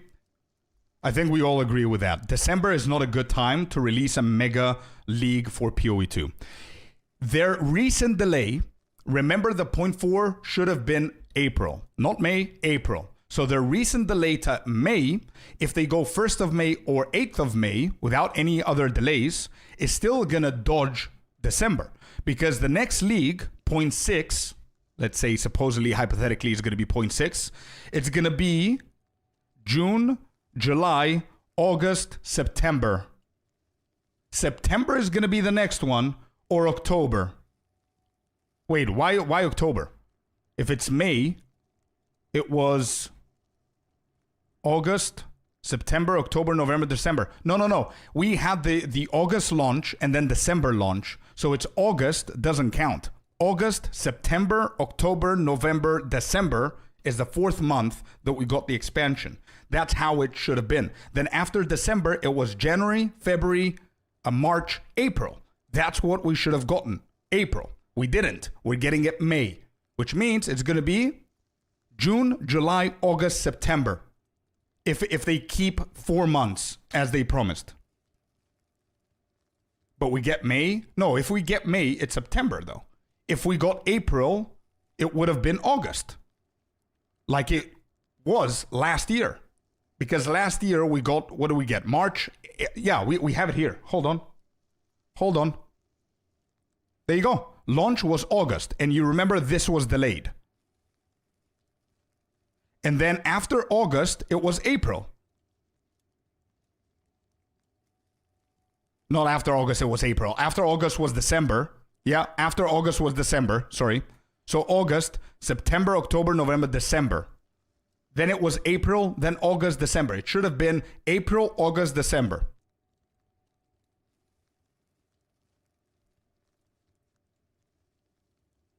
Ah, that's what's confusing me because it's the end of August as well.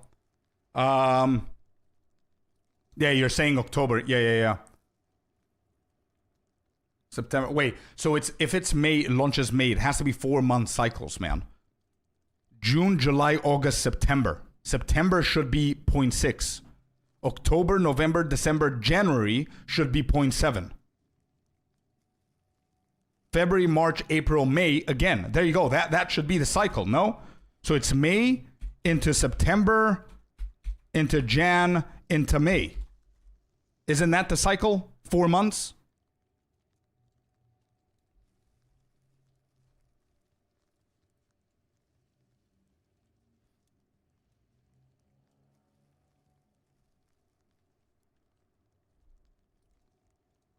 Mid-end September, but they will push to October. I very much doubt they're going to miss it December. Yeah, but what about PO1? When did PO1 come out? PO1 Mirage launch date.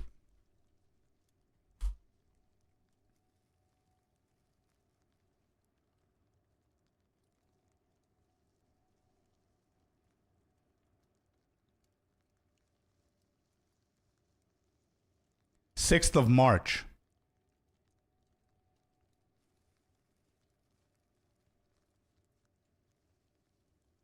Bro, let them push PO1, dude. It released March. So if they're going to do 4 months, it's going to be April, May, June, July. The next one, 3.29. August, September, October, November should be 0.30. So instead of November, they can push it to December, and then they can have a December launch for PO1. How are they going to push PoE2 2 months ahead again? Oh, Tommy, sorry to hear, man. You died at level 90 hardcore. Sorry, dude.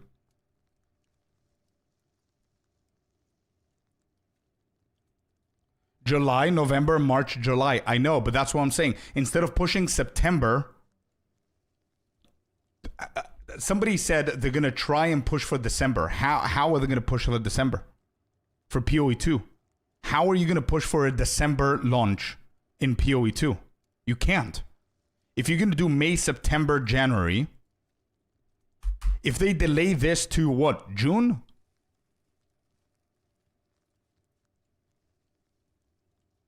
If they delay it to June, they still miss December.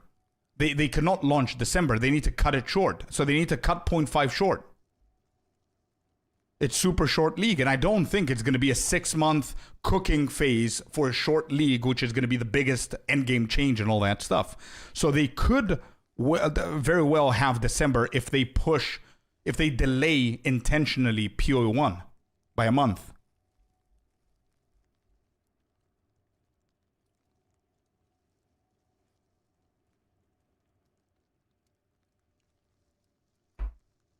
Okay, yeah, they could do that. 3.5 months. They could do that to compensate for the delay, maybe? I don't know. 2 baby leagues? Bro, I don't think 0.5 is going to be a baby league with what they're saying that they're going to do. Bar fight, welcome in, man. I can agree with Scorp. There is some of us that pay money for this game 2 years ago. Deliver something, please. I don't mean it like that, though, JJ. I don't mean it like that. I cannot care less for the money, to be honest. I'm not thinking about the money. If I do like, bro, I've got like 3,000 hours divided by $30. It's like whatever. If they decide to not to cancel PoE 2, I got my money's worth from the game. I'm not talking about the money. But yeah.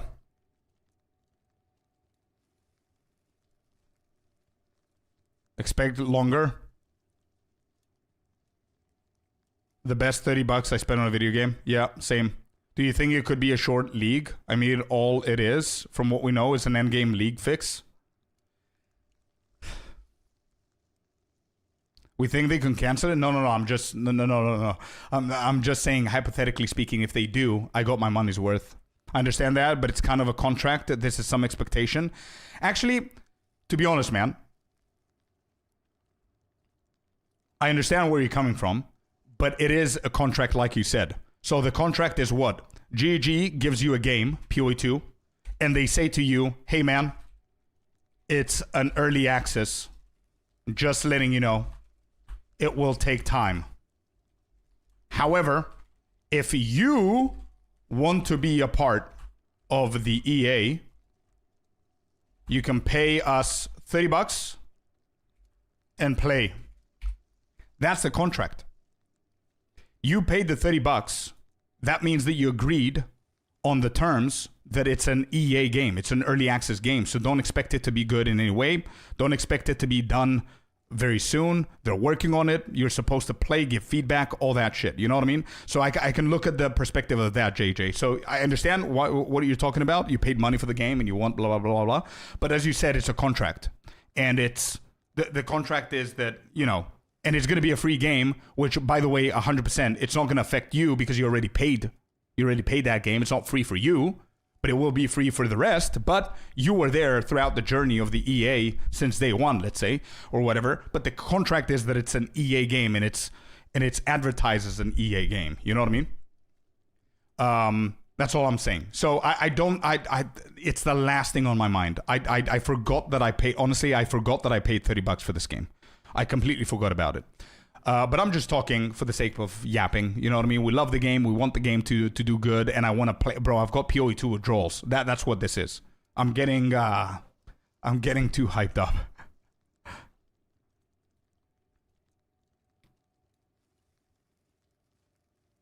That is exactly what it is, and people don't get it. I think people do get it if they think about it for a minute. I think a lot of people are eager to play the game. They cannot wait for the next update. They're super excited for everything that's going on. I think they're waking up. They're going to bed. They're going to lunch. They're going to work. They're speaking with their spouses, their partners, their friends. They're going to golf trips and alpaca farms. I'm not speaking about someone specific, but I think people are doing all of these activities, and at the back of their brain, they're thinking about PoE 2. Do we have any news? Is Scorp live? Do we have this happening? Like, I cannot wait to play 0.5. Are they going to change this? They're going to change that. And people are getting into that mindset. And obviously, at some point, the brain is going to be like, dude, I paid money. I want to play the game. Where truly is not that their concern, if that makes sense. You know, they just want to play the game. And we're just gamers, bro. We're just the other side where we just log in, we play, we judge, we give feedback, we're negative, we're positive, we're whatever. We're not in the whiteboard or with the devs thinking about all the shit and doing all the mathematical equations and know if they need to delay or not need to delay. We're just like, bro, we don't want to delay, we want to play the game. But maybe a delay is needed.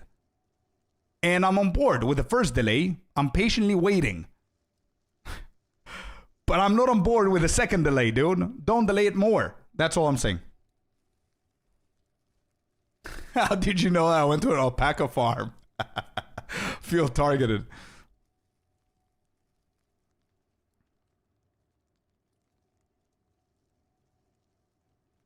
$30 for a game that I'm going to play off and on for 15 years. Sign me up. Exactly. Yeah.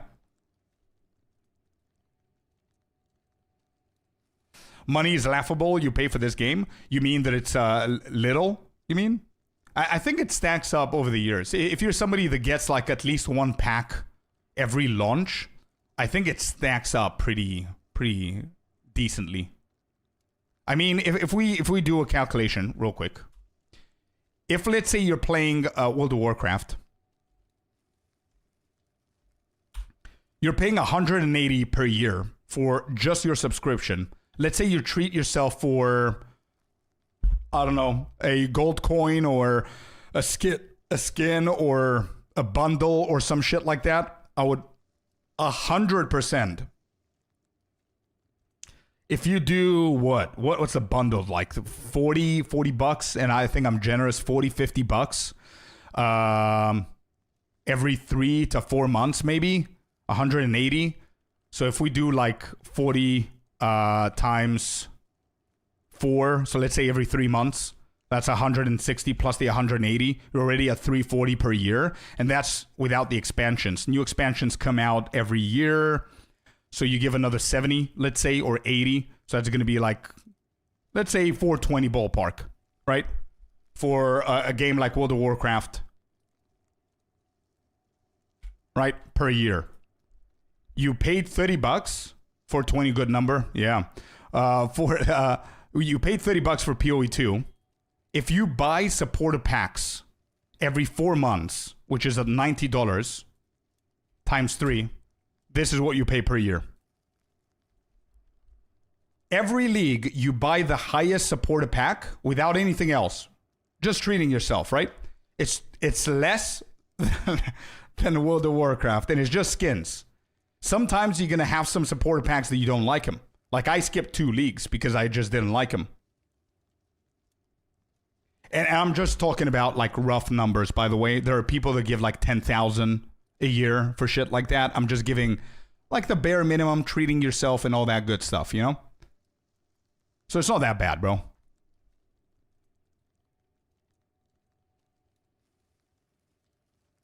Oh yeah, and imagine I played World of Warcraft for 20 years. So imagine that.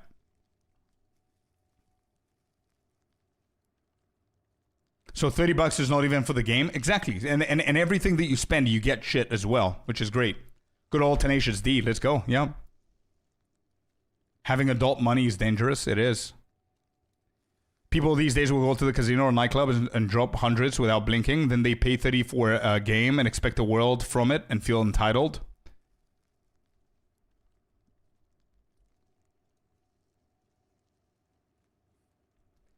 Honestly, spent 30 bucks and bought some stash tabs, so probably less than 100 so far for a year and a half worth of content. Exactly. So, yeah. It's not bad, man. I was depressed looking at my Dota spendings. I can imagine.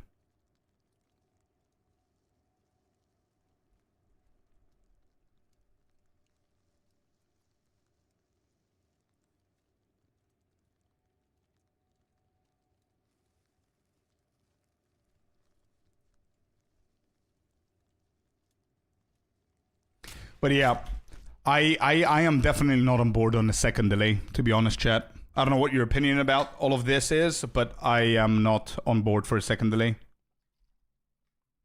I'm okay for the 8th of May. I'm okay with that. I'm absolutely okay for the 8th.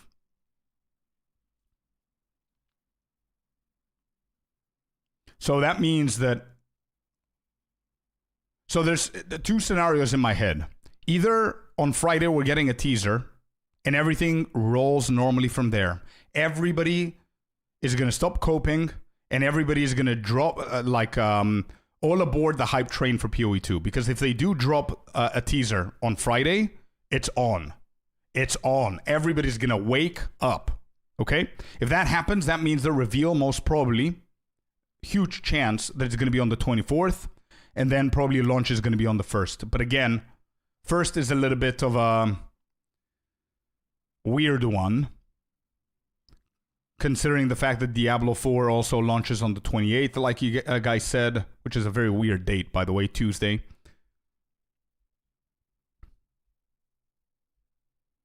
If they don't launch this week, then probably teaser is going to be 24th, and then 8th is going to be the launch.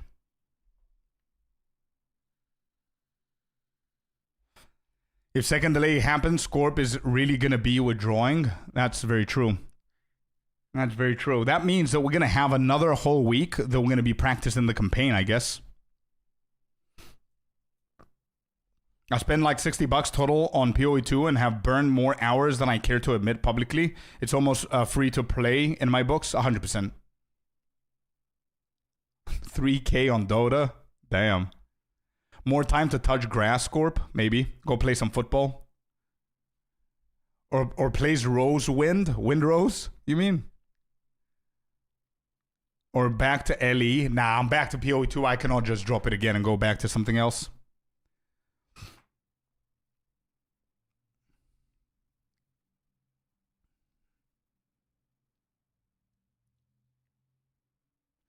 I think so as well. I'm agreeing with Funky here. I reckon it was delayed by another month. They would have announced it already. I'm 100% on board with that. If they know that people are expecting something out of them end of April, we're approaching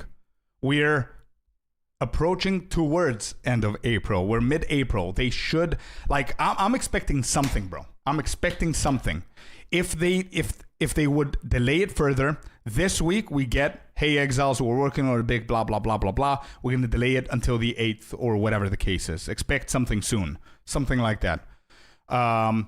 If they don't say that and they don't drop anything, I'm expecting the teasers coming next week. Oh, the release May and August, it's perfect for them to release in January. Yeah, exactly. Exactly what we were saying.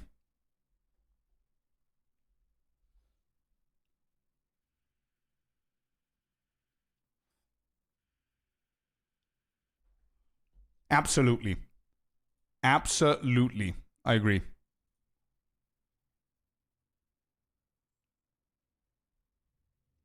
Is there anything happening on Twitter, by the way, for this?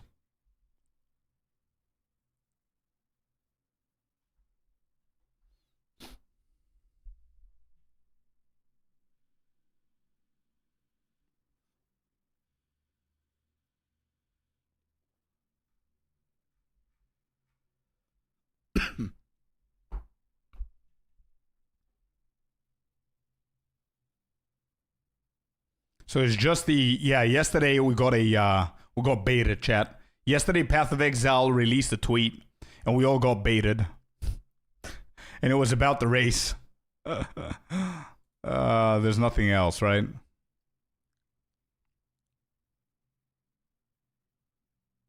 Yeah, nothing else.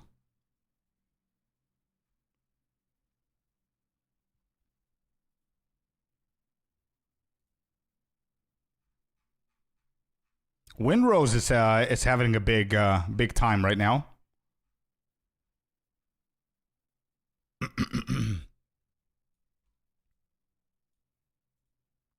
But yeah, anybody who's not following me on X, I'm new on X, so I would appreciate a follow if you guys are on there. Half the time I don't know what I'm talking about or I don't know what I'm doing, but it's fun. It's not bad.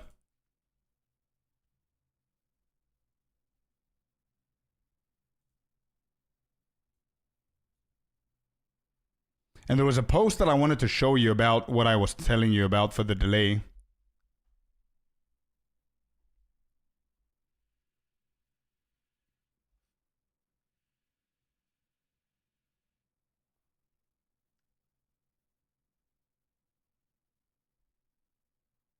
Entire breakdown? What is this?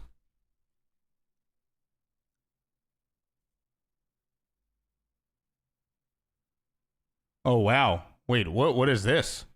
We need to close out the PoE2 Souls-like argument. Wait, I gotta watch this. Hold up. I gotta watch this. Wait.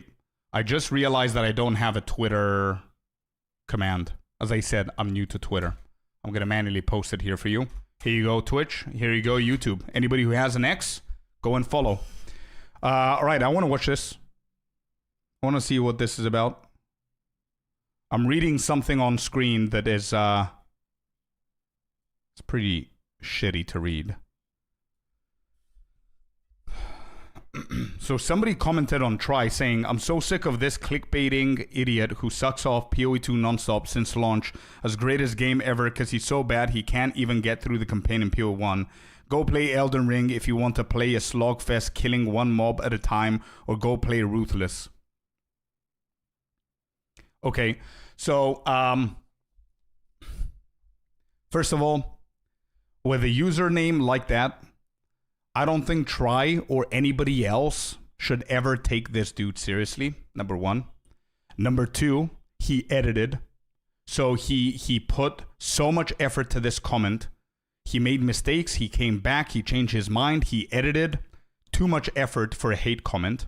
And number three, you are literally dissing one of the best games in the world at the moment, Elden Ring. I mean, anyway, what am I reading, dude? What's going on? What is this video about? Instead of Path of Exile 2. What? Would the meaningful combat crowd like to play Elden Ring instead of Path of Exile 2? Do we just yearn for Dark Souls style mechanics and game? Another one. Forget it, bro. Nobody's gonna play isometric Dark Souls with 10-step combo bullshit. The genre itself is becoming kind of niche, and diluted even further by trying to change fundamental things is quite risky. So it's obvious they'll go a safe way with minimal experiments. Again, what is up with these usernames? Who asked? The one who asked. That's the guy's username. Forget it. He says nobody's gonna play isometric Dark Souls with 10-step combo bullshit. Is Try saying that we need combos? Because a lot of builds are actual combos, if you think about it. I mean, cast on crit with commit is a combo, because if you don't have enough crit and then you don't use spark or entangled or something else to create that action, then your second action is not gonna apply. So that's a combo, right? A combo is a 1, 2, 3 step process action driven mechanic. I think that's a combo. The wolf is a combo. Everything about the wolf build is a combo. Ice strike with getting yourself charges and then flicker strike, that's a combo. But it's not like a Street Fighter and Mortal Kombat combos, but it's still a combo. Every single druid they made archetype is combo. Yeah, everything is a combo. But I think they're talking about the combos like... maybe I'm not justifying this guy's comment here, but maybe they're talking about parry stuff. Is that what they're talking about? Where you need to parry in order for you to get something? I don't know. Gameplay in Path of Exile 2? Might we simply not understand what... Oh, there's another one. They already made a stand and it's working. The majority of people enjoyed last league the most out of all PoE2 leagues 6 days ago. Last league the most? What, 0.3? The mistake would be listening to people that want to play something else than an ARPG in an ARPG.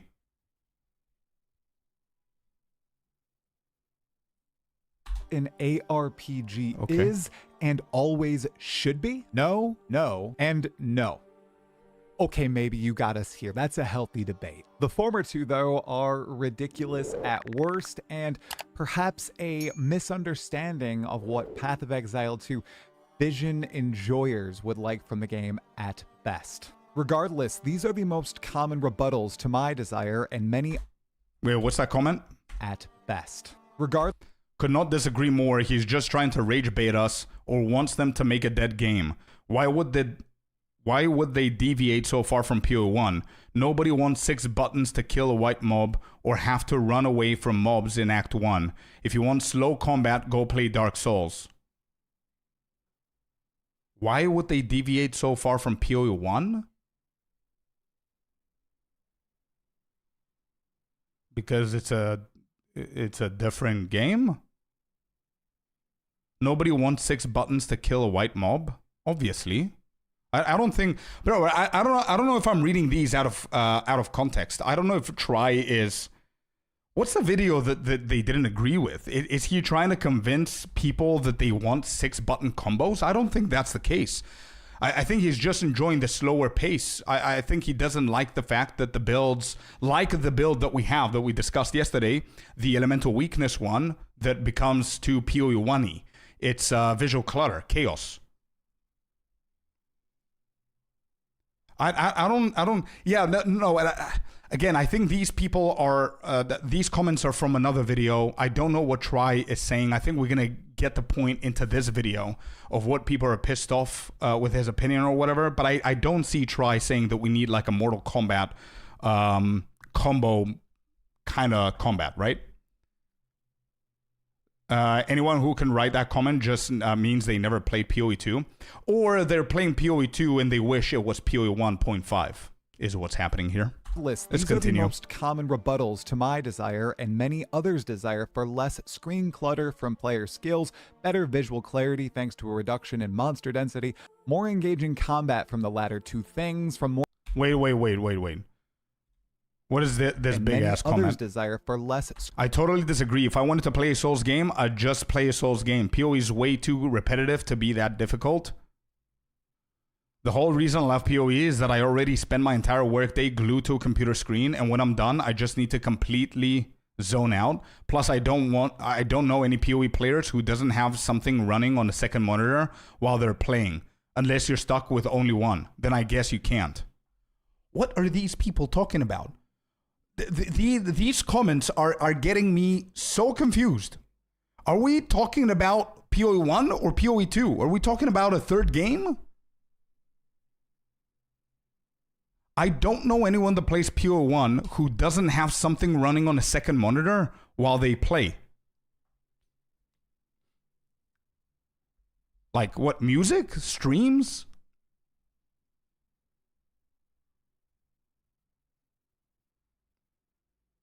PoE is, you see though, the consistency of them not putting the number 2 there is confusing me. Is this Zoko Mariu's guy talking about PoE 1? Screen clutter from player skills, better visual clarity thanks to a reduction in monster density. I really do not want a Dark Souls PoE combination, and that is exactly what it seems to be. What is? What? Wait, where do I find the Dark Souls in PoE 2? Where do I find the Dark Souls in PoE 1? What is happening? Wait, Uber Arbiter with his little orbs from the sky, is that considered Dark Souls because you need to dodge 3 times in a row instead of killing the boss in 3 seconds? Is that considered Dark Souls?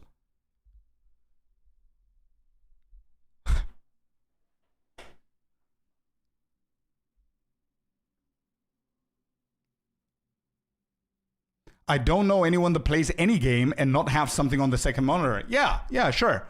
But I mean, what?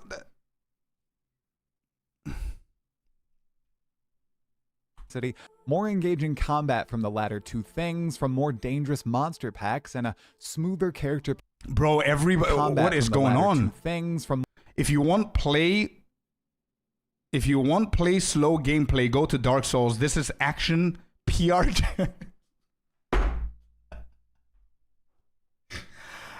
I'm sorry. It's not their first language. I'm sorry. Wait. This is action RPG, not slow RPG, and it should be more like PoE 1. Oh my god. What am I reading? More dangerous monster packs and a smoother character progression curve through the majority. I disagree. PoE 1 has a perfect formula in terms of gameplay experience. It's fast-paced, the endgame is straightforward, without annoying things like traversing an endless atlas and forcing you to play maps you don't like just to get to the map you want. People need to stop seeing PoE as a Souls-like game. It never will be, and the closer PoE 2 gets to its predecessor, the better. This is... I'm sorry, but I've been doing content dedicated to PoE 2. I've expressed my opinions, a lot of hot takes. This is very new to me. I did not think that people are so opinionated about how close PoE 2 needs to get to PoE 1. How much they hate the fact that it's slower.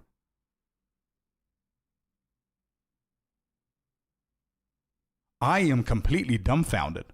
It's fast-paced, the endgame is straightforward, without annoying things like traversing an endless atlas and forcing you to play maps you don't like. I agree that PoE 1 is a great game. I agree the PoE1 is the best fast-paced ARPGs that we have, or probably the best ARPG that we currently have. I agree 100,000%. But I don't know if people are forgetting that PoE1 has existed for over a decade. PoE2 is just getting started. The 0.5 League is all about what he said in his second sentence about the endless atlas and the repetitive maps and not having shit to do. That's going to get fixed. But what I don't understand, like people like these that comment, you need to choose a path. You cannot be in every single path and have an opinion in every single path. You cannot be blaming PoE2 for the slow pace, but also hate the fact that the maps are the way that they are and that it's not this, it's not that.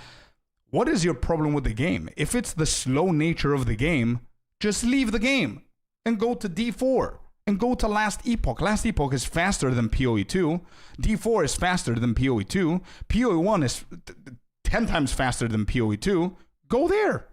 Not a problem.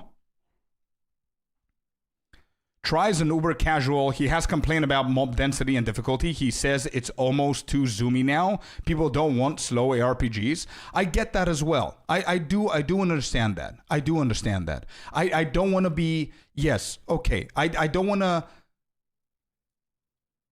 I understand that, bro. I understand that. I don't have a good example now to think about it, but I do get it 100,000%. I don't want to cross like a 4-minute walking distance to go and kill a mob, obviously. And sure, I understand that. But we're nowhere close to that, bro. Just because Try has an opinion and he wants the mob density to lower a little bit, which it has been nerfed, by the way, and the difficulty and whatever, it doesn't mean that the whole game is going to become that, or it doesn't mean that the game is that. The problem that I'm having right now is nothing to do with Try. It has to do with the people that are already expressing an opinion as if PoE2 is already that. You understand what I mean? Like all of these comments are saying that PoE2 is already too slow. How is PoE2 already too slow?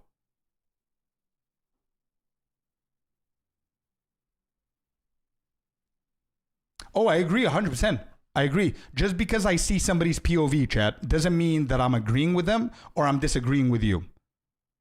I just understand their point of view. I understand why people would want less difficulty. I understand why people would want more to do in the campaign or less density or easier gameplay. I understand. I'm not saying that I want the game to become that. However, what I would want is for PoE2 to have both ways of doing things. Both. One, where it's going to satisfy people that want it less difficult, less dense, less this, less that, whatever. And then the Uber versions for anybody who wants to go crazy, to have insane density, insane boss fights, one-shot mechanics that you don't know what's happening. You need to min-max the shit out of it. You know what I mean? I want that to happen. Running just white maps and saying, okay, noobs, just run white maps if you want. I don't think it's a long-term solution because you lose those players. You're going to lose players like Try. You're going to lose players like myself, let's say. If I don't want to run high-end maps and I just want to test things and I want less density, less difficulty, just so I can see what's happening. You're going to lose players like that if you just tell them, hey, it is what it is, just run whatever.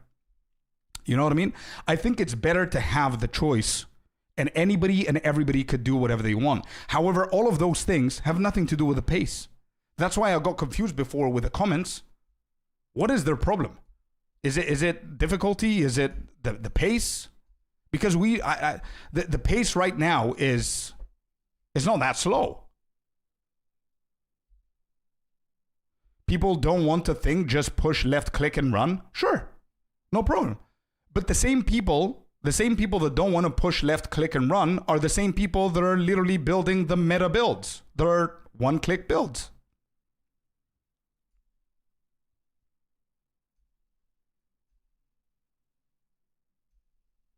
Yeah, crazy. I believe in Mark's vision, what I call the player's vision. Play the way you want with the same rewards at both mines and maxes. Exactly, 100%. Majority of Path of Exile 2. alongside a laundry list of other asks. My Path of Exile 2 must take a stand video spawned a bunch of good, healthy Couldn't disagree more. Point 3 was a complete blast to play. Best iteration so far. What was the difference in point 3, chat? The density? All of a sudden people don't like the fact that they nerfed the density? I mean, I would love to see more. Like the higher dense maps, for sure. But is that what made point 3 the best?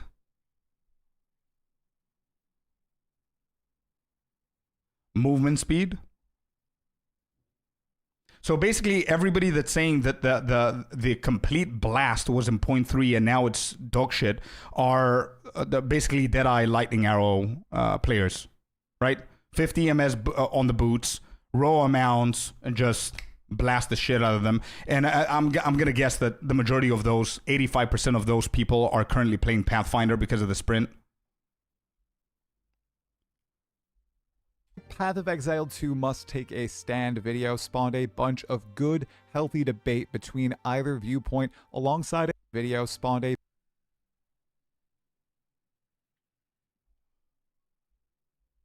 bunch of good, healthy debate between either viewpoint alongside a host of players who are either indifferent or somewhere in the middle. Sincerely, thanks to all of you who honestly engaged with the video.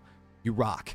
We seriously have a bunch of passionate players who care about the future of this game, and that is awesome. It also had a bunch of people just saying, this game isn't for you, just leave, which is a... It's a shitty thing. Bro, Try advised me to not engage with haters, and he's doing that as well. My dude, we gotta start ignoring, man. We got to start ignoring. I want to read some of these because some of these attitudes from the community is very new to me. I don't get comments like these. People are, I'm not saying the attitude is no better in my videos, but they're completely different points. Respectfully disagree. I like it how it is, slowly building to a powerful character. I also dislike the get more power, but have a negative aspect to many things. Plus, can we make Ascension great again? They're terrible. Take a stand video spawned a bunch of good. One slow gameplay crowd is a loud minority and nothing more. This has been proven conclusively by the outrage of the majority when they try going back to slow gameplay. Healthy debate between either viewpoint alongside a host of players who are... The problem is we play PoE 2, but the monsters play PoE 1. Wasn't that fixed in point 3? Which what? You know what? I'm not gonna. It's okay. There's a reason in No Rest for the Wicked you only fight a couple of mobs max. They actually have skilled combo gameplay, the vision that John wants. I don't know why it isn't obvious to them you can't have multi-button combo gameplay if 1, you get swarmed by 10,000 fast mobs, and 2, if the loot isn't rewarding. I think decreasing mobs, rewarding combos, and increasing loot quality for those fewer mobs would be the solution.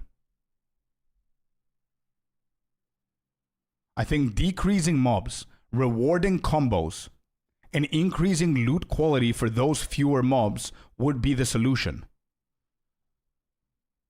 Okay, can I ask something just so I can make sure that I'm on the same page here?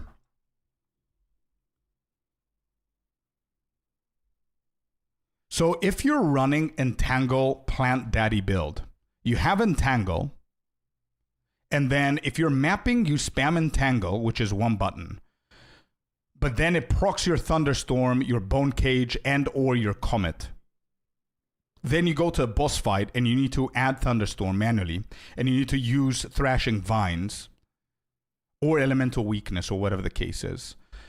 In order for Entangle to do damage, you need to crit enough in order for you to hit the critical, the cast on crit, so you can then use the Comet or the Thunderstorm or the Bone Cage.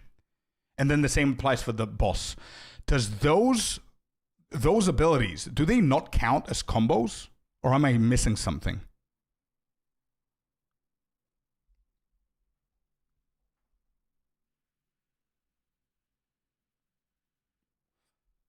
I believe they do.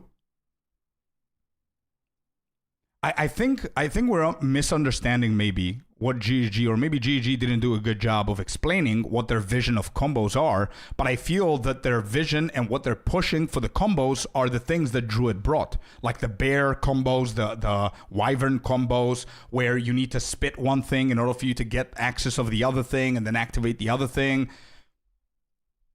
With the new affix monster effectiveness, you'll try to please both sides of the discussion. Fast players go for monster quality, and slow play. Exactly. Perfect. There you go. That's the solution. I don't think combos. You're absolutely correct. Okay. Correct. I agree. Okay. So yeah, those are combos. I don't think Try or anybody that's talking the combos are decent means want to like parry combos. I think those are boring. Personally, I found those boring as well. You cannot have one without the other. And that's exactly a combo. Yeah, I think a combo is taking one action in order for you to be able to use the second action to ultimately be able to use the third action. That's a combo. And that's what Druid is. The bear, the wyvern, the wolf, the plant daddy, spark with COC, less so, but still one needs to trigger for the other one. And I think it's fine. They had to rebalance campaign white mobs, 0.2 launch. Then I can get behind when they say mobs played PoE1 and players played PoE2. Exactly. How many actions required to make a combo? More than one. I don't think there's a correct answer, a numerical answer. It has to be more than one to be a combo. And I think, it might be a weird statement, but anything that triggers something else to then be able to do something else is considered as a combo. Some of them are more complex. Some of them are difficult to hit. Some of them are easier. So for example, elemental weakness. You remember that build that I had, the elemental weakness one?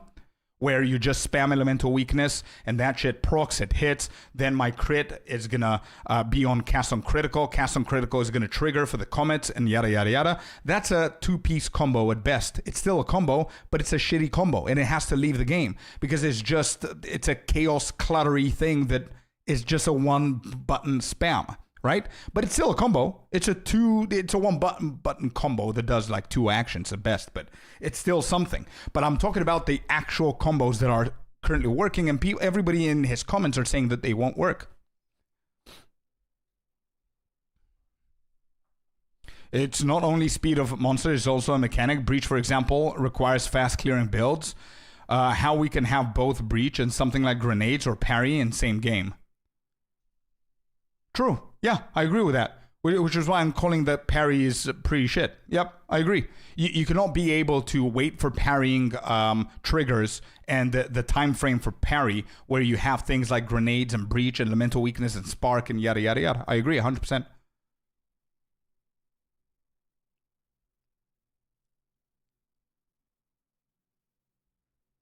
PoE1 has combos that are just overusing the word combos. I believe so as well. I agree with that. We're in the middle. Anyway, let's just go through the video. Thanks to all of you who honestly engaged with the video. You rock. We seriously have a bunch of passionate players who care about the future of this game, and that is awesome. It also had a bunch of people just saying, this game isn't for you, just leave, which is a trap that I honestly have fallen into before, and I regret it.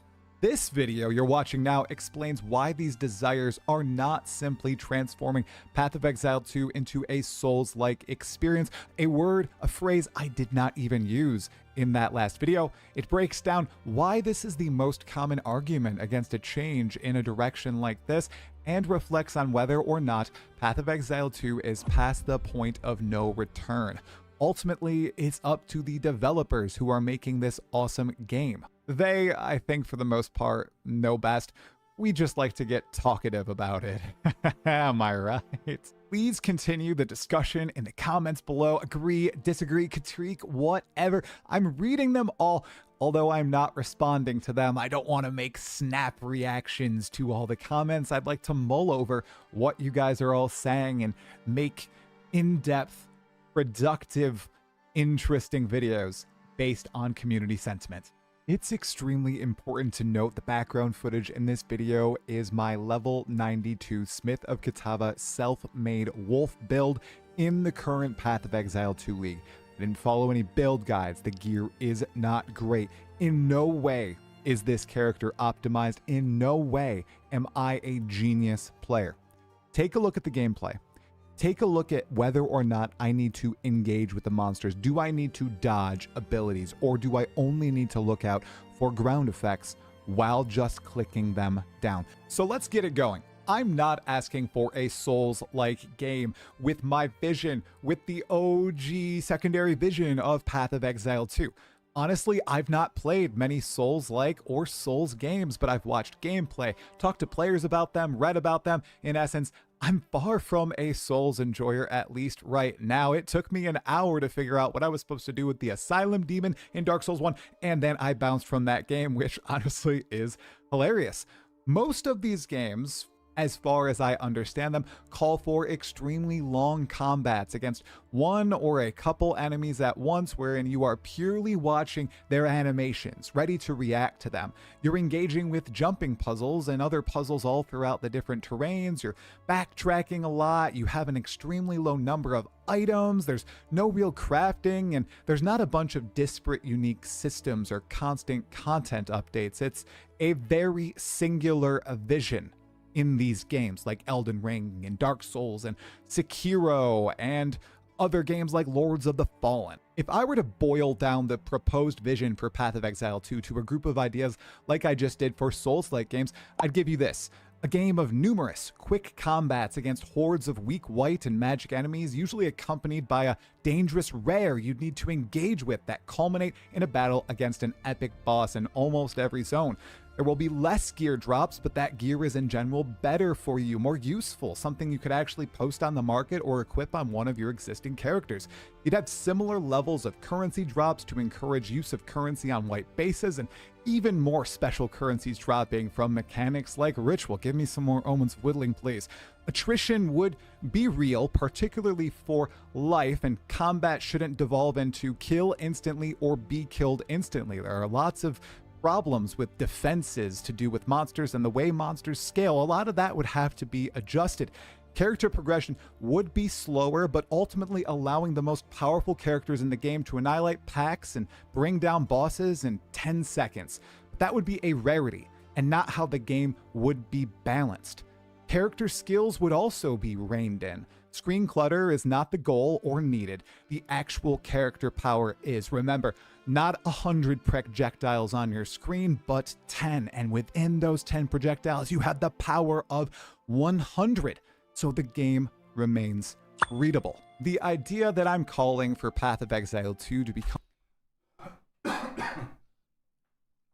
Okay, I wanted him to finish his whole segment there.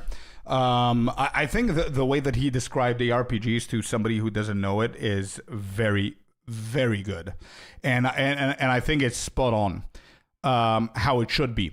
However, I also believe that the majority of the part that he said that it has to be engaging, and you fight a horde of white magic monsters, and then you go into a rare that you need to dodge, and you need to get something, and you get that something, and maybe it's better than yours, maybe not, maybe some currency, you put it in the market, then you go and fight a boss, and you need to dodge those mechanics and whatever.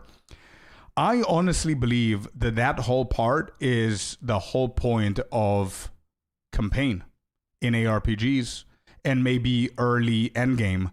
I think that's the perfect place for that, and I think PoE 2 does that perfectly. If that's the vision of GG, what Try is describing right now, I think that the campaign of PoE 2 is capturing that perfectly. I played PoE 1, it was bad. It was very bad. There was no purpose. It was just a skip fest. It was just run to the end game, and then you're going to feel the game, and that's that. PoE 2 did Last Epoch did a better job, but it was still skippable. The majority was skippable. I didn't feel anything major, but I really liked it. Much more than PoE 1, if I have to if I have to compare. D4 was a completely different vibe. You have your mount, you have a huge area, free world to go wherever you want. You're not locked into a linear path. That gives you a different kind of itch. It satisfies a different kind of itch. It's a different kind of game, in my opinion, when it comes down to that. So comparing all of the ARPGs that I've played and everything, I think PoE 2 captures exactly that description that Try just gave perfectly for the end game. Okay? 100%. Then, I believe, and also I think that Try, I'm not sure, but I think he mentioned it before, he really enjoys the campaign. And it's not surprising that he does, if that's what he likes to do, what he just described, and he sees his vision of PoE 2 is that. Obviously, he's going to prefer more the early end game and the campaign. It makes absolute sense. And I think there's a lot of people, I don't know if they're a minority or a majority, that are exactly on the same wavelength with loving the campaign and not really liking the end game. However, an ARPG should have a line somewhere towards the end game where you literally become a god. I think that's the whole point of the grind. I think that's the whole point of the invested hours, at least for the majority of people I'm talking about. There is a reason, Diablo apart, there's a reason that ARPGs are not known for their lore, because usually you don't just follow the lore, you're not just speaking, it's not a slow paced thing that you care about the lore and you care about the voice acting and you're going to do it once and you're going to forget about it, whatever. Some people like the story, some people don't really care about it. But if you play MMORPGs, it's more common that you will follow the story. If you play things like Dark Souls, maybe you will follow the story. If you play like things like Hogwarts Legacy and Wukong, you're going to follow the story. But ARPGs are not 100,000% for the story necessarily. What people are looking for is you put in the hours, you grind, eventually you want to become a god. Eventually you want to go into the same areas that you were before and you want to obliterate everything. Absolutely everything, okay? However, where I agree with Try is that I would love to see if there's a way that we can reduce the screen clutter from 150 projectiles to 15 projectiles, but those 15 projectiles have the same power as 150. That would be beautiful, because we're going to be able to look at the design, the amazing animation, the colors, everything. That's going to be so good. I absolutely agree. Also, what I would like to say is that even though we want to feel like gods, there should be someone in the game that constantly reminds us, no matter what we do, that we are not gods. And that should be the Uber bosses. Yes, campaign should be a slog if you ask me. A little bit faster, a little bit slower. It's always going to be subjective. It doesn't really matter my opinion on the campaign. Some people want to skip it. Some people love it. Some people want to always do alt. Some people are locked in on one character. It doesn't matter. Subjective. I believe that early endgame, it needs to start picking up a little bit more. I think projectiles needs to be reduced by a shit ton. I believe that we need to start feeling like gods within the mid towards the end of the end game. And then we need to fight something and someone who reminds us that we're mere mortal and sits our ass down. I think that's what we need. That I believe is the perfect combination for an ARPG.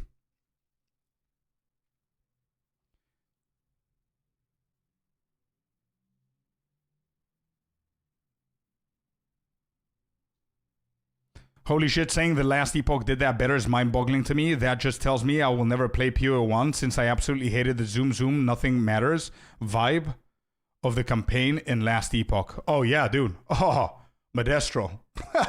Not even close, dude. Not even close. PoE1 was like just, how can I get from one portal to another in like 5 seconds? Last epoch was so much better. We become a demigod by Act 4 and god by the time we reach like tier 5 or 6.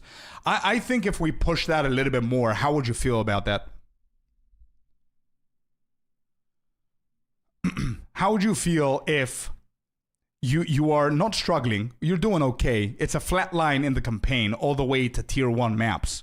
Then you become a demigod from tier 10, and then you do you become a god at tier 15, not a tier 10 or tier 4. Pure 1 campaign is just a nuisance, yeah. Most people just like to zoom. That's why I said it's subjective. Yeah, I absolutely adore the lore of Diablo and only play for that. However, you're correct. ARPGs are not the game for you if you're mostly about lore. I'm not saying that they don't have it. We do have it in PoE 2 and PoE 1. It exists. There's a story behind it. There's a lore. Of course, Corruption, Val, Avo, whatever, right? It exists. Last Epoch has it as well. Diablo 4, Diablo did it better, obviously. But yeah, ARPGs are not known for their lores.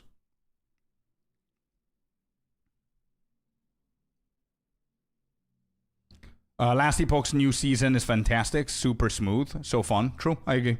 I agree. Let's go back. A Souls-like game. The idea I'd like it to be Souls-like is incorrect, and it's an easy way to try and crush my opinion and this opinion that does exist in the Path of Exile 2 community. Look no further than the comments of that last video. There are many people who thought this would be what PoE 2 would be, but it ended up not turning out that way.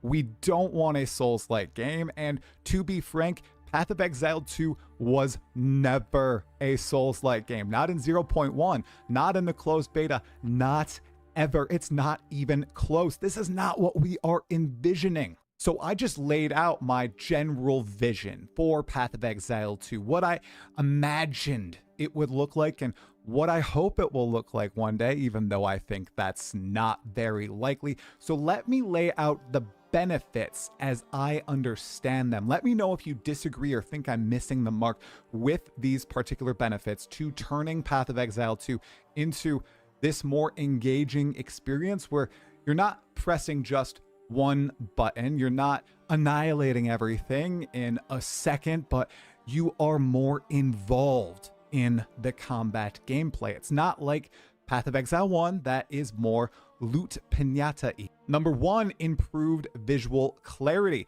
You're going to have less degens on the ground, less ground effects, because the ground effects aren't the scary thing. The monsters should be. There should also be less monsters on the screen. I'm not talking about 2 or 3 or 4. I'm talking about that example from earlier. 15 really weak white mobs that are basically fodder for you to slaughter, an interesting rare, and you end your map in a big boss fight. Even though there are less monsters though, they should drop an equivalent amount or power within the loot that they drop. Number 2, this should lead to better performance for all players, PC or console, and eventually Mac. A lot of the problems with performance, let's face it, it's because of how crazy players can scale and how many monsters can appear on screen at once. Number 3, it's the big one, more engaging combat. Monsters would matter more than just their annoying monster modifiers that I don't really see anybody praising at all. People are annoyed by rare monster modifier on death effects or AoE effects or your temporal bubbles, your shroud walkers. These are annoying.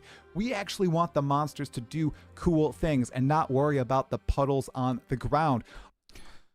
I think he has good points. I cannot agree or disagree with any of them. You know why? And I'm going to be very realistic here. Even though I don't agree with the monster density nerf, the reason why I don't agree, just in case anybody is questioning that, is because I think higher monster density gives you a different kind of boost of dopamine, and it proves that your build is working, and the hours that you put in, it's what makes you feel like a god, I believe. Going into a boss and slapping him one shot is completely dumb in my idea. That's not what I'm asking for. But having like small monsters here and there, they're going to trigger your builds, reactions, and the combos that you're going to do. It's not a bad thing. However, that's why I disagree. However, I also see a vision where both player bases, people that want to feel like a god and people that want to feel like a god in a different way, in a more meaningful way, I would say, like Try, for example, could have both at the same time with what we said before, where you can have like different ways to juice your maps, where someone is going to pick low dense low density on the monsters, but those monsters are insanely tough, for example. So it's going to be more meaningful combat. It's going to be less clutter. It's going to be a little bit slower. It's going to be harder, whatever your build needs to adapt, yada, yada. And then we're going to have the other side of players where they're going to just juice the shit out of the map with monster density and rares and magic monsters and whatever, and they just want to blast, right? Both of them could be fixed with the performance issues that he's talking about, because yeah, for sure, we don't want. I don't think anybody enjoys the visual clutter. But yeah, I do agree and disagree in a few points. But I do believe that disagreeing with something like this, when it could be easy to implement both things and let people choose what they play, is absolutely unnecessary to disagree. Alongside this, you'd need the return of more attrition-based gameplay where defenses and recovery should seriously matter and not just be an afterthought. You shouldn't just be dying in one hit or killing everything before it kills you in that one hit. That I agree 100% on the bosses, not on the maps.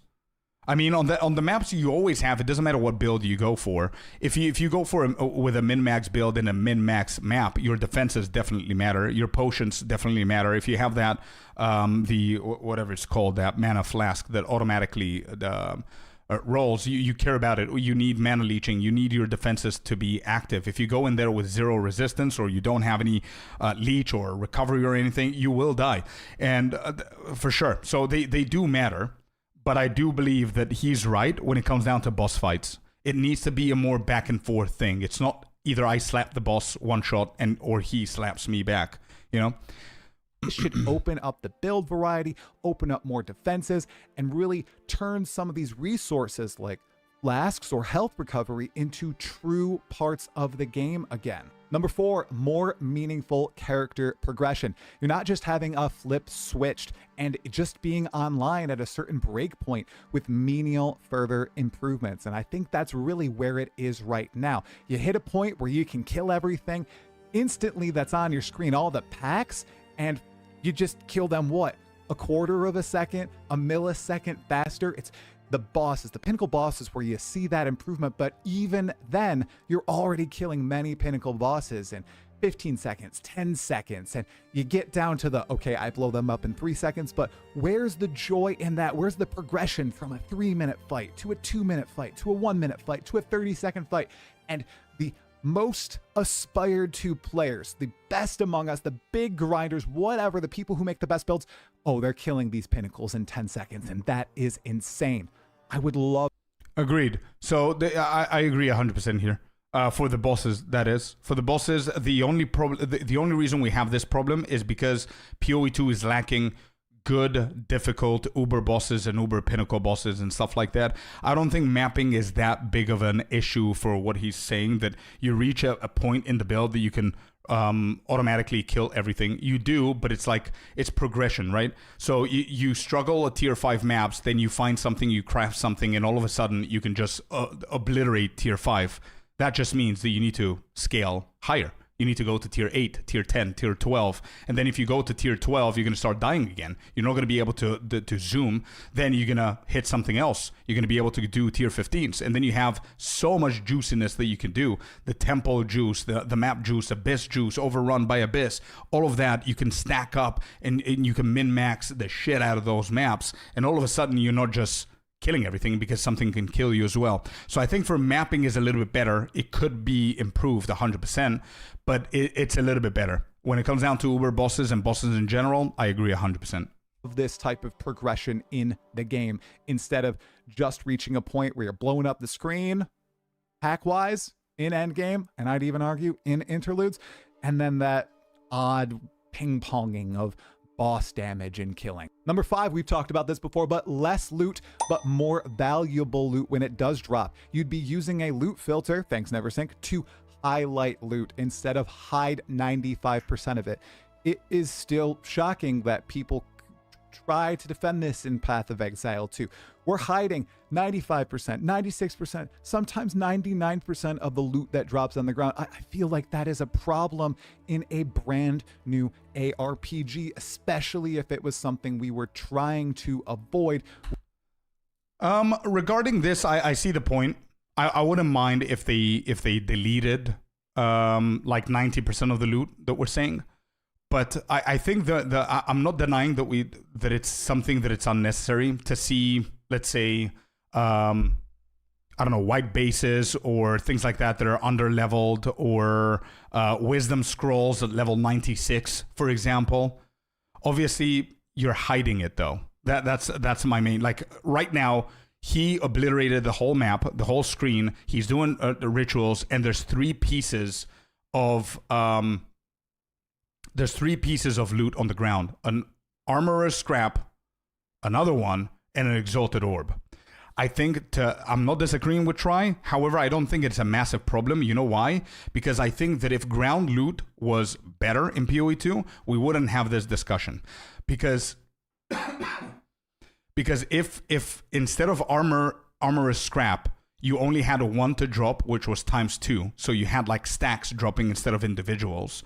And you had better stuff dropping overall, more exalted, more divines, more gear, more rare shit dropping, or whatever it is that you allowed the filter to show you, which means that you customize the filter, then, and the ground loot was like 20 times better than it is today, then we would have been okay. Because at the end of the day, you're still hiding everything. What if GG deleted them? That means that GG needs to hide them from their side instead of you hiding it from your side.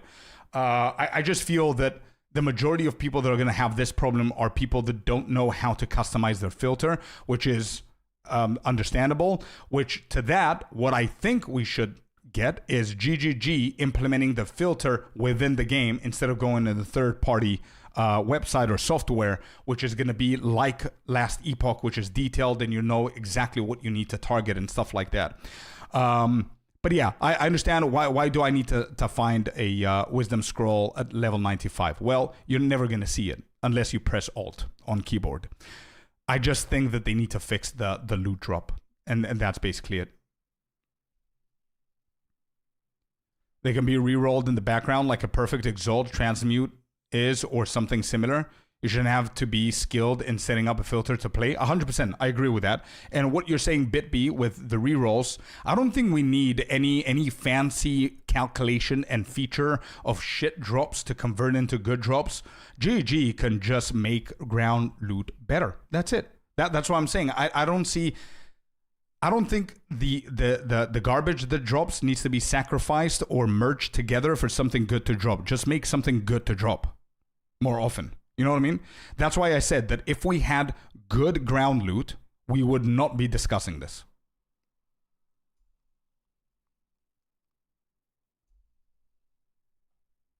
With this sequel to Path of Exile 1, the loot problem in Path of Exile 1, it's well known. In Path of Exile 2, it was a fresh slate, but it has fallen into the same trap as its predecessor. The sixth clear benefit that I see is filling a void in the ARPG niche.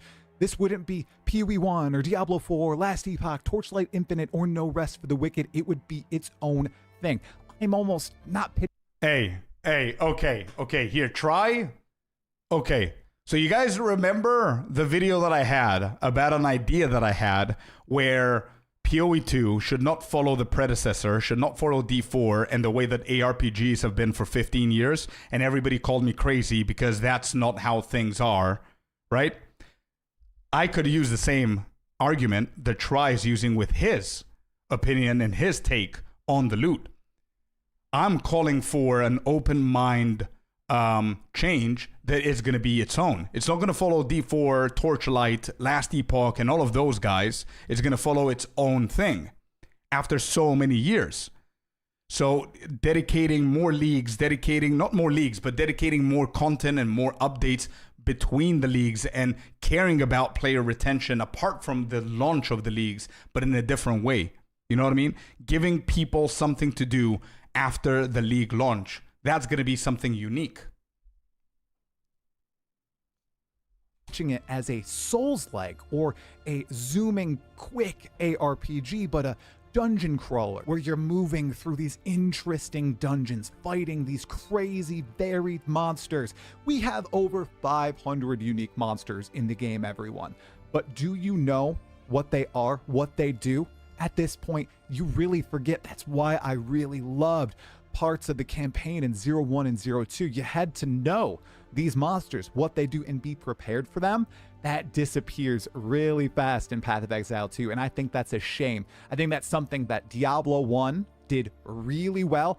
And I still have to play through Nightmare in Hell on Diablo 2. But even just that one playthrough, I know what D2 monsters do. And I love that. Benefit number 7, this would give grinding your games 2 distinct games to build instead of 2 that steadily converge.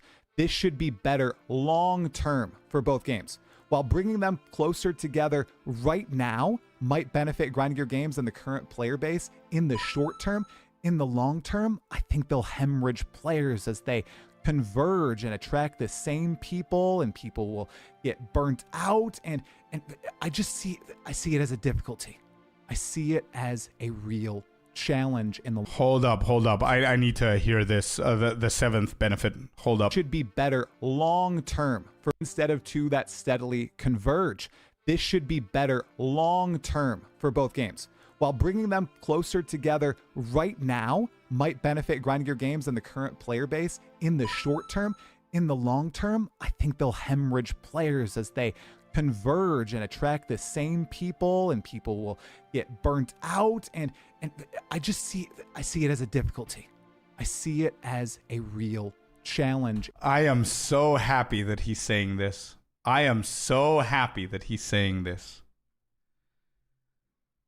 Oh, man. In the long term, making them more distinct instead of making it Path of Exile 1.5, it just opens things up. And that brings me to my closing point here in the benefits is with Path of Exile 2, they were able to make big, risky swings and try crazy new ideas. That's what I expected from Path of Exile 2 given the split. And I know we're only 3 patches in with the 4th upcoming with 0.5, but I expected more in that direction. And I feel like instead of making those big swings, they're getting a little safer. They're holding their cards a little tighter to their chest, and they don't want to anger the core player base at the possible benefit of attracting new players to the game and exciting other people about it. They really want. But how? I'm sorry, but how are they going to do that? If every single creator, apart from me, is agreeing that we should not do things differently like they did the past 13 years, how are we going to keep and retain new players if everybody thinks that retention does not matter? How are we going to attract new players? How are we going to keep those new players if you don't give them shit for 5 months and you give them something as a league launch, and then when you want to give them something, you're shut down because the community doesn't want to do that? Because that's not how we do that, because we want to play the game for 2 weeks and leave. Obviously, you cannot. I don't think, like, I agree with a lot of points that he's making. I think that the game has the potential of having both of those paths that people can choose. But everything goes hand in hand. How are you going to have a slow pace combat if you want to finish the game in a month? You can't. You need to power spike. You need to become a god quick so you can be able to finish the game quick enough so you can go to PoE 1 or to go to Last Epoch or whatever you're going, right? This is exactly what I was saying. If you want to keep newer players that want a slower game, players that want a decently quicker game, it doesn't matter. Players of all kind, players that came from MMORPGs, from first-person shooters, from other ARPGs, whatever. You want to keep them. First impressions are very important. So if I come from an MMORPG, I'm not a creator, and I see, okay, everybody leaves the game in 2 weeks because it's zoomy, we need to finish everything, and now the new hype is PoE 1, I'm not going to wait for 5 months until the next league happens. I'm going to go to the next game. Yeah, Tommy Lee, but it doesn't matter. There's a lot of players that want to do it. PoE 2 already showed that they want to be a little bit slower. If it wants to keep up with PoE 1, there's no point of PoE 2 existing. It's just PoE 1.5. That's what he's talking about. That PoE 2 started as the slower game, and as they balanced the builds and everything, it became zoomier and zoomier and zoomier. That's what he's saying. Then, though, what we're talking about is that I feel as an early access game, with 4 months of cycles, you need to interrupt those 4-month cycles, and every 2 months after a league, you do a change. You make an update, you bring something new, something insignificant, not something game breaking, something insignificant, something small, something here, something there, test things, do things, keep retaining the people that are still playing. If Tommy Lee or Scorpius or Icy or Celestina decides to leave for another game, who cares? We can still leave. There's another couple of thousand people still playing PoE 2 till this day because they like the game. Why not have something that's going to encourage players to keep on playing? That's what I'm saying. And the answer to that is that that's how ARPGs have been forever. You know what I mean? It's just the flow of the content that accelerates things. Yeah, well, they need to control it. They need to. That's what Try is saying, actually, is that they need to control the acceleration of the new content that's coming out. So it doesn't go hand to hand with PoE 1. Because if it does reach that stage, if 0.5 comes out and reaches that we're zooming, and the elemental weakness, Comet, Cast on Critical, Blood Mage, Spark, all those builds don't actually get nerfed. They don't get slowed down. It's going to keep on going. We're going to start getting other classes that can do the same. And when you level PoE 1 and PoE 2 at the same pace, you start attracting the same people. You start getting the same audience. Exactly the same stuff. You're not going to attract new players. You're going to... You get the point, right? Short term, it might be good. Long term, it's only a matter of time where people are going to say, wait, why am I playing PoE 2 if I can do the same shit with PoE 1? Or why am I playing PoE 1 if I can do the same shit in PoE 2? It's just PoE 1.5. And eventually, GG is going to figure that out. And they would say, why are we funding 2 of the same games?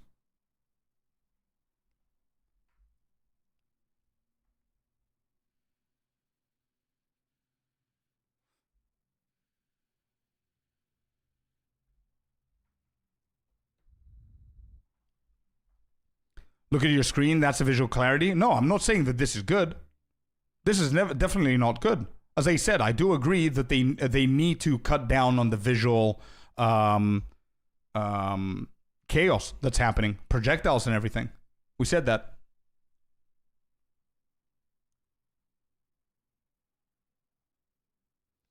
Yeah, but what should we, the players, do in a game where we already closed all the content in 2-3 weeks, like there's nothing to do? That's a different problem, Sully.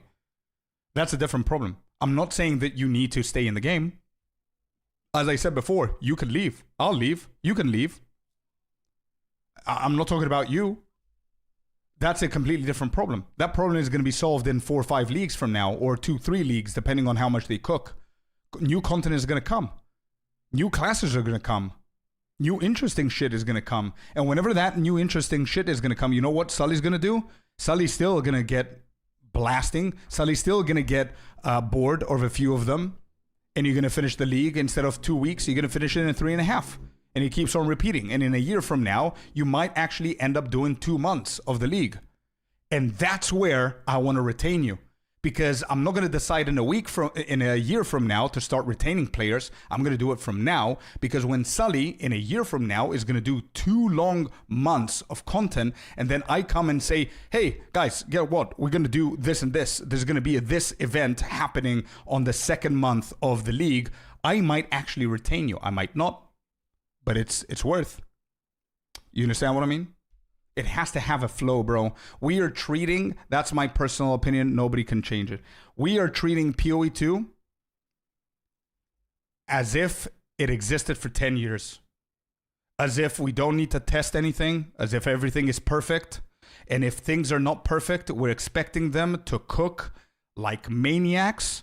Once every 4 months, now it became 5, it might become 6, and they need to fix absolutely 100% of everybody's problem and the problems in the game once every 4 to 5 months. And then we also expect them to do miracles in the other game that we want to play in PoE 1. That's what we're treating PoE 2. We're treating PoE 2 as if it's PoE 1, as if it's been established. We're going with the rules that GOG set 6 years ago, when they were talking about PoE 1, which was established. That's the problem that I'm having with that. And Try is saying that right now. And it's kind of contradicting to the point where he was disagreeing with my take, right? Which is, we're going to talk about all of this in the pod that we're going to do with Try very soon, and I'm really excited to talk live with him about this. But you cannot expect the game to have a new player base if you don't give a shit about retention. If you don't give a shit about retention, you cannot expect players to play more than 2 weeks if you're expecting the game to be slow, or less than a month. If you think that, sorry, let me rephrase. If you think that 2-3 weeks is normal, then that's the pacing that's normal for PoE2 then.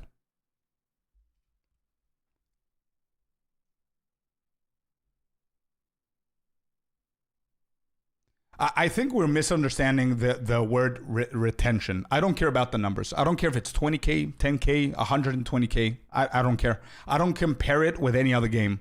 I don't think I've ever said the words PoE2's retention compared to PoE1 or D4 or Last Epoch. I couldn't care less. What I'm talking about is to build a healthy habit of content for your early access game to attract new players and to keep players engaged. You know you have lack of content, yet you don't do anything about it. You know you have a few easy fixes, yet you don't do anything about it. There is 4 months where GGG is MIA. They're doing other stuff. You know what that other stuff is? They're planning the next league, and they're fixing PoE1, or they're planning PoE1's league. There's nothing dedicated to what's happening right now in PoE2. And after how many leagues do we have? 4? We're expecting full release. How? There are literally 7.5 people working in GG. You know what I mean?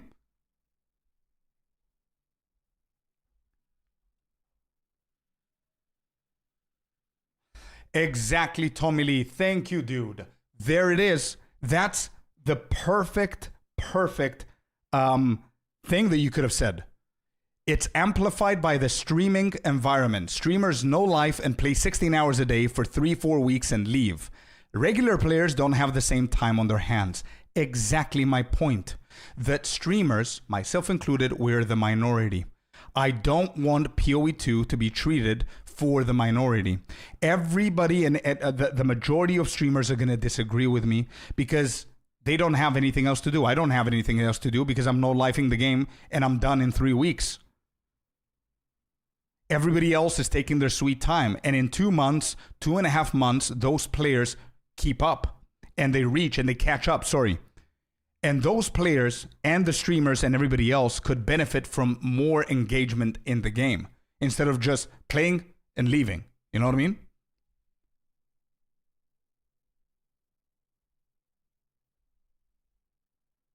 To please the existing ARPG players, even though they have a game that is perfect for them. And there are other games besides Path of Exile 1 that appeal to them as well. So I really hope a benefit of this direction would also be making more massive, risky swings with Path of Exile 2. Yes. I see those as all the benefits in as short a way as possible of chasing this idealistic vision. But why are so many players, respectfully, saying that this is a Souls-like vision, that this will lead to the game being a slog, it will be incredibly slow and repetitive, and they won't want to play this? Why? Well, I want to investigate. Seriously, the number one reason... Wait, what's the question? 2. I see those as all the benefits in as short a way as possible of chasing this idealistic vision. But why are so many players, respectfully, saying that this is a Souls-like vision, that this will lead to the game being a slog, it will be incredibly slow and repetitive, and they won't want to play this? Why? Because it's a very simple answer, Try. It's a very simple answer, dude. Because the majority of people think that the whole world is black or white. There's no in the middle. That's my opinion. It's either PoE1 fast-paced or it's Elden Ring. You cannot have in the middle. Because if it's in the middle, they feel uncomfortable. It's because if it's black and white, it's easier to choose what you want to do. Oh, I like fast-paced. Okay, I go PoE1, D4, whatever, last epoch, whatever the case is. If I want slow, I'm going to go Elden Ring. It's a Dark Souls. You don't belong here. It's not, you know what I mean? It's PoE2 is trying to become the middle, and players are not allowing it to become the middle. That's the answer to that. That's why a lot of people, whenever they hear slow it down and whatever, they hear Dark Souls. They hear Elden Ring for some reason. Because it's dark, it's black and white. That's why I believe.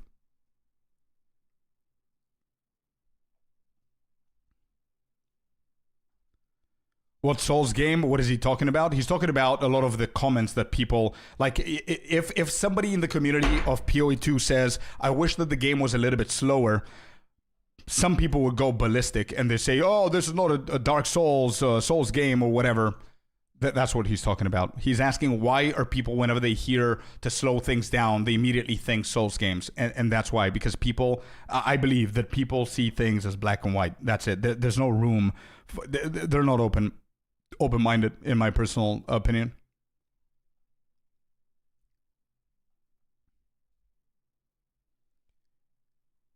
And this is the thing. A lot of people don't understand that nothing is black and white, and we don't need anything to be black and white. PoE2 does not need to be slow, and it does not need to be fast.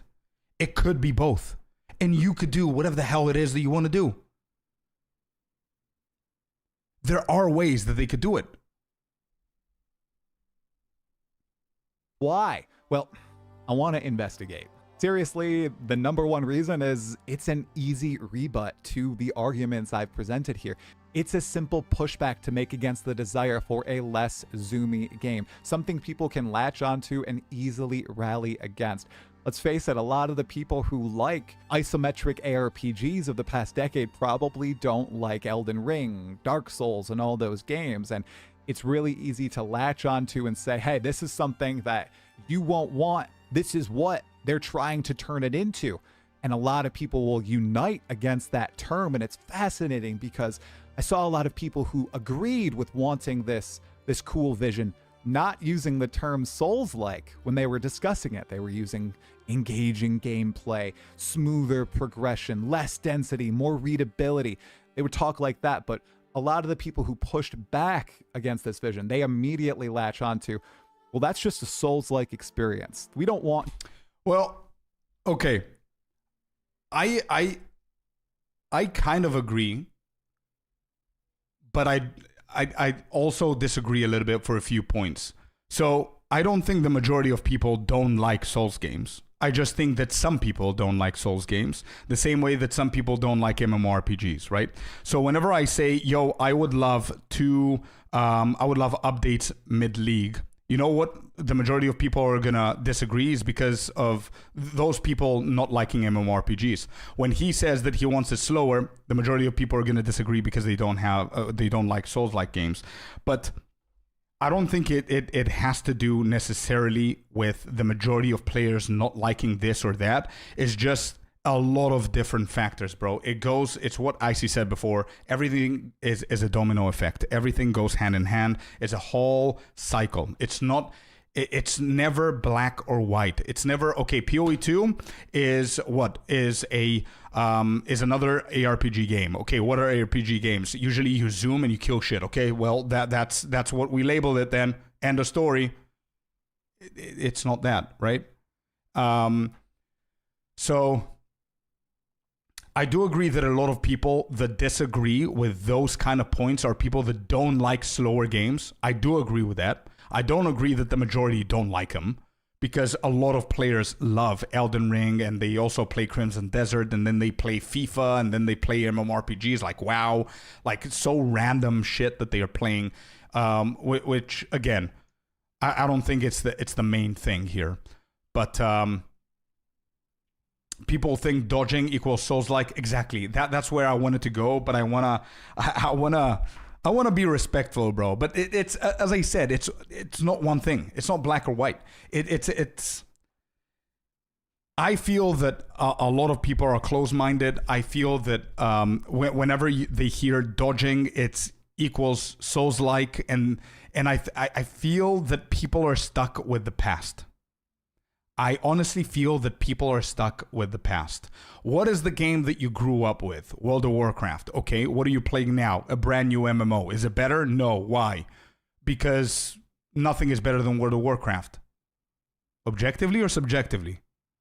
They don't know how to answer because everything surrounds World of Warcraft. And that example is me. I cannot find a better MMORPG than World of Warcraft. It doesn't mean that it doesn't exist, but I grew up with World of Warcraft.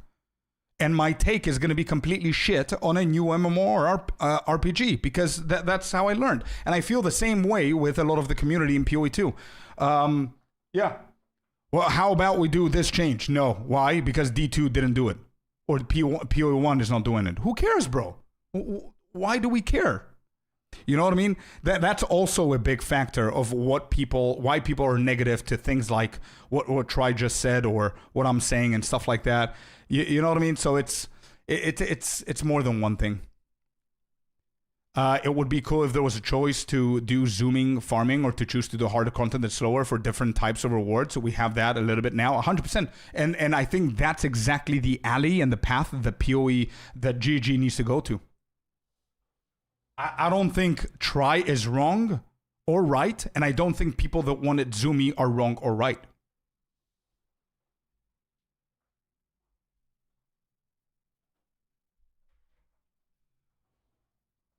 I think there's room for both. There's it's like steak. There's rare, medium, well done. Congratulations. and WTF, are you serious? Yeah. Chris Wilson talked about this in his new interview with No Rest for the Wicked CEO, the Souls-like play in ARPGs. Okay, and what did he say? There were action RPGs way before Souls. Yeah, sure. Could make endgame slower. There are a lot of cool mechanics at the market right now. It could be not just Souls-like dodge mechanics. We have WoW. I had way more fun when I was new to PoE 2 and struggled to clear everything. Died a bunch, but I did it eventually and it was satisfying. Now I feel like the game is getting easy. I just run over everything. Either that or I'm just playing better now. I think, again, it's not one or the other, Brute. I don't think it's the game becoming easier and you becoming better. I think it's both of them combined. It's balance changes, constant balance changes and stuff like that. At some point, you reach like, if you have... The game came out, your first patch fixes something. Your second patch fixes something else. Third patch, fourth, 50th, 110th patch. Eventually, when you get to the 200th patch, you will break something that you fixed in your first 5 patches, for example. And that's going to cause a chain reaction of things becoming faster, quicker, accelerated, slower, shittier, better, whatever the case is, right? So I think it's a little bit of both. And you are also becoming better. So it's a little bit of both. There should be a gradual progression, 100%.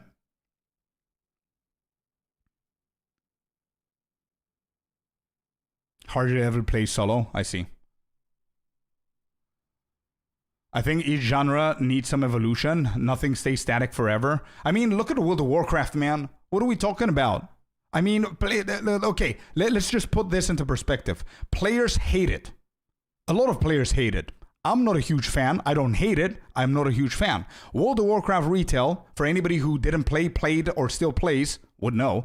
But they brought player housing, guys, in World of Warcraft retail. Okay? You can build your own house. You can decorate it. You can put wallpaper. You can put a vase in your table. You can put piglets outside as pets. You could do like Sims. You can build your own house, your own city like Sims. Okay? If you told gamers 10 years ago that this shit is going to happen, they're going to call you a troll. It would never have happened 10 years ago. Now it does. And you know what? World of Warcraft retail is still breaking records. Doesn't matter how many of the OGs hate it. They're attracting new players. They're attracting more female presence now. They're attracting younger audience now. It doesn't. Who gives a shit that Scorpius doesn't like it, or anybody else that used to be OG since 2004-5? They're attracting new audience, and you know what? They're retaining the new audience, and good on them. I don't agree with that approach, but it is what it is, and that works for the game.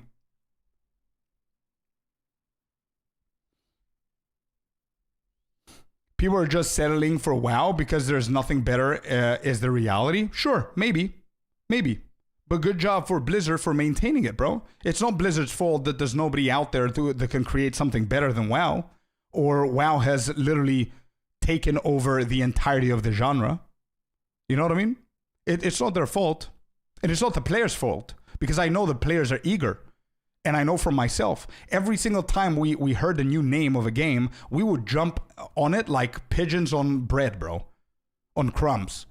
New World, oh my god, that's a World of Warcraft killer. Final Fantasy 14, that's going to be the World of Warcraft killer. Lost Ark, holy shit, this is it. It's over. Goodbye, WoW. Terra, back in the day. So many MMORPGs that we thought that would kill WoW, and nobody managed. Ashes of Creation, I mean, the list goes on, right? But I mean, PoE 2 came out, and it was like, holy shit. It was the different kind of game. You know? So I definitely think the PoE 2 can take that ball and run on the opposite direction from its competition. Even from its cousin game, PoE 1. I think it could create something that we don't have. Something that's going to revolutionize ARPG. And if that means, again, don't kill me for saying this, but if that means merging different genres together slightly, little bit, like 1%, 2%, 3%, whatever, I think they should go for it. In a smart way, not destroying the game.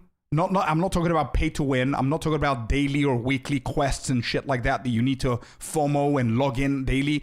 100,000% no. I'm not talking about those. They're geniuses. If I can think of cool shit, you can think of cool shit. I'm pretty sure that Mark and Jonathan can do a better job than me and you. It's just the problem is, I don't know who's more close-minded. The devs or the players. If it works, it ain't stupid. That's a basic fact in engineering. Exactly. Yep. And it doesn't matter what anybody says. It does not matter what anybody says. If it works, it works. That's visionary idea, and I hope they do as you said. They won't, bro. They won't, because the majority of the community in PoE 2, and I'm pretty sure the devs, Chris Wilson, whatever, they're not going to agree with these kind of things. That's not the vision.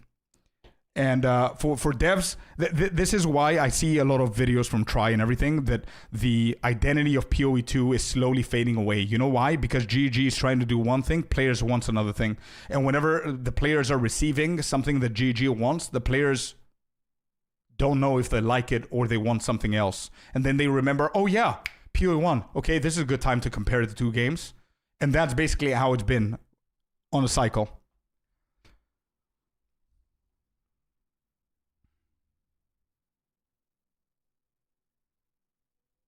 Exactly, Tommy Lee. Yeah, exactly, Tommy Lee. I agree. Yeah, there's a lot of players. Change is hard, players for sure. Yeah, probably. Again, I just want to be polite.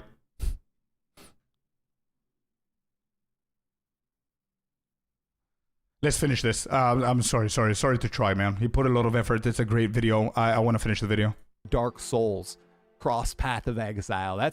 That's too far. And I agree with them. I completely agree with them. I feel like that is a straw man that is easy to burn.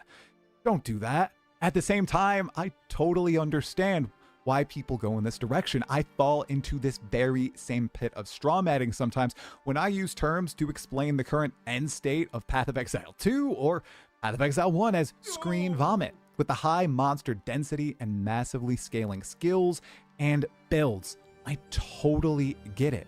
It's easy to communicate these ideas in these terms that people will understand, and I feel like we're missing something. We're missing that really meaningful debate if we do that. So I will try to do that less. I think players also call Path of Exile 2 a Souls-like game because Jonathan Rogers and Mark Roberts, the directors of Path of Exile 2, have mentioned Elden Ring in the past being an inspiration for the difficulty of bosses in Path of Exile 2, which is a useful but isolated point of evidence. PoE 2 was supposed to be a Souls-like game. They really haven't gone beyond that at all. So what was Path of Exile supposed to be? Well, first, it was going to be an expansion to Path of Exile 1, so very similar to what we see nowadays in isometric ARPGs, and then it turned into an evolution of the ARPG genre. So different from PoE1, they split it out from Path of Exile 1. And while it has been oft repeated by the developers, they pictured the end state being similar to what we see in Path of Exile 1. That entire journey, which is an important part of the game, would be very different and improved upon. Revolutionized, essentially, and that's really what excited a lot of people. Not more of the same, not repetition of what we've seen in the past.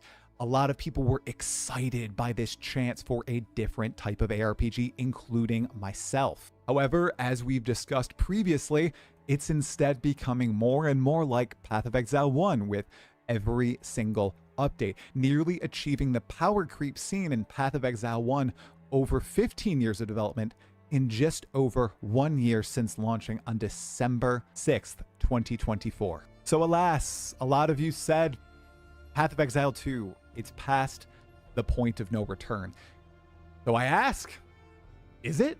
Most likely. Nope. For the vision I've been discussing the past couple weeks and people have been discussing in the community and in the comments of these videos and on our Discord server.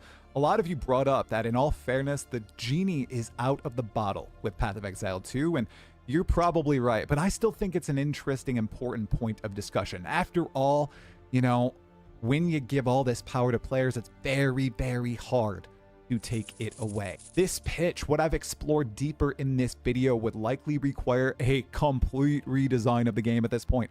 I still think the big mistake, the biggest mistake, was inheriting all the old Path of Exile 1 systems like Breach while going for a complete change of pace. Patch 0.5 may be the final hurrah for a drastic gameplay change, especially with Grind Gear Games' very public decision to dedicate a team and future to Path of Exile 1 and Path of Exile 2.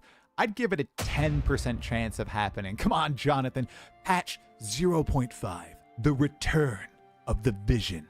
Now let's be more realistic here and less idealistic, everybody. What is a more likely scenario, and one I'd honestly be happy with as a conciliatory vision? It's really driving the type of game we've been debating about in the campaign, and then having the hard swap in endgame as it kinda happens now. Every patch, it feels like the teeth of the campaign are being taken out, and character power is rising. I'd love to see the campaign really embody the engaging combat experience and the endgame to just continue as is as a concession. Or they can introduce more vision-focused mechanics to the endgame. Stuff like Bestiary, revamped in Path of Exile 2, that have you focus on fighting one big bad or a small pack of monsters in a map, as opposed to hundreds of monsters on the screen like we see with Abyss or Breach, or when we combine them together, you know, thousands of monsters on the screen. It turns out this is kind of a curl of the monkey's paw, kind of the original promise of being a brand new coat of paint on Path of Exile 1, just now it's an entirely split out game. I'll play it, though I'll always ponder what could have been. Will you?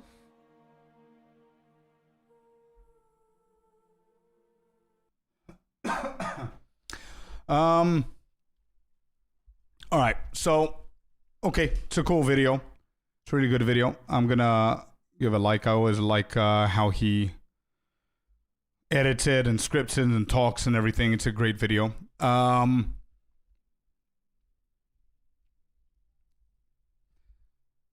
don't know if this is gonna be a bad take, but it's my first initial reaction. I see what the problems are.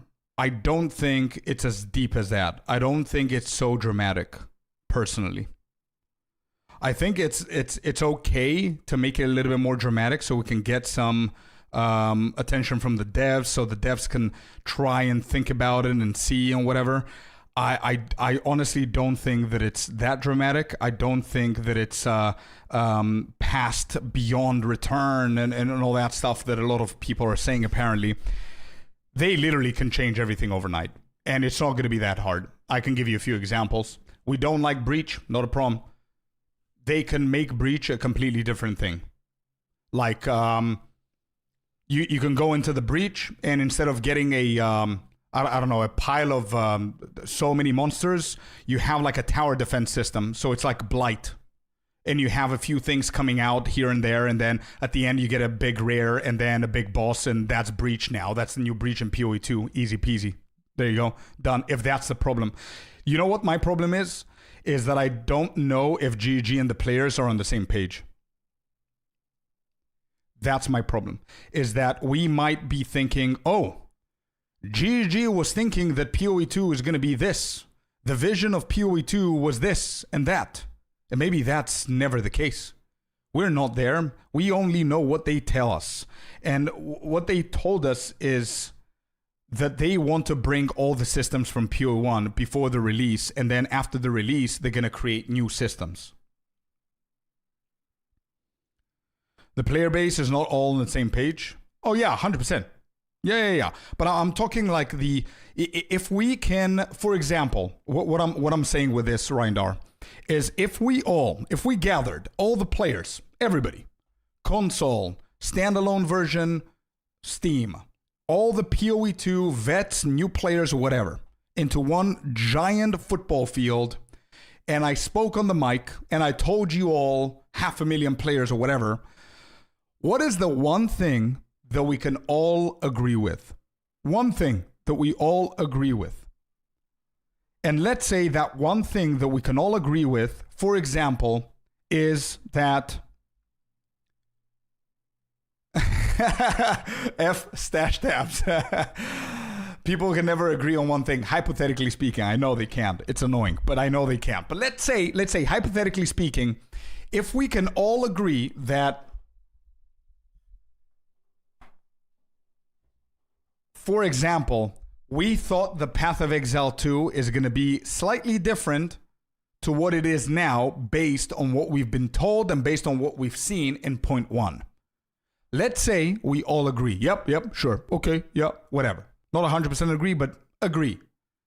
I think that even that is not on the same page with GG. That's what I mean. That I don't think we know what GG wants to do. What's their plan? How are they thinking about it?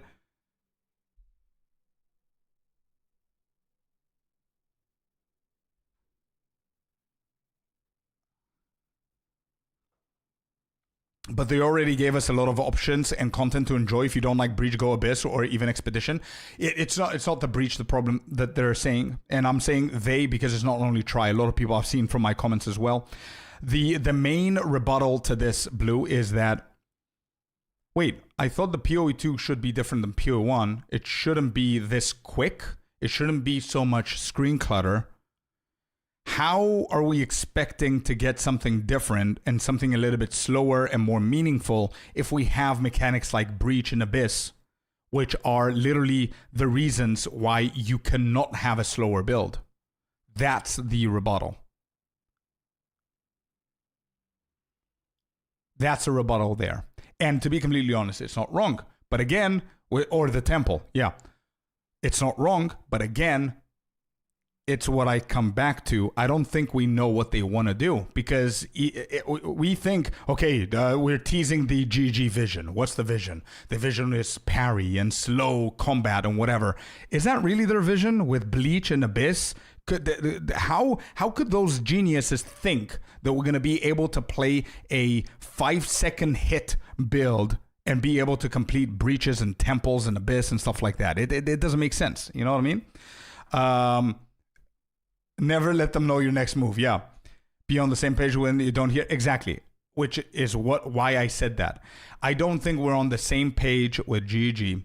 And to be completely honest, here's where I come back and I'm positive about the community because I feel that I was very negative about the majority of the community.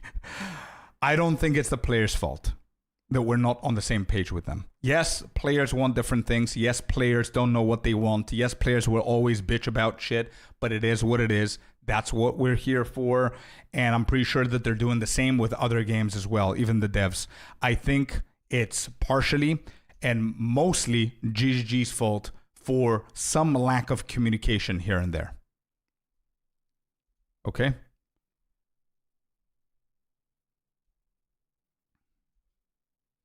because they want people with different tastes to enjoy the game the way they like. And I think that should be the motto. We are trying to build a game that doesn't label. That's what I want GG to come out and say. Hey, we understand that you all are talking and discussing about the pace of the game, whether it's slower or faster or equal or catching up to PoE1. All we want to say is that we want to create a brand new game. We want to revolutionize the ARPG. We're also working on PoE1. That's doing great, but it shouldn't affect PoE2. What we want you to know from us here in GG, dedicated in PoE2, we're going to do the best that we can so we don't label players. If you want to be quick, we will have the options for you to be quick. If you want to be slow, we're going to have the options for you to be slow.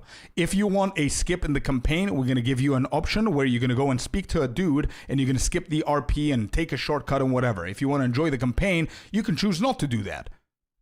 Things like that. You know what I mean? Like something that's going to establish their ground, dude. You know what I mean? That's what I feel that players need. So that we can stop bitching about everything that we think about. You know what I mean?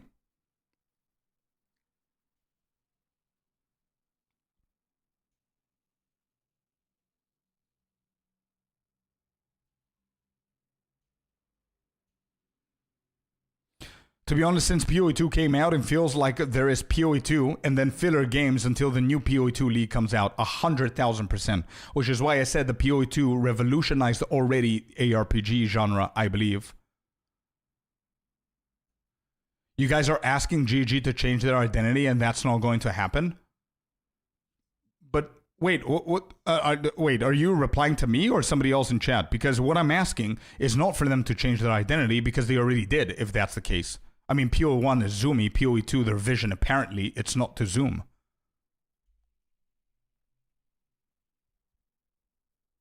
What if I made some build and I like it and also like Breach, but my build is bad for it? Probably they should have Atlas passives to modify mechanics in some way.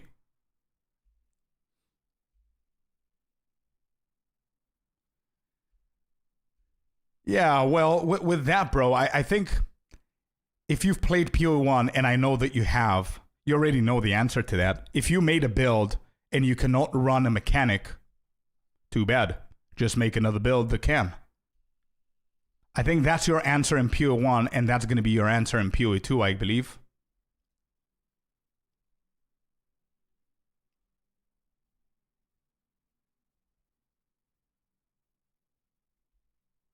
But it's not work like this in PoE1? What do you mean? It definitely does. You can farm any mechanic on any build in PoE1. Chat, is that right? I don't have much experience to argue with anybody with like 10 times more than mine. But the one thing that I remember you all told me about PoE1 is that it doesn't work that way. There are specific builds for specific mechanics. Sure, you can get up to a point to a mechanic, but you're not going to be able to go full on with a mechanic.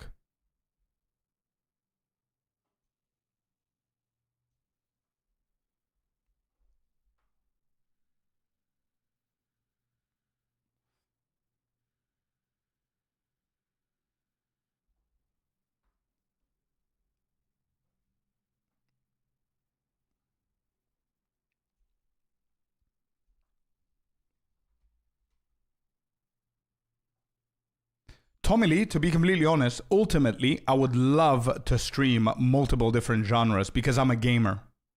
Personally, I'm a gamer, right? So as a gamer, I would love to get more experience in different games. I would like to see new MMORPGs and have that experience and provide my feedback and have, you know, a say into it. Different ARPGs, etc., etc. Of course, there are always going to be different genres that I don't like Minecraft and shit like that, games. But as a gamer, eventually in the future, I would love to expand more, for sure, because as I said, I'm not an ARPG gamer first. I'm a gamer first.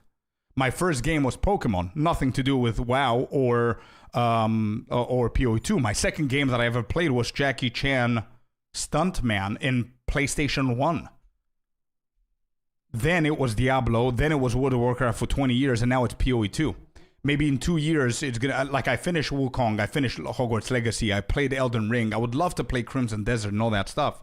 And I think it's better to do that. For games, I'm not saying that they need to adapt an MMORPG mentality or anything like that. But I think for the future, diversifying a little bit to the point where it's not going to harm your core identity is not a bad thing.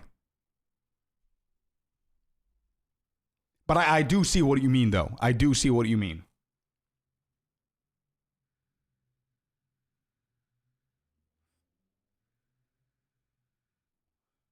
Cynical. No. I'm not specifically talking about campaign skip. I'm just talking about things are not black and white. Some people want zoomy, some people want slow. Some people want this, some people want that. If it doesn't harm their identity, they can just provide people with the option of doing that, and in a smart way. For example, the new Atlas tree could have a node that increases your density by 80%, right?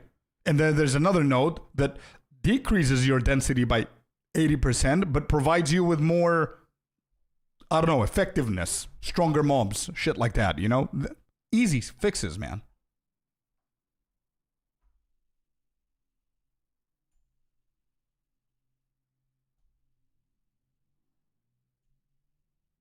That's a sin, yeah. When do you guys think we're going to hear for a 0.5? This or next week, man. That's basically it, I think. Anyway, damn, what a debate. We've got like a 2-hour debate. I'm already late. And I'm rhyming all of a sudden. Anyway, that was it. It was fun. It was really, really fun. Thank you very much for being here, you guys, and yapping with me today. It was really fun. I am done. Good talk indeed. Yeah, it's always great to talk. And the only thing that I can say, I cannot reveal a date, but the only thing that I can say is that I will have a podcast very, very soon with Talkative Try. And I'm not sure exactly if we're going to do it, how we're going to do it on his stream, my stream, whatever the case is. But we're going to do that. We're going to be on the Talkative Try Stay Sane podcast. And I'm really looking forward to that because we're going to talk a lot about a lot of stuff. So whenever I find out the date and it's set in stone, I'm going to reveal that on our Discord. So make sure that you're there. And don't forget that soon we're going to open the giveaway entries. So make sure that you're there for that one as well. Everything's happening on Discord. Thank you all very much for being here. I really appreciate you. Thank you very much for the support. It was a great talk. Thank you and have a good one. Bye-bye, guys.